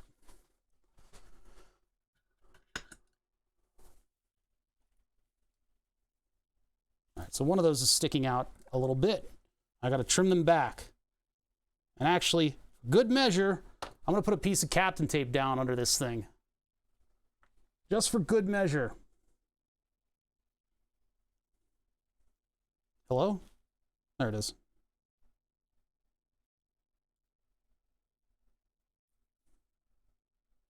You. Okay. There we go. God damn it. It like immediately looped. God damn it. Get out of here. It looped over itself. Yeah. The thing about the pins is this isn't an amazing protection, right? This isn't going to completely protect it because those pins are sharp. They can poke through stuff. That's not even over the thing. It's not even where that is. But it'll be better than nothing. Better than nothing. That's actually loose. Huh. I need to tighten that up. Hold on.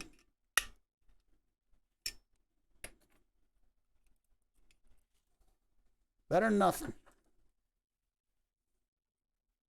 I'm like covered in Captain tape today. I don't understand what it is.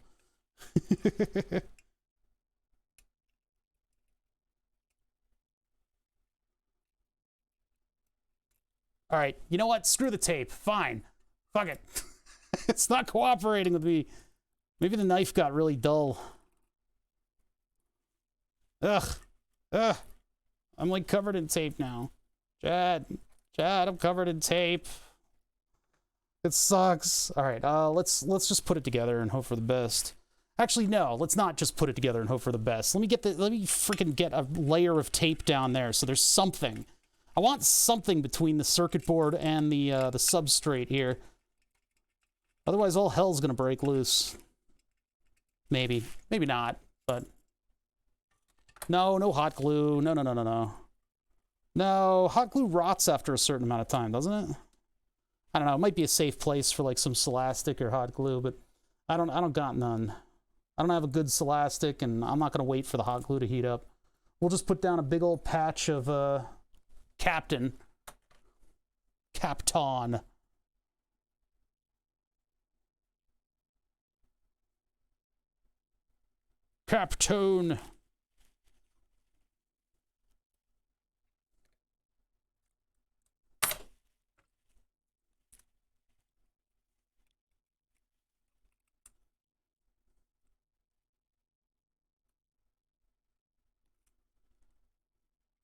Just a big old piece of the stuff.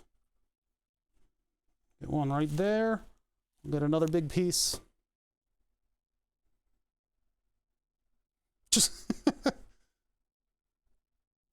blowtorch it. Come on.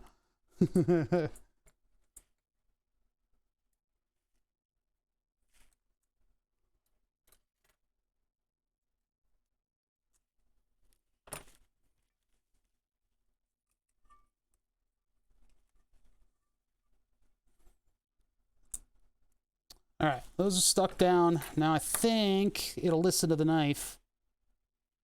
I think the knife needs to be all the way at the front, too.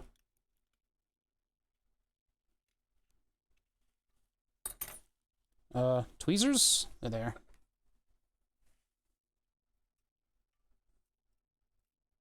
What the hell?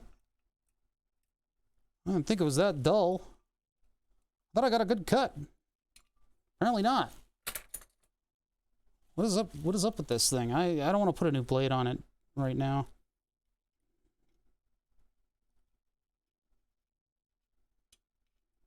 It's just a difficult spot. There, now that the tape's reacted, it's folded over with my cutting. I can actually get it to peel out. There we go. And then up here.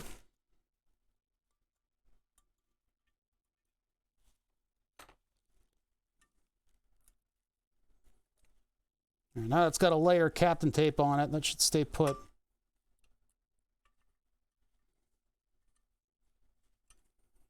Just as a little bit of insurance, just in case it's a little bit too low, or in case I've got any little hairs that are of like wire that are sticking down from it. I just don't want it to immediately short out on the case, you know? So there's that, and then I put this through the bottom. That thing right there. Yeah, it's not that rugged, though.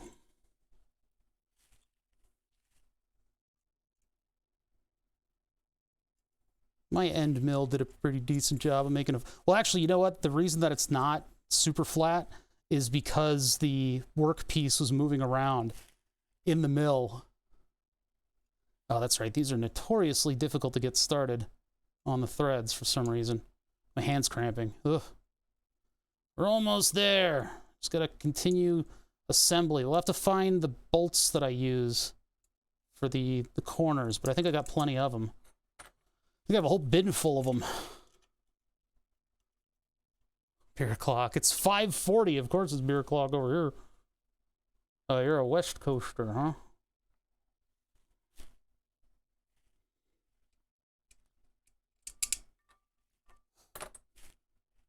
Usually I wrap up about now, but we gotta finish this project, you know? 2 streams is too much. And I was gonna raid Omato because he's doing my summer car. Okay, hold on. I gotta rest my thumb muscle. It's 23:46.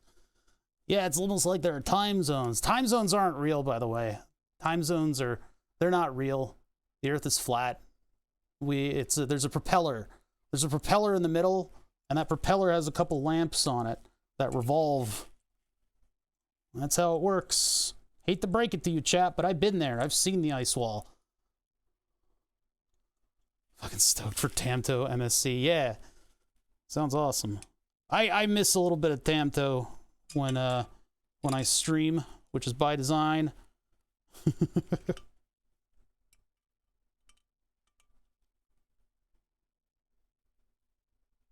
All right, those are super duper tight. I'm not going to tighten them anymore, but I've been to the edge.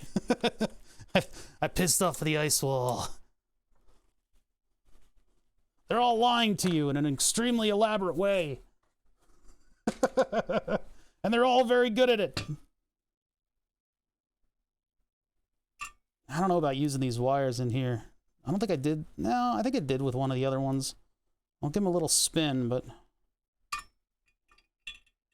we got to keep them out of the way. That's the other thing we got to do. So let's get the standoffs on here. I think one of the other ones, the way I built it was I built it right up against this, but we wouldn't be able to. We live in a clock face.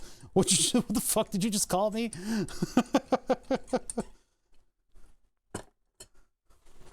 All right, yeah.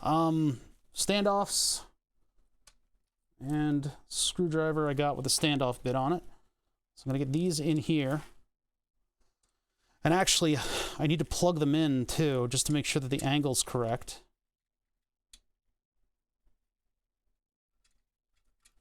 So like that, like that. Plug this in. Plug this in first. Then loosen up the end. Put this thing in.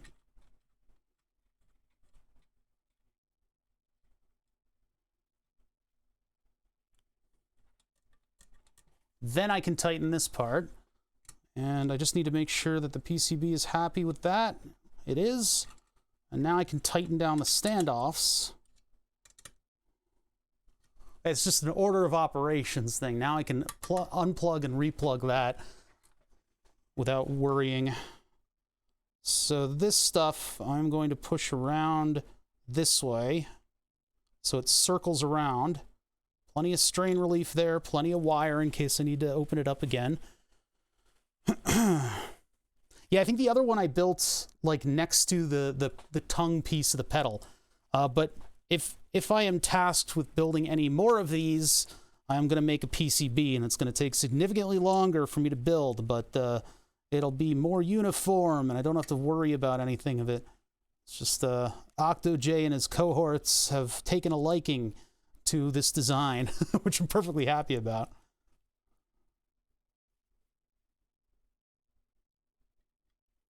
You guys ready for the grand reveal? Actually seems like there was enough standoff under the circuit board that it wasn't going to be an issue. And looks like we can get that tuned very nicely, and that'll still be tunable. All right, so first things first. My people come first. All right, first things first, let's plug this into the computer. Plug it into the computer, and let's see what I short out. I'm going to plug it into the USB hub. Actually, I'll plug it in over here. And that way it's going through about 10,000 miles of cable before it gets there. Plug it in, and nothing's happening. Things are heating up. No, nothing. Too much wire? Might be too much wire. Oh, wait, something happened. Red light. Green light, red light. Magnet. Magnet. Blue light. Red light. Blue light. Red light. Blue light. That's hurting my eyes. Ow, my eyes. My fucking eyes. What have you done to my eyes? Yeah. That glare is so bright for some reason.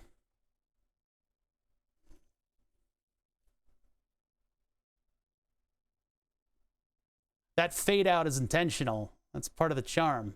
It instantly turns color to blue, but then it fades out into red. So we need to put a magnet on it. But we also need to check USB. So let's check USB. So USB setup game controller. Now it's called DigiKey here, but it will be called Octopedal elsewhere. Now that's currently pressed down, red to talk. And when I get close to it, it fades blue. So red to talk, actually it fades both directions, huh? So you can see, it's hard to see because they made it red on black, which is like, Microsoft, can you please like do something better with these dialogue boxes? Like, why is this so difficult? But anyway, you can see that button circle go red. So this thing, first time out of the factory, this thing works perfectly. Yeah, the green blinking means that it's ready to go, right? I didn't catch any of that. So let me get a big honking magnet. Now I got a bunch of different sizes of rare earth magnets. I think in the past I used the big guy. These big guys. I don't think we need much magnet though.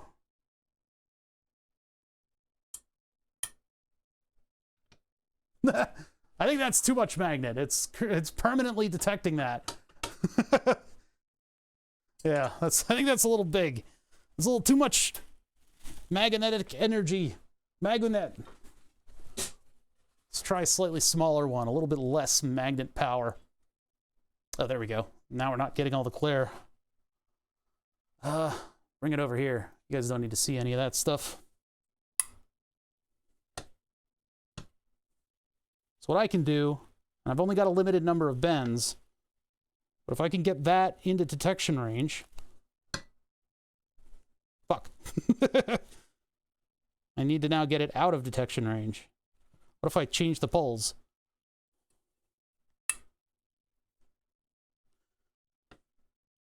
Nope. Oh, wow, that significantly affects it, actually. So if I turn it around, and it's not undetecting. Oh, we're not. There you go.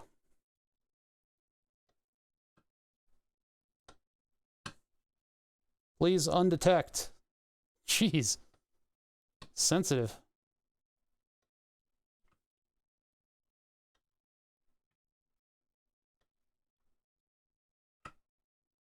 Now, why is it doing that? What the hell? It might be because it's magnetizing the plate. No, I can't change the threshold. It's not that smart. You know, we could have had a software solution for that.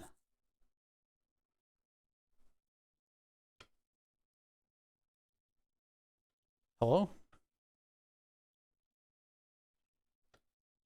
Look at that. It has to be, it's like practically touching.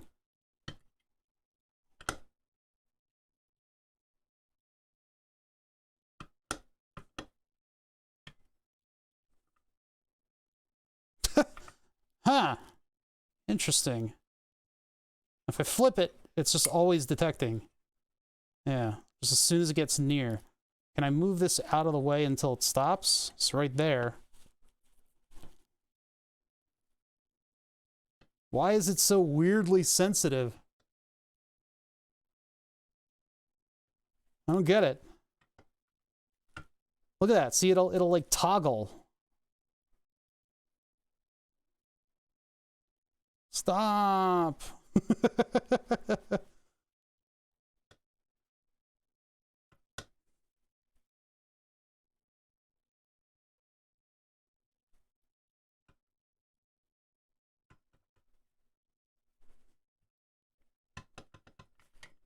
Isn't that weird?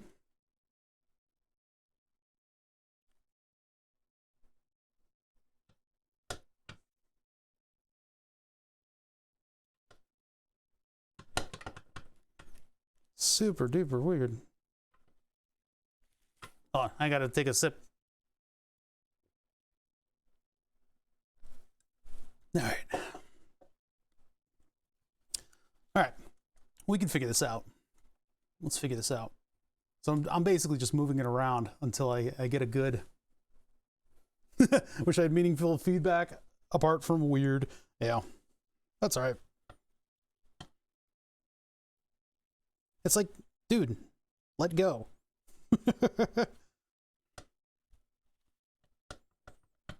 What's the deal, buddy?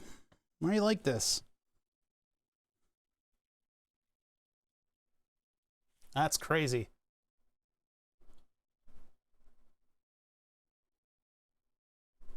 Because no contact, and it was fun to build.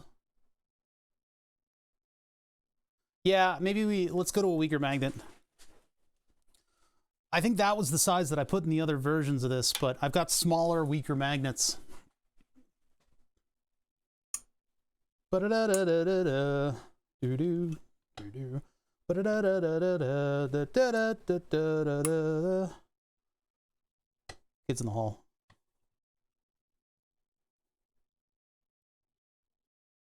Okay, that's the sensey side. So if I can get that to sense. I've got more of these sensors, but I'm just trying to... Right there. Fuck! You bastard! Hey, Flatulent Gonad, I saw you playing My Summer Car. I'm thinking, stinking, when we're done here today, we're gonna raid another My Summer Car streamer. Which is Tomato. So... What's up? What's up, gonad ears? Gonaders? Gnats? I don't know what to call you people. And frankly, you sicken me. God damn it. Look at what's happening here. So we're building a foot pedal, a push-to-talk foot pedal, and boy, oh boy, do I regret drilling my holes in the wrong spots. Look at how crooked that is. It's fine, as long as it works. But we're at the as long as it works part of the session, where we've programmed an attiny 85 to be a Digispark, and it's now a joystick, right? It's now a joystick. So we have a Hall effect sensor, and we have an LED, and we have USB in and out. The old USB in and out. And what we're doing right now is we're trying to position the magnet so that when you push the pedal, it will trigger the magnetic sensor, this Hall effect sensor that I got sitting right here.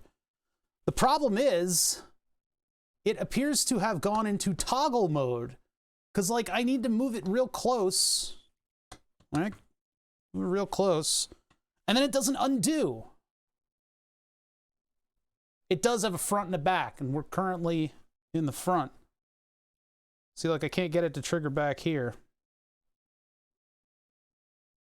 Actually, it is a little bit... Well, it does the same thing on this side, too. So I'm getting a little frustrated with this thing. If I change the pole around... Yeah, that doesn't... What if I flip this? What does that do?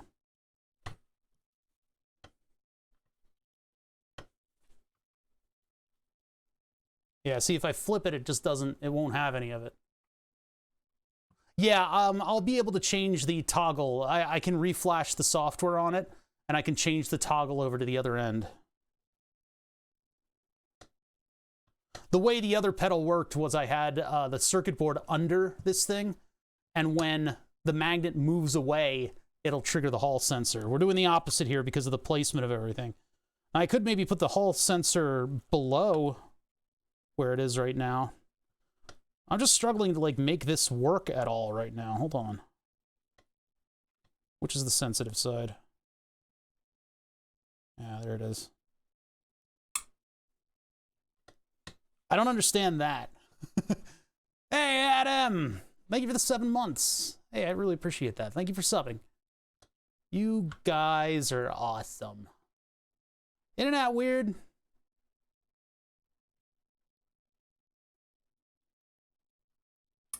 Vertical magnet. Do it that way. Nothing. Yeah, it's not functioning at the moment. We gotta work on it. We'll work on it. I gotta do some other projects. Then I'm gone for a portion of December. I mean, yeah, we could look at the output, but that's just gonna... It's the same thing. Place your board on an angle. It is. It is, because I suck.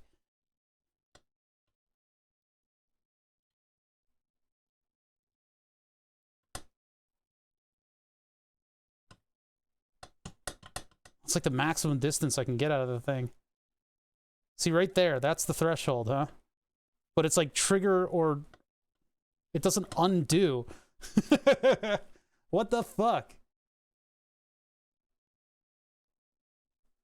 What if I back the magnet out and put this at a much jauntier angle?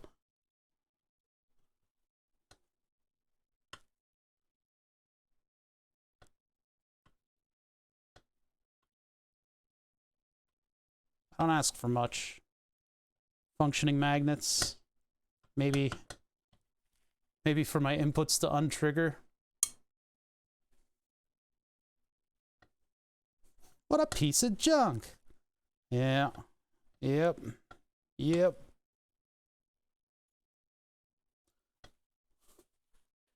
What was that Upright Citizens Brigade sketch where the guy's talking about how he like taught Luke to fly the Millennium Falcon, how he had the titular line in Star Wars? I came in and man, I'm tired of all these Star Wars. It's like, sir, you have to leave. What the hell? Like, this is getting really annoying. I don't know why it's like toggling. Let me try a different magnet. I got a bunch. I got a bunch of magnets, Chet. I got all kinds. I got all kinds of magnets. All shapes and sizes. Red light and blue light. Red light, blue light. Does nothing. Blue, red, blue, red. Not blue.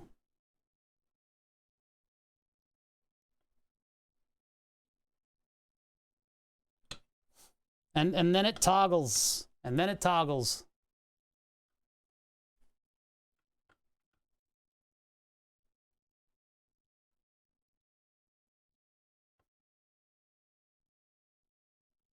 It's like, am I looking for 1 millimeter where it actually triggers the magnet sensor?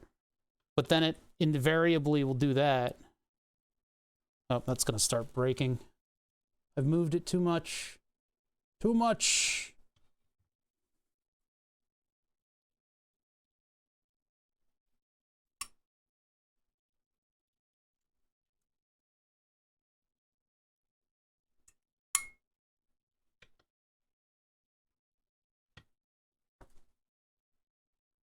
Motherfucker.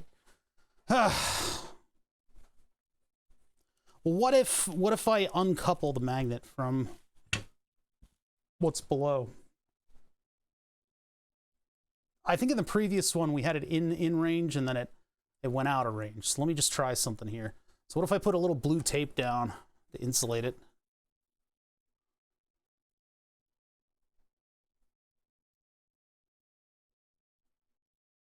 I mean, if I put the magnetometer under the board, I'd have to get another magnetometer, but I could possibly do that. I don't know, I feel like we can make this work because it's just being a little wonky right now. Let's just see if we can unwonk it.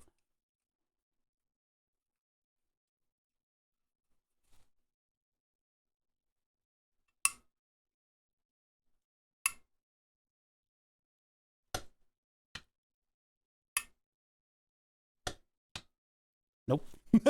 Nope. There's like a gray zone, a gray area where it'll stay triggered, huh?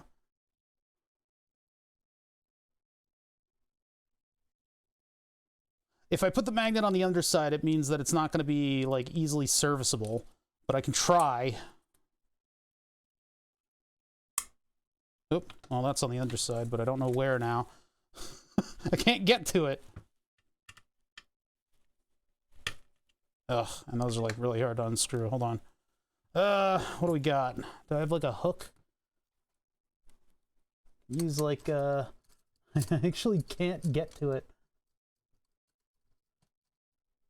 A clay working tool? Nah. Where'd my pin tool go? I had that out a minute ago. Where did my pin tool go? There it is.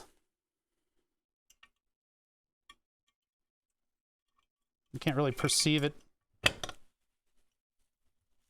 There we go. I can get a pinky under here. Now, yeah, see, it won't trigger with the magnet under. Hold on, let me get this let me get this fucking thing out of here. Come here. What was it? 34? Hold on. If you want to look up what it is. God, that magnet is like permanently under there. That would be the venerable 3144. 3144. Sensitive.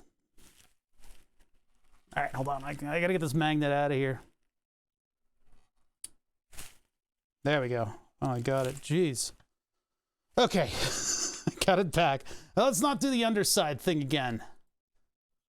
Yeah, see, the thing is, like, if I built my own PCB, I could have put the magnetometer on the PCB and then just had this thing hanging out with a magnet above it and had it, like, move out of the edge. But, yeah, the Schmidt trigger is what we're fighting right now.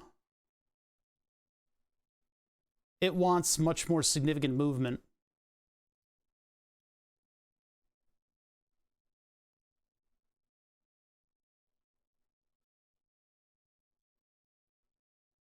You know, in the end, I could have, like, 3D printed an arm to hold the magnet or something, but, oh, wow, this thing is powerful. It's sensing all the way over there.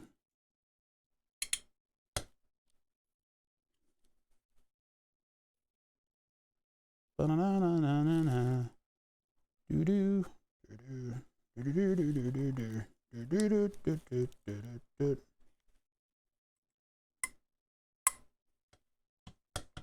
No, it still doesn't like that. Still don't like that. I gotta think about this.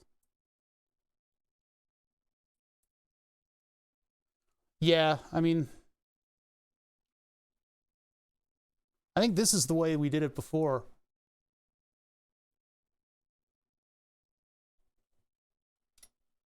That's why I tried to, like, completely flatten the sensor, because you can move it out of the way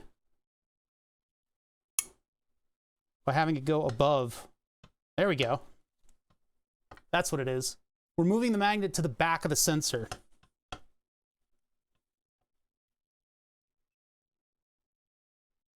Move it away a little bit. Move it away, move it away, move it away now.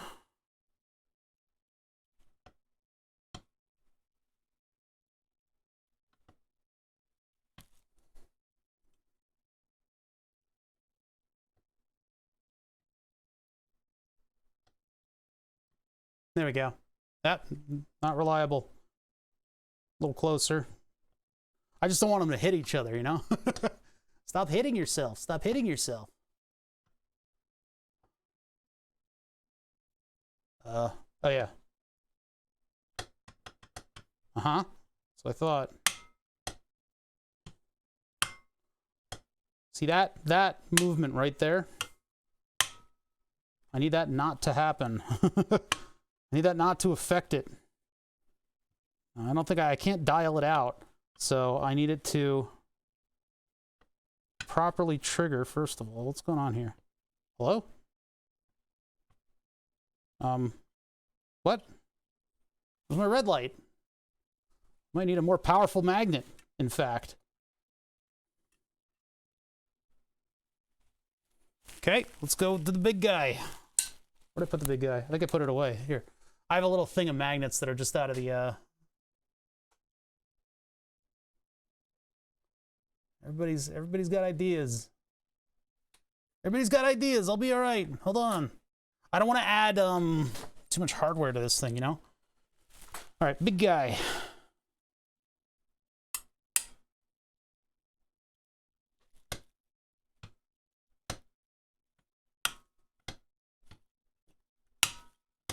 Yep, that's how we get over it, is by giving it a big, stinky magnetic field.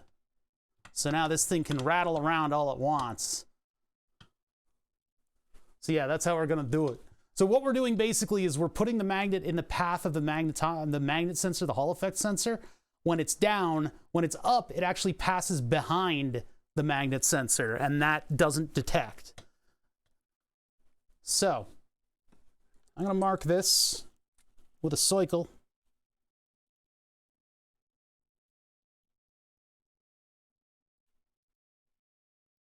And I'll put a piece of super glue, I'll put a little bit of super glue underneath it to hold it in place.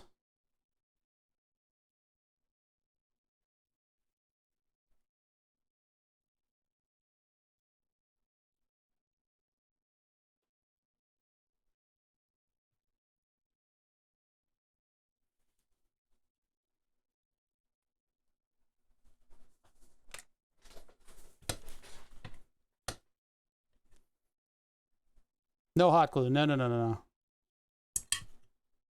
We got to make sure.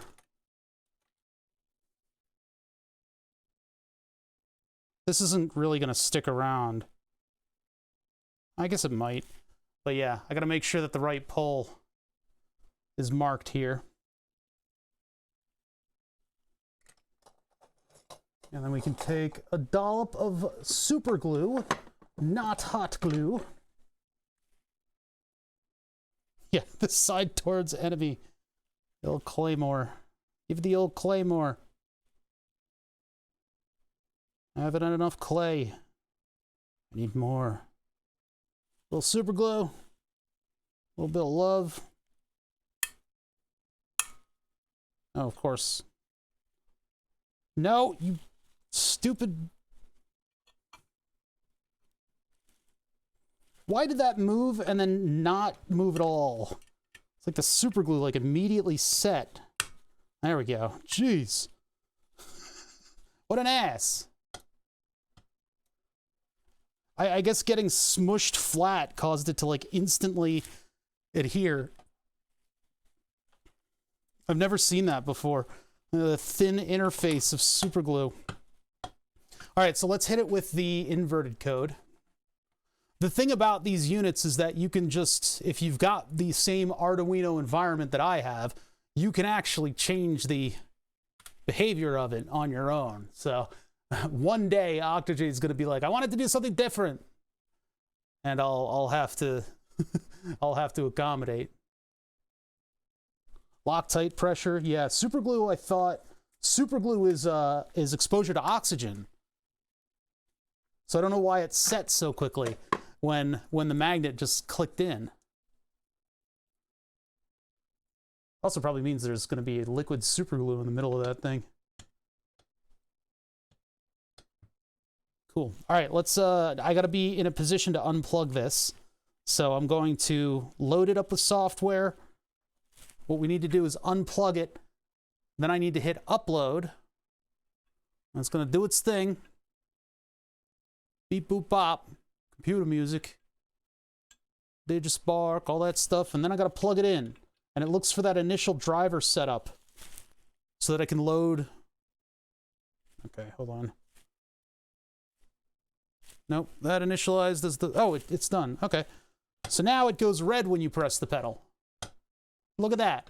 That's why you put an invert thing at the very beginning of your code. All right, hold on, let me just check. Hey, there we go. Good, good glucose level. It's a very nice lab. Hey, thank you. It's literally everything I own. It is everything in this world that I own. So I'm a little angry at myself about this build. It's a little sloppy. It's a little crooked, but it functions perfectly. Let's get the front cover on there and you guys can see this thing in its true glory.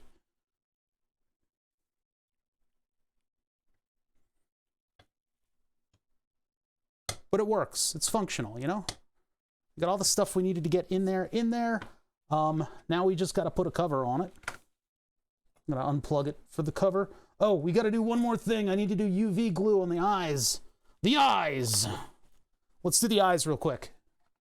So, get over here. We need to cover these so that they glow properly. This is important.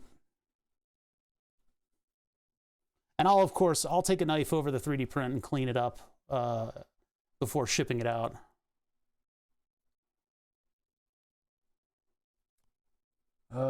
Scissors. Scissors. Scissors. Scissors. Scissors. Ah! Okay. So not this side, because wherever I put the tape, it's going to have this nice sort of translucent, smoked thing going on. So I put it over here. Make sure that the tape is flat and not like bowed inwards. Nice and flat. Make sure it's got a nice seal around the eyes. That's going in a little bit on that one, so I'm going to redo that.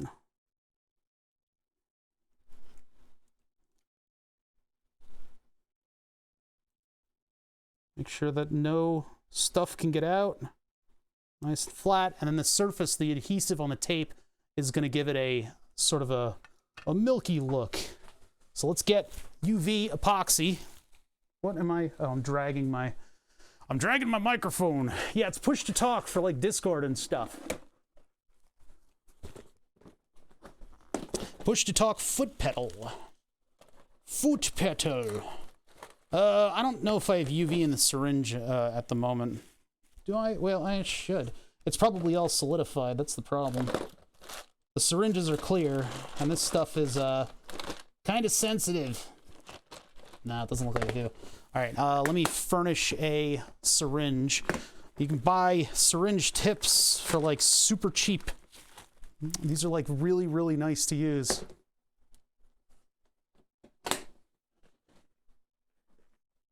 Yeah, it's probably nice to have. I don't know. I've never owned one. I only make them for people. All right, and a syringe. I need to find one. I've got plenty in my diabetes supplies. Go over here, get one out of the shelf. I actually feel like I'm running out of syringes. That's weird. What just fell down? Oh, that was my mic cable. I'm still plugged in. One of these. Oh, this one already has a needle on it.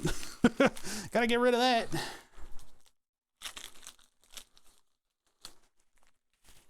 Okay.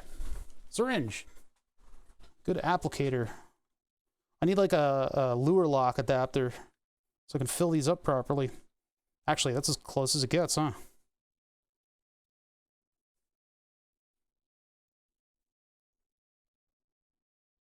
Draw and inject.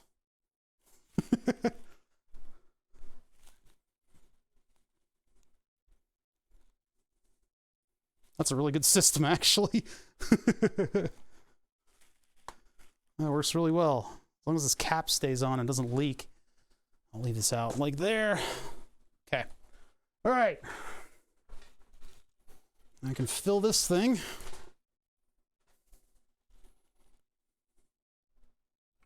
I gotta be careful about this. I don't want to overdo it. Just make sure that there are no bubbles. See any bubbles? I don't.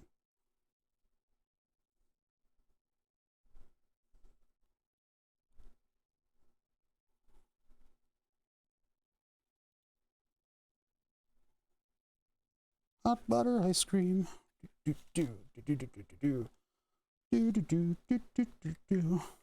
Man, Hypnospace Traveler stuck in my head. Oh, that looks good. All right. Then, oh, we want to actually move this far away. Try to, somewhere that doesn't receive any of the light when I turn this thing on. Which one was it? It was this one. I have these little pen lights here. One of them is just a flashlight. This one is the, yeah, Chowder Man. I am the Chowder Man. All right, so a little bit of ultraviolet will set the glue.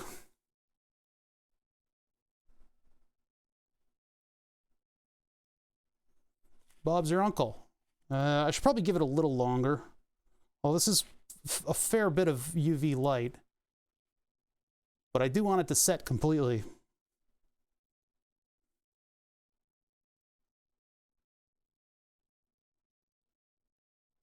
And the Captain tape actually blocks this. Oh yeah, look at that. It's getting hot. Whoa, I didn't know that.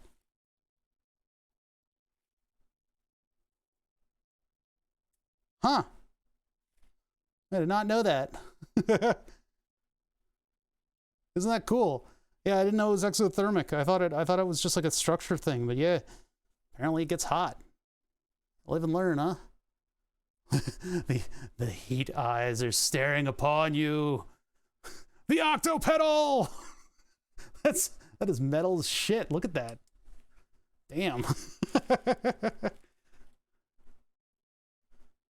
Oh, that's not just that's the glue. Taking pre-orders. No. Ah, there's still a little piece of 3D print inside of there. Well, I may have to redo this one. I may have to reprint it is all. My printer's all loaded up though, so I just need to do it. It doesn't look like it's set all the way through too.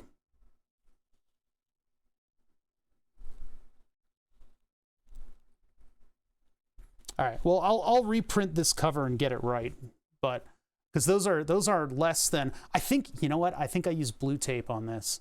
I think blue tape, post orders. I think I used blue tape. So I'll have to redo it with blue tape, but let's get the cover on here and let me find the appropriate screws. The ones that look really good. It's gonna be on the floor. I know, but I didn't get the right appearance on that. That's important, because that's not gonna catch any light the way it is right now.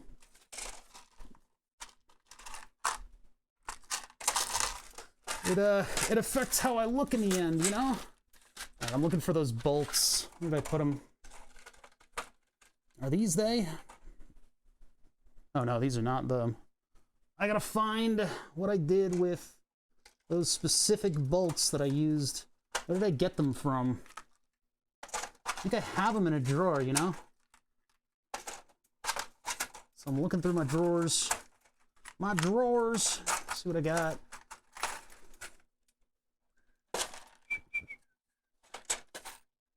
Butter, then you make it hot. No. All right, we're over here. Yeah, the first version had printed eyes. They were actually tough to print.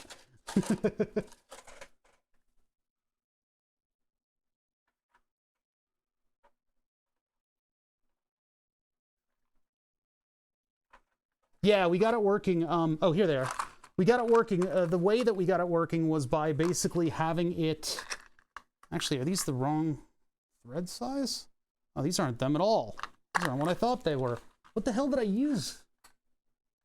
What did I use for the bolts?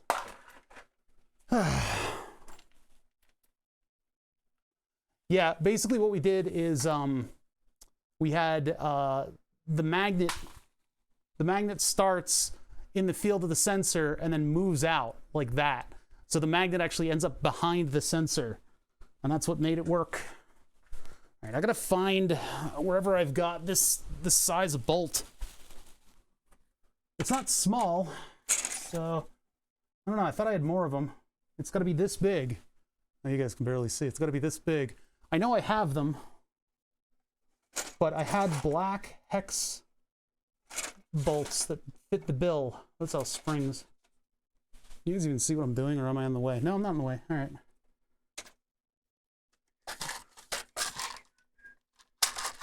First you get the butter, then you make it hot. I don't know where they are. I'll have to find them at a later date, I guess. I need like a picture of whatever fasteners I used on the other one, because then I can possibly jog my memory as to where I'm keeping them. It was all just like leftover hardware, right?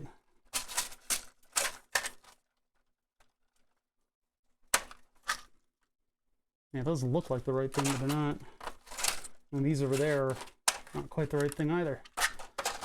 All right, well, I'll have to find them at some point.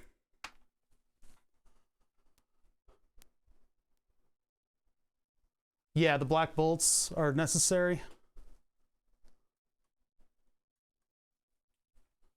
Yep. I don't know where they are, though. I'm gonna have to find them. Like, what did I take them out of? Where did I find them? Yeah, my hardware emporium.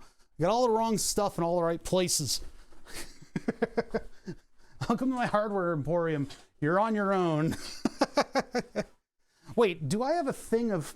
hold on, I gotta look back in the storage.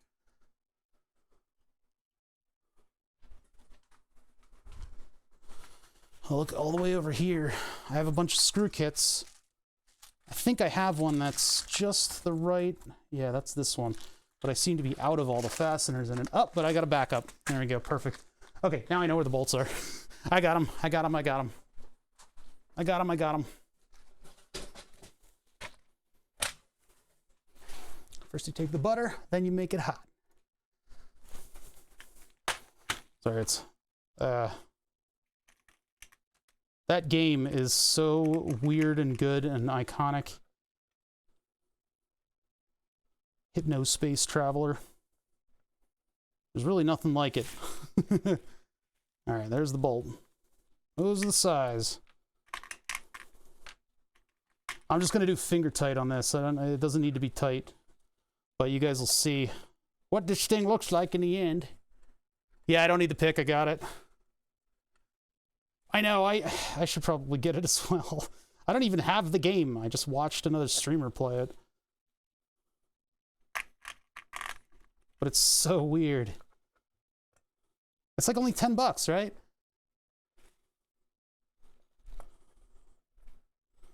All right, hold on. I gotta get this to get a grip. Damn it.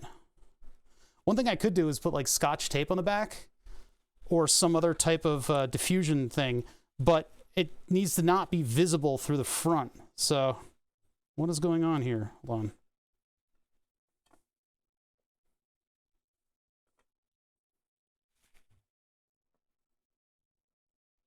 Is that the same dev? Or is it just a similar kind of content? Yeah, these are wildly different screws. Wildly different screws. I want uniformity in my fasteners.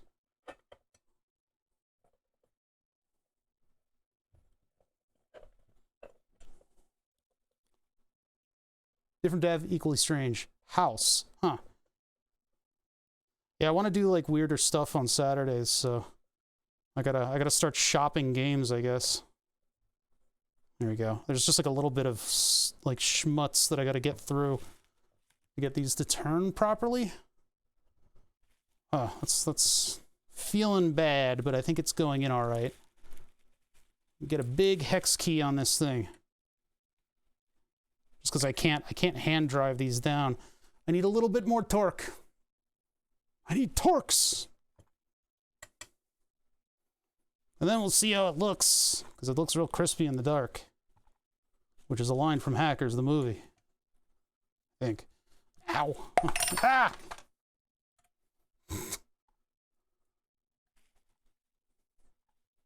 It does not need bolts this big. Good Lord. These can hold like 10 million pounds. And this is a piece of plastic suspended over a pedal.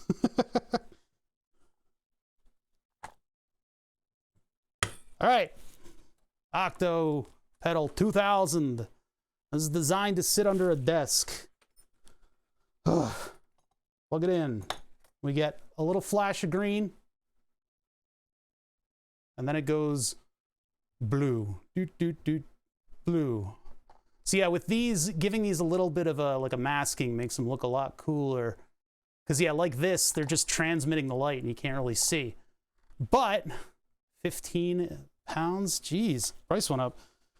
Should put it on my wish list because everything goes on sale at some point, right?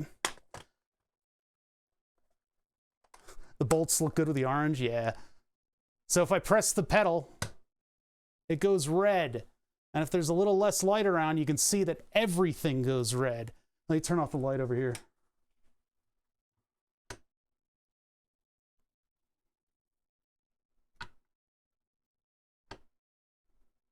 So you know you're transmitting. If you put stuff in your cart and then leave it there, it'll go on sale sooner. Oh, that's clever.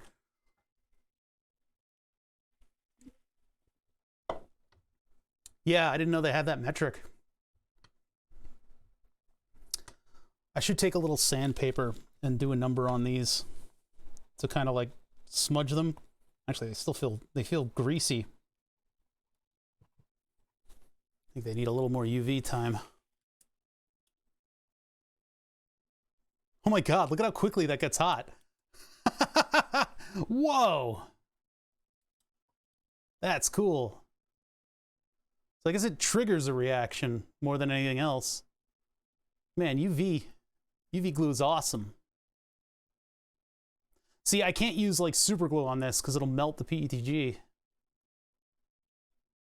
But this stuff is fairly inert, and I just need something to fill the cavity. I just need something to fill my cavities, chat. Isn't that crazy how it shows up like that?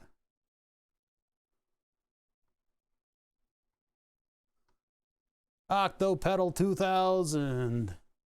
The future. Pretty much done. It's not too hot to touch. No, it's just warm. Yeah, I can barely detect it. Oh, I can feel it a little bit. But I mean, this is the stuff that they use on nails. Nail.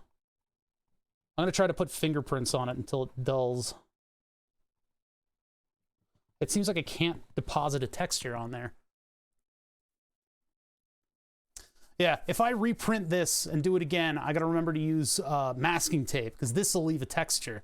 And that texture is important for picking up the eyes, so it doesn't look like, you know, it doesn't look like that.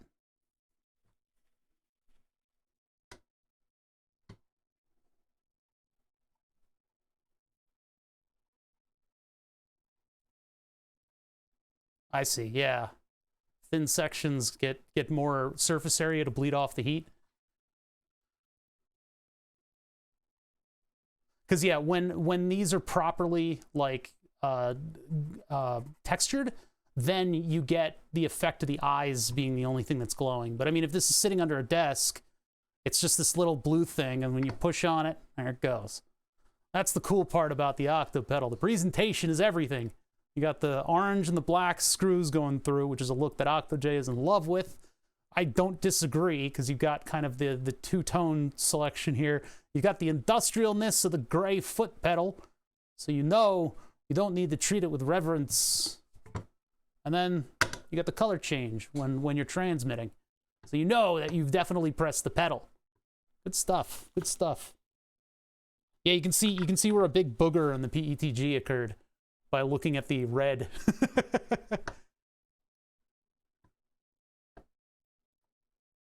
Toped. Topped. With a chat. Topeda. Uh-oh.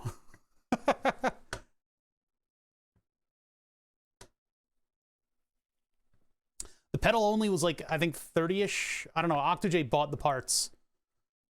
They're not terribly expensive. And actually, Twisted Sister did the exact same thing. He made one of these as well, but he didn't remove the quote-unquote micro switch.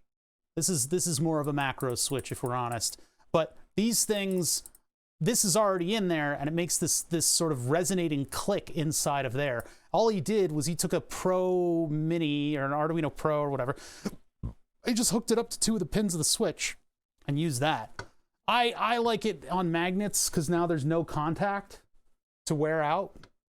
And also it's just fun. So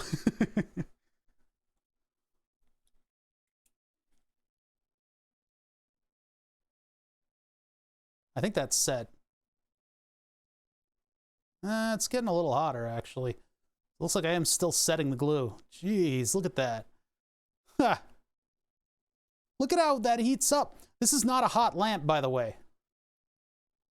There's no discernible heat from this lamp. This lamp doesn't heat stuff. Well, it does a little bit, actually. You can see a little bit of it. Huh. I didn't know this lamp heated stuff up. But yeah, the reaction of the glue is amazing.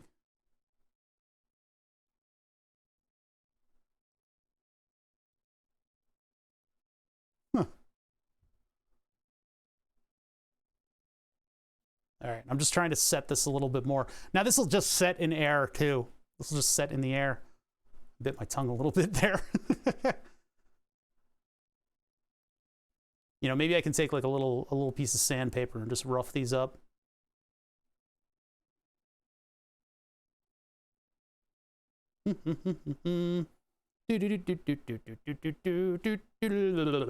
Or I could print out like a 1mm eyepiece and insert that in there, but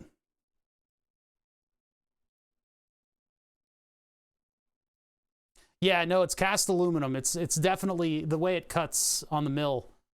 It's good that it's aluminum too, because that means it's not going to rust. So yeah, green to red machina head. Now the eyes look a little confusing just because of the way the optics are working out. So I need to put something on there to kind of rough them up, and then that'll even out the light.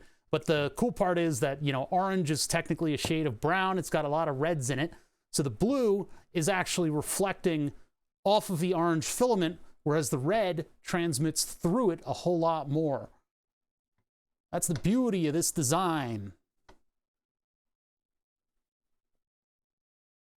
Yeah, technically, yeah, it's true. Yeah, exposed aluminum will very, very quickly, very rapidly get a layer of oxidation on it. So this little wiggliness I can't fix unless I like put something in there, but I can move it either direction and it'll still work.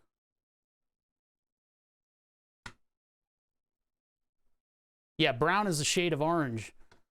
Brown as an individual color does not exist.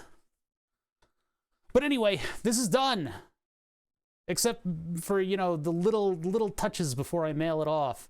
This is the Octopedal 2000. If you're interested in this project, you can get the STL files and the software, apart from my couple little edits this time. If we had finished this earlier, I would have liked to explore the USB device ID stuff. I can do that later, or maybe we can do that at the beginning of a stream, just to check to see whether or not my software will function without you having to go all the way into the files where the USB stuff is declared. Seems like it should work by just redefining the USB device stuff and giving it its own ID. It'll just show up as a separate thing. And that way, my software simply exists in Arduino. But what this is a Digispark, a Hall effect sensor, a magnet, a foot pedal, and some 3D printed stuff. And it all works out pretty well. We've got a very strong USB connection with the USB-B, and then we have our wonderful presentation of the Octopus logo. Who made that? Was that Cordain or somebody way back in the day made the piece of art for this octopus? And we included it in the files. I didn't want to do it, but you know what? It's good. It turned out well in the end. I listened to chat for once. I gotta get rid of these little squiggles. I don't know what was going on there. I think my 3D printer like freaked out and thought it needed to, Prusa freaked out and thought it needed to like support nothing. But yeah, this is the third one that I've built, so you'd think I'd be able to do it better.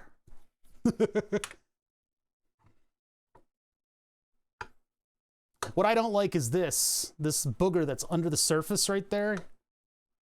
Look at that. You can see that it's there. It's just the 3D printer covered it over. So I think I am going to reprint it. No, it's too uniform to be oozing. It is support material. It's literally a 1mm zigzag. Maybe add some retraction. Shut the fuck up. I know what I'm doing with my printer.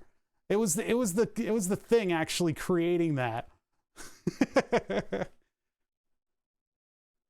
The signature booger to prove that, yeah, that it was actually printed in PETG. No, I think I'm gonna reprint it because I don't like that. I don't like that like little burnt booger inside of my print. It's interesting that, you know, PETG like really covered it over and stuff. But yeah. Infill? There's a lightning infill? What? See, in some versions of the Octopedal, you can almost see the infill when it lights up like that. I guess the red is going through the stuff more. Why didn't you use PL? My whole printer is designed around PETG. I do functional engineering prints, and the strength of this material, I can't really prove it here. The strength of this material is like second to none. You can see the infill. Yeah, I might have to turn it back to hex infill. So it gets the hexagons. Yeah, the only reason I mean, that's all the filament that I have. I love the shiny look of it, and it's super strong. It's super duper strong. That's what I love about the PETG. So just about anything that I print can also like hold up a car so that you can change a tire. I do PETG, and also because the blower fan on my printer broke off. So PETG prints so hot that you don't need a fan on it. That's actually better without the fan, because then the layer adhesion is super duper. It's like incredibly, like I could stick a screwdriver in here, but I might accidentally lose a finger stabbing myself. Yeah, Octopedal, we did it. So the electronics are a little bit dodgy looking, but other than that, I think we got a good thing going here. I'll reprint this. I'll use masking tape instead on blue tape on the eyes to give them a matte look. And then I'll ship this to Canada. Or not Canada, wherever he's sending it. Wherever Octojay wants this to end up. I have the address in my DMs. My fucking phone was like, hey, look at this thing. And it had the address right on it. So I'm glad I cleared that off camera. We did it, chat. We did it, Reddit. We built the pedal. I should post more of my shit on Reddit, you know? Or maybe Facebook, and then all my high school people will show up. All right, that's it for me. We're overtime today, and I was a wreck at the beginning of the stream. I'm still kind of a wreck. But I will be back tomorrow, possibly a little later than my normal starting time. I got to find a game that I want to play for a long time, and I'll be chilling out at the desk, and we can hang out and play a game, because that's what I want to do on Saturdays. Then on Tuesday, we will get back to Burn the Subs. I've got a lot of stuff that I need to do with Burn the Subs. I needed to get the Octojay thing out of here. There was another one that I think I wanted to complete before the beginning of the holiday. I'll have to think about which one that is. I don't know. There's another, well, the microphone thing, I got to put on hold for a minute. There were some other projects that I was thinking of too, but mostly we need to be working on Burn the Subs because I need that to go back up. It's going to be another month because I'm not going to be around for most of this one. Tom Thinks is raiding with a party of 90 people. Oh my God. Yeah, people were actually literally just saying that Tom is on. Buttons! Yeah, that's right. We are working on buttons today. We actually just finished, but let's hang out for a little bit since, you know, it's not typical that I get 100 people just dropped on my lap at the last second of my stream. How's everybody doing? What we were working on today, and I'll show you guys it in just a second, is a foot pedal, what allows you to push to talk on your computer. So what this is it's a push to talk Octopedal, named as such because of Octojay, one of my moderators. How's everybody doing, man? Man, you guys are way more active. My chat was like asleep. Yeah, we've been working hard on building the electronics for this thing. We got all the parts together yesterday, and then we built up all the parts for it. But this is the Octopedal 2000. Now, I need to do some stuff with a 3D print, like make sure that the front of the eyes are more matte so that we get a good transmission of the LED. So what this thing is, this is a push-to-talk pedal. It shows up on the computer as a joystick, and you can set like your Discord or whatever else to flip, basically push to talk when the joystick button is pressed. It's a one-button joystick. This is built off of something called a Digispark, which is a very tiny little microcontroller that can communicate with USB. So we put it onto our own little circuit board in there with an LED, and I have software for this thing so that when you push the button, the eyes go from blue, which is, you know, hey, you can see the little eyes there under your desk, right? You look under the desk and you're like, what's that blue light? Oh, look, it's little evil eyes. But when you transmit, it becomes evil. And so the orange actually transmits all that red light, so the whole thing glows. And the octopus, since it's thinner around the octopus, it looks nice and evil. Pretty cool stuff.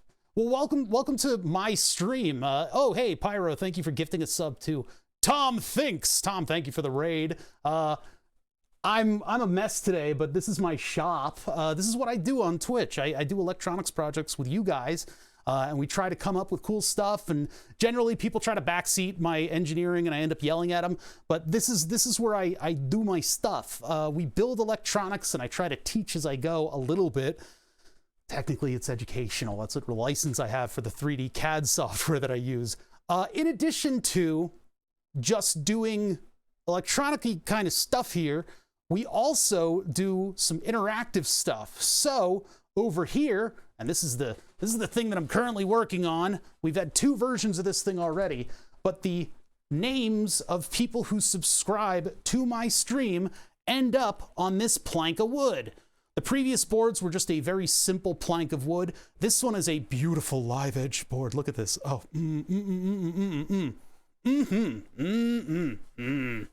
nice live edge plank of wood. It's a little thick for my liking. However, bought this in what is it? Something, Pennsylvania. I drove way out, like 2 hours out to get this thing from a shop. And we're working on revamping a lot of the hardware over here. So I'm making the The axes work better. I'm making everything a little bit neater and cleaner. We're going to work next week on the actual control box, the panel that's supposed to go up over there that controls this thing moving around. It consists of a Raspberry Pi, water cooling equipment, and an Arduino-based XY etcher thing. So what happens is when somebody subscribes to my channel, their name goes into the Raspberry Pi's database. It's vetted and it goes into the Raspberry Pi's database. The name is then converted into what's called G-code after it's been placed somewhere on the board. And then the laser goes over to that spot and just starts writing their name. So the new scheme for this board is going to be that the names of subscribers, people who just have subscribed to my channel themselves, will go up in a bubble font, which is basically just letter outlines, right? Letter outline bubble font. It's going to be the same font. It's going to be Avener because I don't have time to make new fonts. And then people who are gifted subs, if you got gifted a sub on my channel, your name goes up on the board in a single line font style, which is also Avener that I had to make out of that other one. Ah, okay, what are you guys saying? Oh my God, there's a pumpkin borb. Oh, that's absolutely cute. Ba ba ba, Live Edge is so alive. I know, right? So yeah, that's what we work on around here. Oh my God, I hope you guys had a good stream over there. We were just finishing up because I just finished this Octopedal. Let me show you guys the horrors that lie within, the eldritch horrors that are within this enclosure. Did we donate the other one to the children's hospital? No, I haven't done that yet. So you guys should know, those of you that are coming on here from Tom Thinks, that is so cute. The people who are coming from Tom Thinks, the joke around here is that, you know, what are you going to do with the board? And the answer is the board is literally just sitting in the corner of my shop. It's just leaning up against the wall. I don't know what to do with the board. But the joke is that I'm going to gift it to a children's hospital. And the reason that's funny is because giftees on the old board ended up on the board just like every other name. But the thing about Twitch, and the thing that I relied on Twitch to do, is filter some of the more heinous things, some of the more heinous names on this platform. This platform is full of gamers. I don't know if I'm allowed to say that word. This platform is full of gamers, and gamers like to push the envelope in terms of humor and things like that. So we had names like Butthole Tornado was one of the more famous large names on the board. That's one of the more tame ones, one of the ones that you can kind of talk about in semi-polite company. But a lot of the names on the board are absolute filth. And you know what? Honestly, that's part of the project. That's sort of part of the entire thing. Yeah, there's also Butthole Princess. There's a lot of butthole humor going on that board for some reason. These are the electronics we built for this project. Where are we? There we are. It looks like a horror show. I'll be honest. This is not my cleanest work, but it works. And actually, there's the magnetometer right there. This little guy right there. What's actually going on here is the magnet placed in the appropriate orientation. This is actually glued down. The Alt F4 stream. Oh my God. Rating with a party of 63 people. Oh my God. Everybody's closing up shop on Friday. So this pedal is an Amazon buy. It's just a generic foot pedal that actually originally had a perfectly good switch in it. What's up, Alt F4 stream? How you guys doing? Thank you so much for the raid. I really appreciate you bringing 63 people into my shop. You guys, Tom Thinks, guys, you guys need to scooch over a little bit. There's not that much room. There's not that much room in the shop. I'm gonna need an air conditioner. Each person is tantamount to what, a 40-watt heater in a room, in an enclosed space. Man. How you guys doing? So we're basking in the glow, the literal glow of a project that I just finished. This is Octopedal. So this thing is a foot pedal. This thing is an Amazon purchased industrial foot pedal that has a 120 volt switch. Now we want to call this like a micro switch, right? Because that's kind of what it is. Alt F4 stream subbed for 17 months. Hey, thank you so much. Here's Pash. What is that emote? Hold on, wait, what is it? Alt F4 raid emote. That's cool. So yeah, this switch right here, technically it's a micro switch. I would call it a macro switch. It's kind of a big boy. This giant switch is a 120 volt switch, and it makes this very distinct click. The thing is, the foot switch is now $24.95. Is the price gone up? Yeah, these things are great because they're like super industrial. You should be able to stomp this thing to your heart's content. And if you miss, you'll hit this grommet back here. But our USB cable is protected because it's actually a USB-B cable. USB-B cable. But anyway, we removed this because it's super duper duper a giant mouse. I gotta drag and drop. Okay, I got that file to the garbage. All right. Anyway, it had this thing inside of it. Oh, yeah, back in the day, I had that Apple mouse where you had to like, button travels like that far.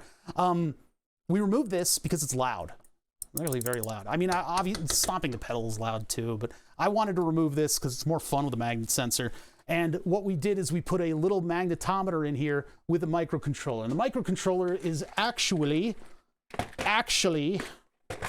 oh bother, did you know that it's actually a Digispark? That's this thing. This is a Digispark. It's made by DigiKey, and you can just plug it into USB, a regular old USB. This one's been, hold on, this one's been manhandled. I don't know what's wrong with that one. You can plug this into a USB socket. You guys can't see it because I turned off this light because we were looking at the cool light. Okay, there. This thing can be plugged into a USB socket, and it's got a very limited number of pinouts, but the AT-Tiny85, the little microcontroller on it, is actually very capable. You can do a lot of cool, like, digital signal manipulation with it and stuff like that. So that's the Digispark. I mean, the microcontroller that I normally use is something like a Teensy, but this thing is like $5, and this thing's like 20. And this thing has just a load of power. This thing is super duper powerful. So we don't need to put something that powerful into this project. It's okay if you do. I just like to, you know, pare down all of the complex electronics in the thing and just have a very simple circuit on it. So we have a Digispark in here, and please don't comment on how crooked I ended. This thing is. I drilled the holes in the wrong place. I was like, this should be relatively easy to do. And then I drilled this hole completely in the wrong place. And then it, you can't tell from outside, and that's all that matters. But anyway, on this, I hate it too. On this circuit board here, I have put just the bare AT-Tiny85. Yeah, that's the right word. Sorry, I'm like making sure I'm saying the right stuff. I put the bare AT-Tiny85, and then I've got a couple like Zener diodes and stuff that's in that circuit normally. We've hooked that up to a magnet sensor and a digitally addressable LED. So we have our feedback, we have our control and all that stuff, and then it communicates via USB. So when we have the magnet down like this, the Hall effect sensor sees this whopping huge magnet. This is probably way too large of a magnet, let's be honest. But I wanted it to work very reliably, so I'm okay putting a big, powerful magnet on there. So what's happening right now is that magnet sensor is very particular about the angle that it works in. It's very much focused on looking for a magnetic field that exists in front of itself, right? It doesn't care about magnetic fields anywhere else. And it is just looking for a particular pole of the magnet. If we flip this over, it wouldn't detect it. So with the magnet facing like this, there's a big stankin' magnetic field running around in front of it. When we move it ever so slightly up, that magnetic field winds up behind the sensor, and it no longer sees it. We had to do it this way. I thought we could have the magnet under it and it would lift it up, but there's what's called fuzzy logic involved with this sensor. So the sensor has, because like with any sensor, right, you're going to have this, well, when it's a 1 or a 0 like this thing has, right, you have a 1 or a 0, there's going to be a threshold where it's not as clear whether or not it should flip over to a 1 or flip back to a 0. And you can get what's called chattering from that. You can get like if you barely power a relay, the relay will go, brrr, right? That's chattering. That's because it is in a fuzzy zone where it maybe will trigger it or maybe not. So it's important to prevent those sort of things. It's also why you do what's called debouncing. Yeah, debouncing a button. When you debounce a button, When you press a button, you're fighting a spring to eventually make an electrical connection that's literally between two pieces of metal smacking together. When you smack two pieces of metal together, or you have a human finger on a button that's fighting a spring, that contact ends up being like this. And so when that contact reacts like that, you get 1 0 1 0 1, like it's a mess, right? You get everything in between. So when you debounce, what you do is you either tell software or you have hardware that literally has to charge up, or with the software it has to time out between states. So it has to be pressed for a certain amount of time, and then boom, you know, boom goes the dynamite. It will trigger over and register as a button press. So that's what this sensor has in it, and it's got a little bit of, they call it a Schmidt trigger, but it basically will stay triggered until you get the magnet far enough away. We were dealing with that with this. It would trigger, and then it would stay triggered, and I wasn't able to undo it, which is really weird. Yeah, you could also do it with a capacitor and a resistor. You could do all kinds of different ways. This is the sky's the limit. There's a billion ways to do stuff in electrical engineering. But I've decided to do it with a magnet because now there's no contact. So this will last forever. Whereas, I mean, even Short Lurker was dealing with this. This button will eventually wear out. A little contact inside of it. Probably won't wear out within our lifetime, though. But, you know, at least I got a little bit of peace of mind out of this. Plus, it's fun to play with magnets. But yeah, and then we added a layer of LED control to that in order to make it fancy. So we've got this 3D printed cover.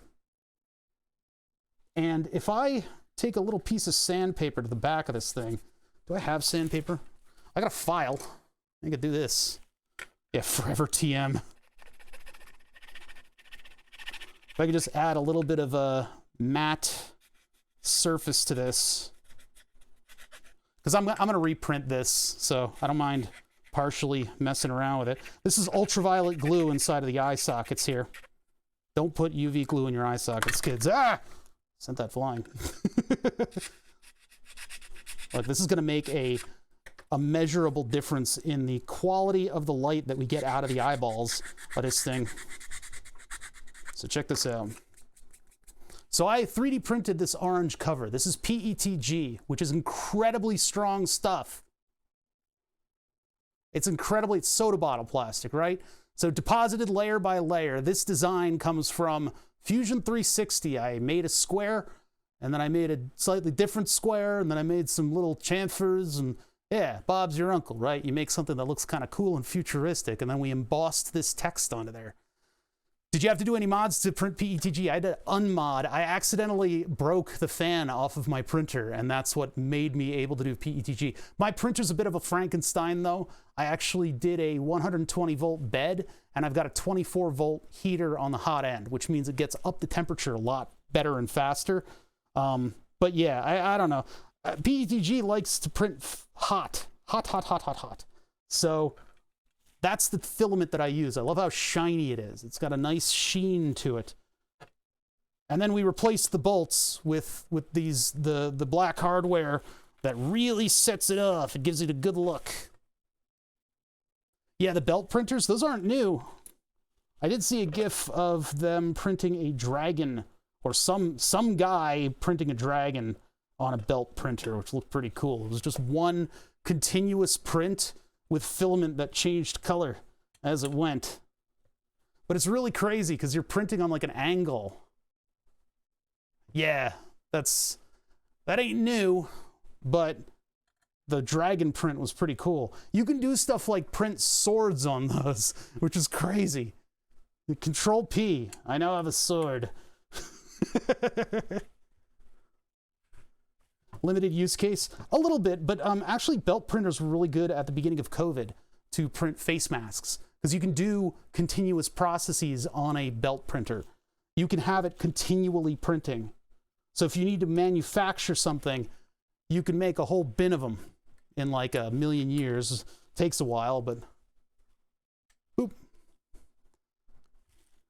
See, that looks a lot more uniform. You can still see that there's like a lamp behind it, which is why I want the front surface to be the one that gets the...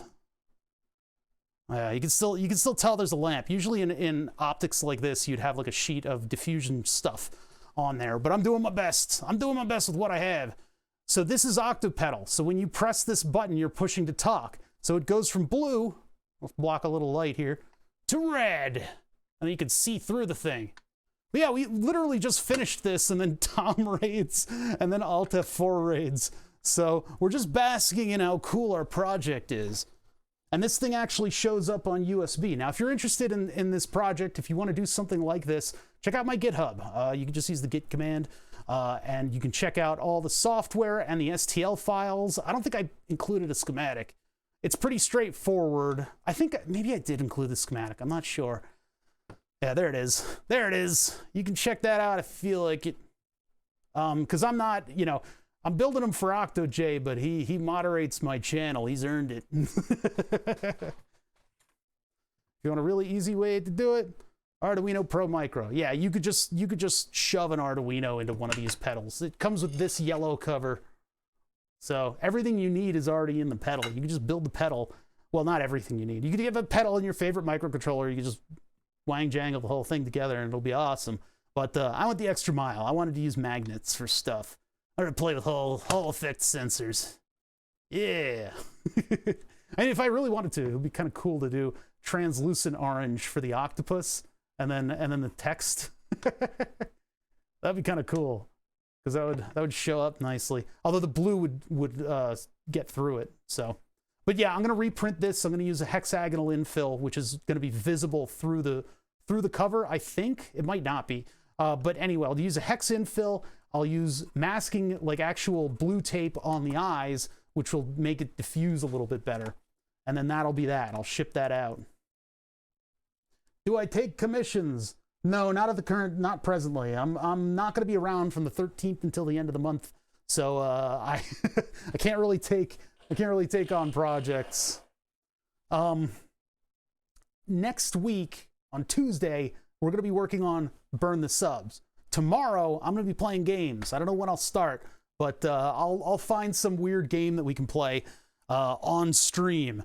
For now, I think what I'm going to do, I got to verify whether or not they're around. They are indeed. We're gonna raid a My Summer Car streamer. Raid Tomato. So we're gonna raid Tomato. He's playing My Summer Car today, and I want to watch that as much as I'm sure you guys do. So we'll do that, and then I'll be back tomorrow, and I'll see you then. All right? Yeah, there's the end card. 2, 1, let's go.